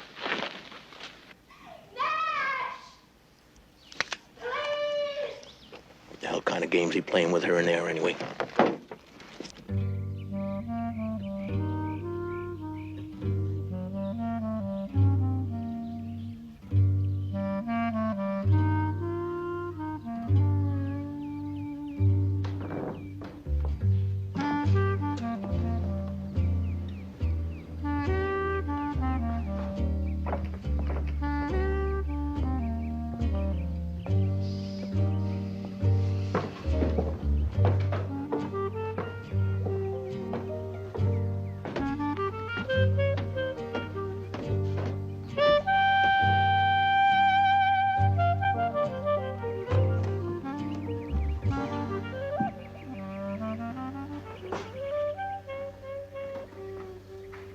Well, did I entertain you again last night? Some? Yeah. Get some good, solid food in you today. Food. Yeah, food. It's going to be downhill from now on. Be some tough spots. But I think you got it licked, sugar. If you want it that way. Giving up on me? No. But I'm going to Porter City. I'll be gone for quite a while. Can I trust you to behave yourself while I'm gone?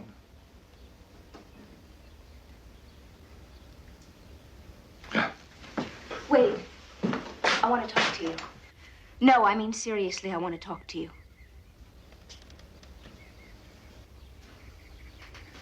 I may never get another chance to ask you.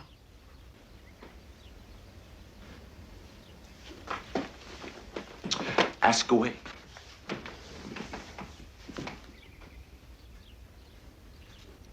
Why did you go through all of this for me? No, don't give me any of your fast, funny answers, because that won't help me. Why did you do it? I know that I was disgusting and revolting. Just the way I must seem to you now. Why did you do it? Please, tell me. Maybe it's something I should hear.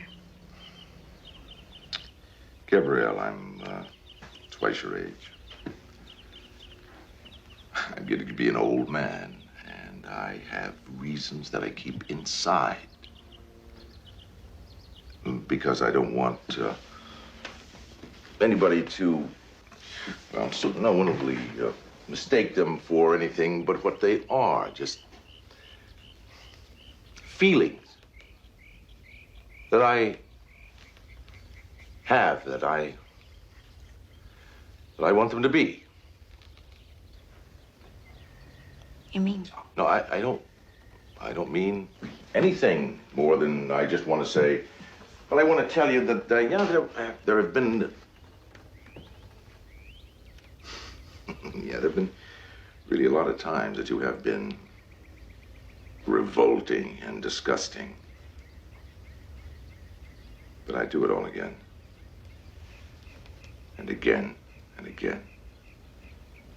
If I had the chance. Fair enough?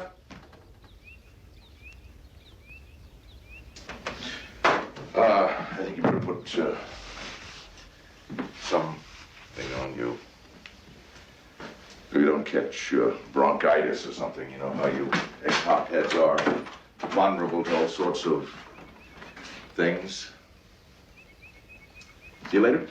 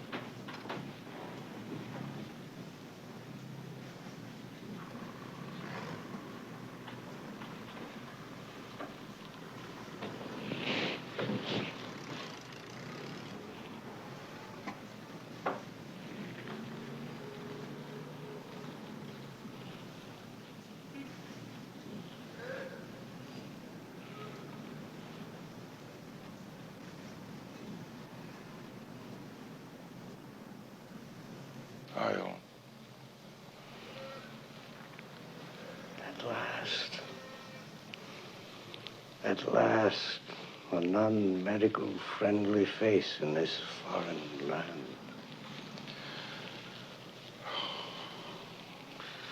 There's not much left of me, I'm afraid, Hamilton. Oh, God, I don't have... I'm so sorry, Owen. I can't tell you how sorry I am. Better a funeral than they say, Hamilton. I could always read your face. Yeah, my ugly mask. I don't want to tire you out, Owen. Going over to see the sheriff, and I thought I'd stop by. He said that he talked to you. And... Disturbed my beauty sleep. Yeah. He said you mentioned something about hearing something before the bomb went off. Always the detective. Well, you know, I'm about little things. What was it, that you heard? A glass or something? Yes. The window. I heard a tinkling, a crinkling of broken glass. Then I heard something hit the floor, a small thud. Oh, well. No more hotel rooms for me, eh, Hamilton?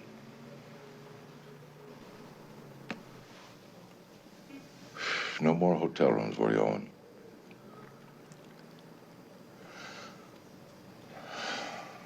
You didn't hear any tinkling of broken glass.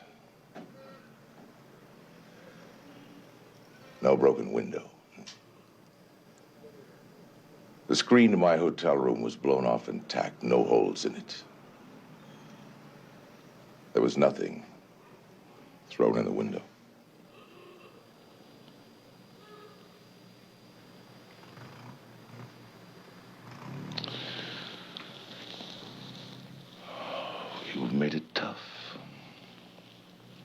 give you that.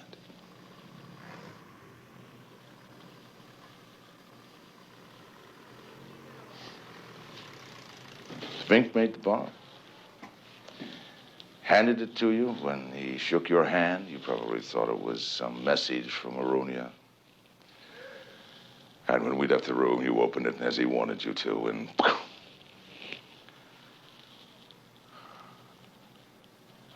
Underestimation. That was your mistake. You underestimated your friend Fink. He got scared when he heard about Eric's murder. He was afraid that you would implicate him and that whole Temple gang in your crazy game up here. It took a bomb to tie you into this. It took a bomb. Jesus. Why didn't I see it? You were the one that gave Alice Liggett the suicide gun and then killed her with it on the steps, and I didn't see it.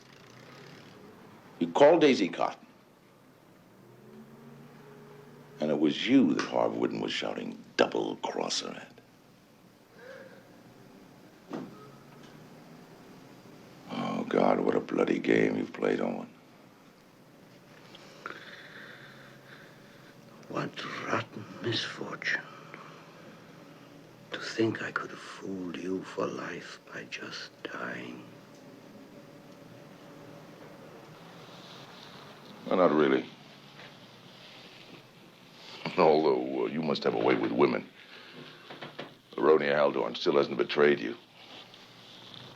She even took a shot at me. You must have made a play for Gabrielle right under her nose. Gabrielle. Yeah, Gabrielle. Oh, I see. Yours is the one name that makes her shudder. She wouldn't have you. Is that what it was? Ego.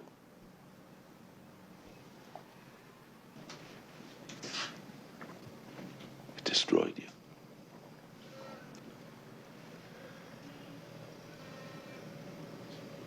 Don't worry about me, Hamilton. I'll beat the gallows, you'll see. There'll be no rope for my dear neck. My trial will be a splendid circus, yes. I'll wave my mangled body at them, and 12 shocked jerk-water jurors will shake their empty heads and all declare I'm insane. Makes you laugh, huh? You find humor in that. Well, don't you see? Knowing I'm sane, that'll be the fun of it, the thrill of it. Don't you see?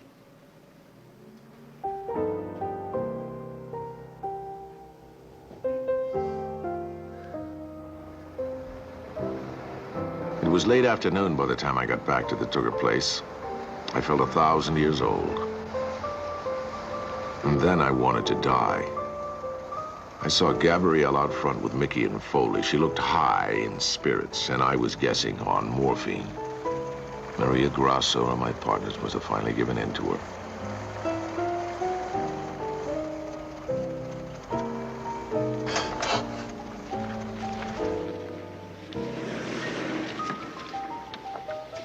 Ham, your little baby has something to tell you. Better tell him, kid, before he busts a blood vessel.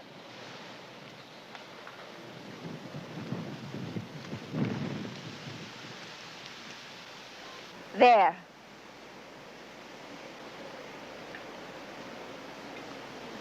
You won.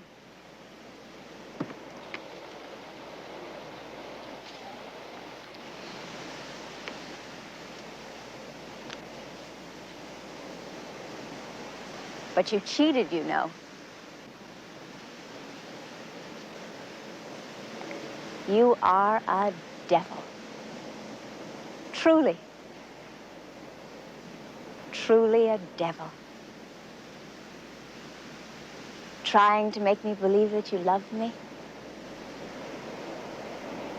Just to get me through it.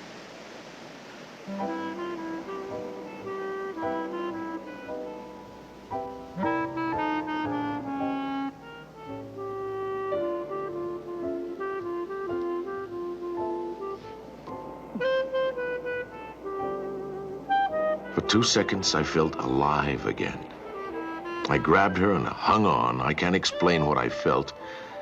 I only knew that it was something I'd never feel again once I let go.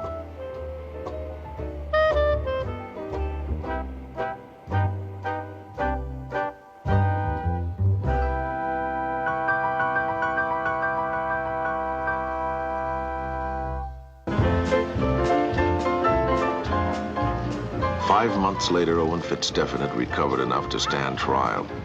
The trial turned out to be the splendid circus Owen had hoped for. Small wonder he was being tried for hiring a worthless drunk to murder a handsome son of a millionaire just to get his hands on the virgin bride. Newspapers have a picnic with things like that. I was being called as a witness for the prosecution. I didn't feel too good about that. Gabrielle, God bless her, looked fresh and healthy after 5 months' rest at the Collinson Mountain Lodge. She appeared to be happy, a comfortable member of the Collinson household now. I should have felt good about that, but... oh, well. The DA, Tom Vernon, saw the trial as a springboard from a small town to the big time. He was dead set on sending Owen to the gallows. So far, he'd been doing a good job of tying Owen directly to the murder of Harry Collinson. And the defense attorney was trying to convince the jury that only a crazy man would do such a thing. The jury was the Hicktown assembly Fitzstephen had expected and Vernon wanted. And crafty Jason McNally was playing them like a stringed instrument right now, to Judge Cochran's slight displeasure. But only in truth that he was not responsible for them. Now, Mrs. Cotton, you told Mr. Vernon here that Harvey Whitten was offered $1,000 to do away with Mrs. Collinson's new husband. Yes. Now, Harvey Whitten didn't actually tell you Mr. Owen Fitzstephen paid me $1,000 to murder Eric Collinson, now did he? Well, no, sir. He said, you know, fancy pants in the big car, honeymooning with the little girl. Well, that crazy writer feller in the city offered me $1,000 to kill him. That crazy writer fellow in the city, but you didn't know he was referring to Mr. Fitzstephen here, did you? Oh, yes, sir. I did then.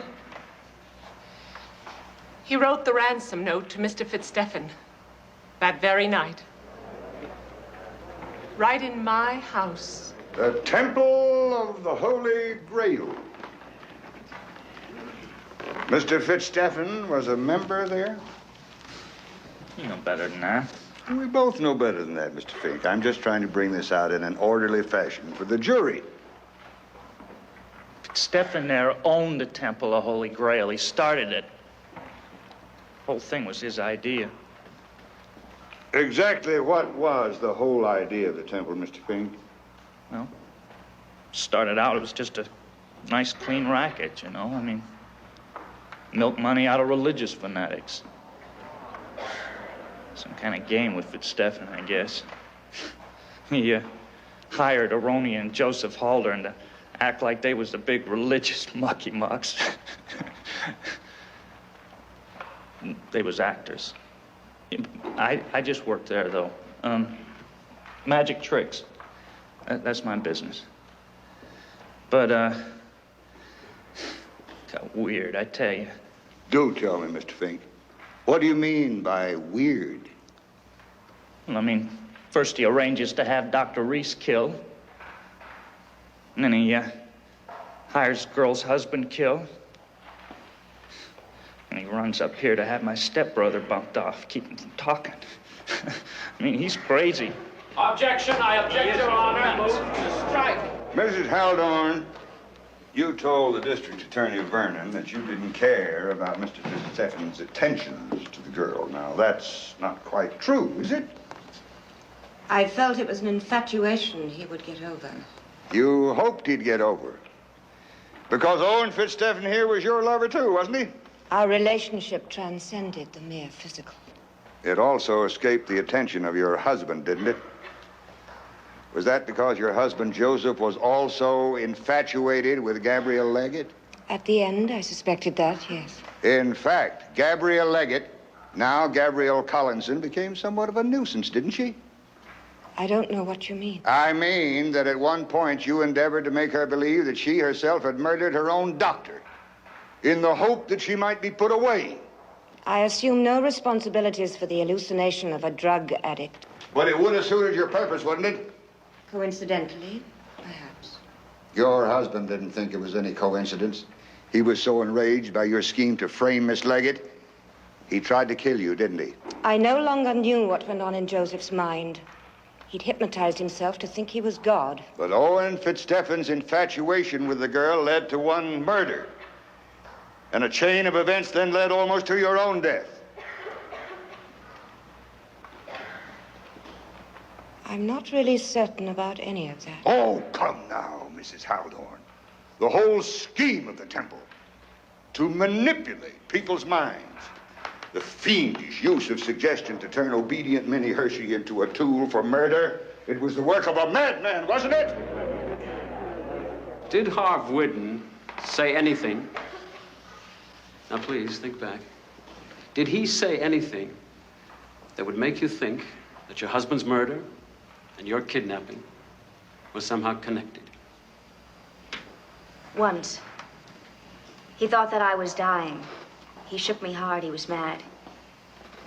He kept saying something like, "You've got to stay alive. That maniac isn't going to pay $10,000 unless I deliver you alive."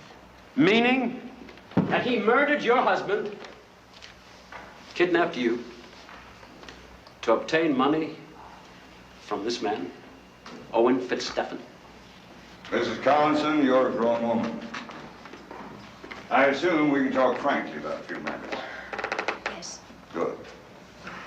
Mrs. Collinson, Mr. Fitzstephen tried to make love to you on occasion, didn't he? Yes. In your own home, your parents' home. Yes. What did your late father think of this? My father wasn't there at the time. My father and I, we never talked very much. What did your stepmother say about Mr. Fitzstephen trying to make love to you?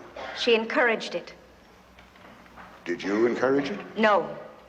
It disgusted me. I see. Was it that your stepmother saw Mr. Fitzstephen here as a desirable son-in-law? No.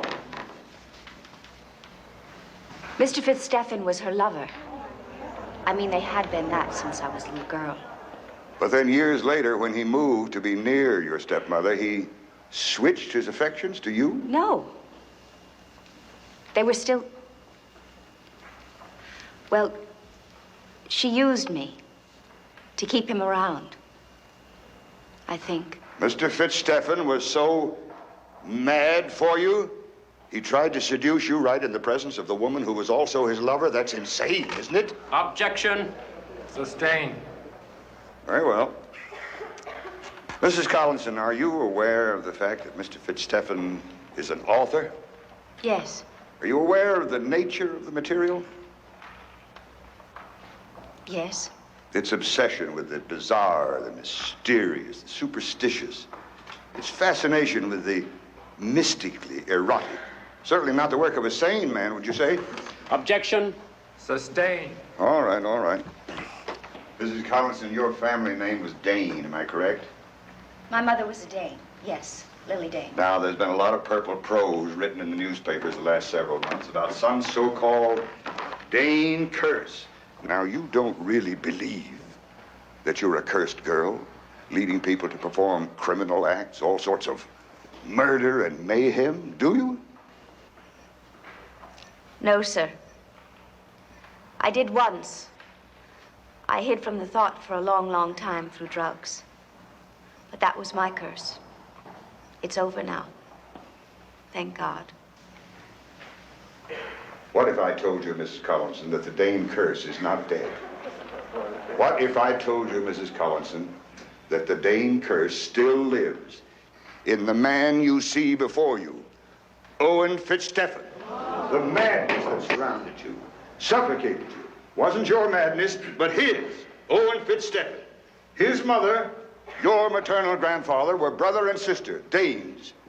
You're right, Mrs. Collinson. The strength of your father's blood left you immune. But the cursed Dain blood still flows in the veins of Owen Fitzstephen. Now you can forgive, at least understand, The madness of this man who so insanely pursued you. Curses. Your Honor, I suggest that it is time that this court took an honest, true, objective look at this case. The state calls Mr. Hamilton Nash.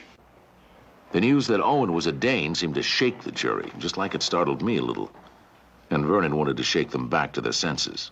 He was determined to get a hanging verdict, and I was waiting for him to call me to the stand to tell the jury that Owen was as sane as anyone in the room.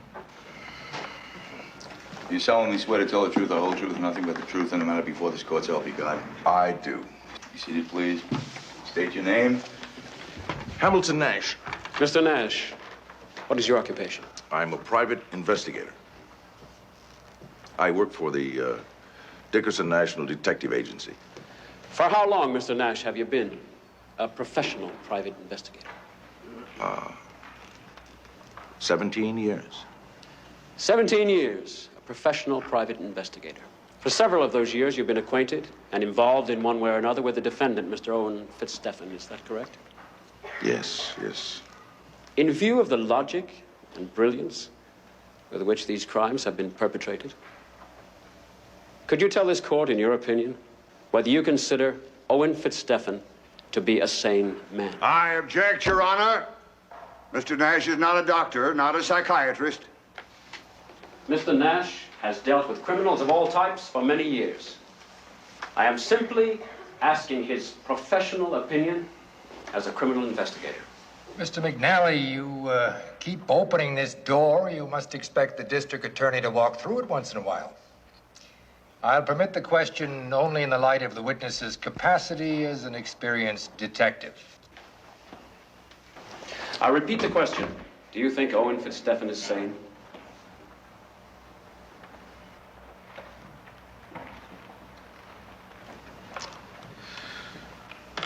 Well, I've known Owen a long time. Very long time. Now, he wants you all to believe that he's insane. All of those books that his lawyer mentioned, those weird books that Owen has written, he wants you to think that he's finally fallen victim to all of his obsessions with the mysteries, the curses, the occult, diabolical schemes. He wants you to feel that he's finally lost touch with God and man through some sort of blood thing, the Dain curse or something. I don't know about that. I really don't. But even though he wants you to believe him insane, he wants me to see through him. He wants me to see him as a devilishly clever, positively sane man who's playing some monstrous joke on the world, some trick. But it's not a trick. It's not illusion. It's, well,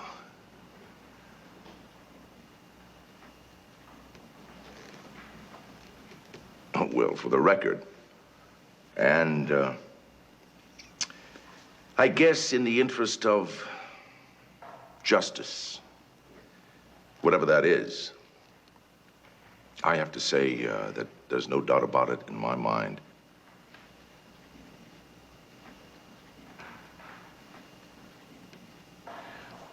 Owen is mad as a hatter. I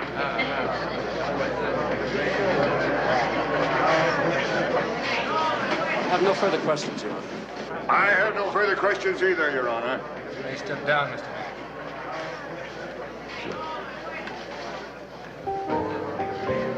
I never saw Owen after that day. The jury took pity on him and sent him to the insane asylum. Aronia Haldorn, sweet Aronia, swore to mother and care for Owen Fitzstephen the rest of his days. So maybe the Dain curse is still alive, somewhere. Tom Fink got a quick 5 to 10 year sentence for attempted murder of Owen with that bomb.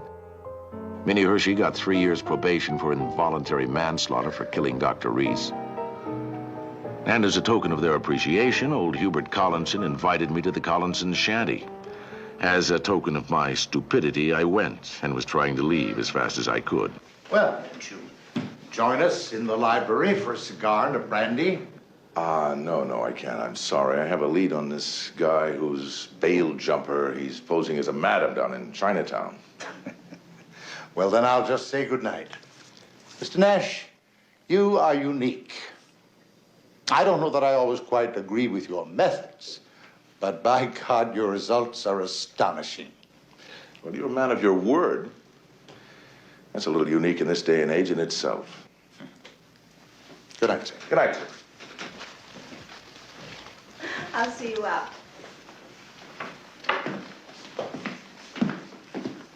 Gabrielle was in a different world now. She wasn't in the Tooker place.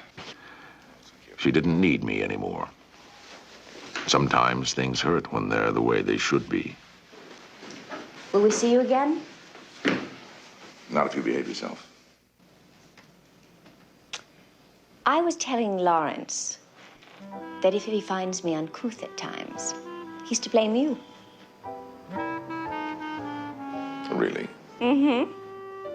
You cursed me, ridiculed me, and even professed to love me. To cure me. I couldn't go through that again. Neither could I.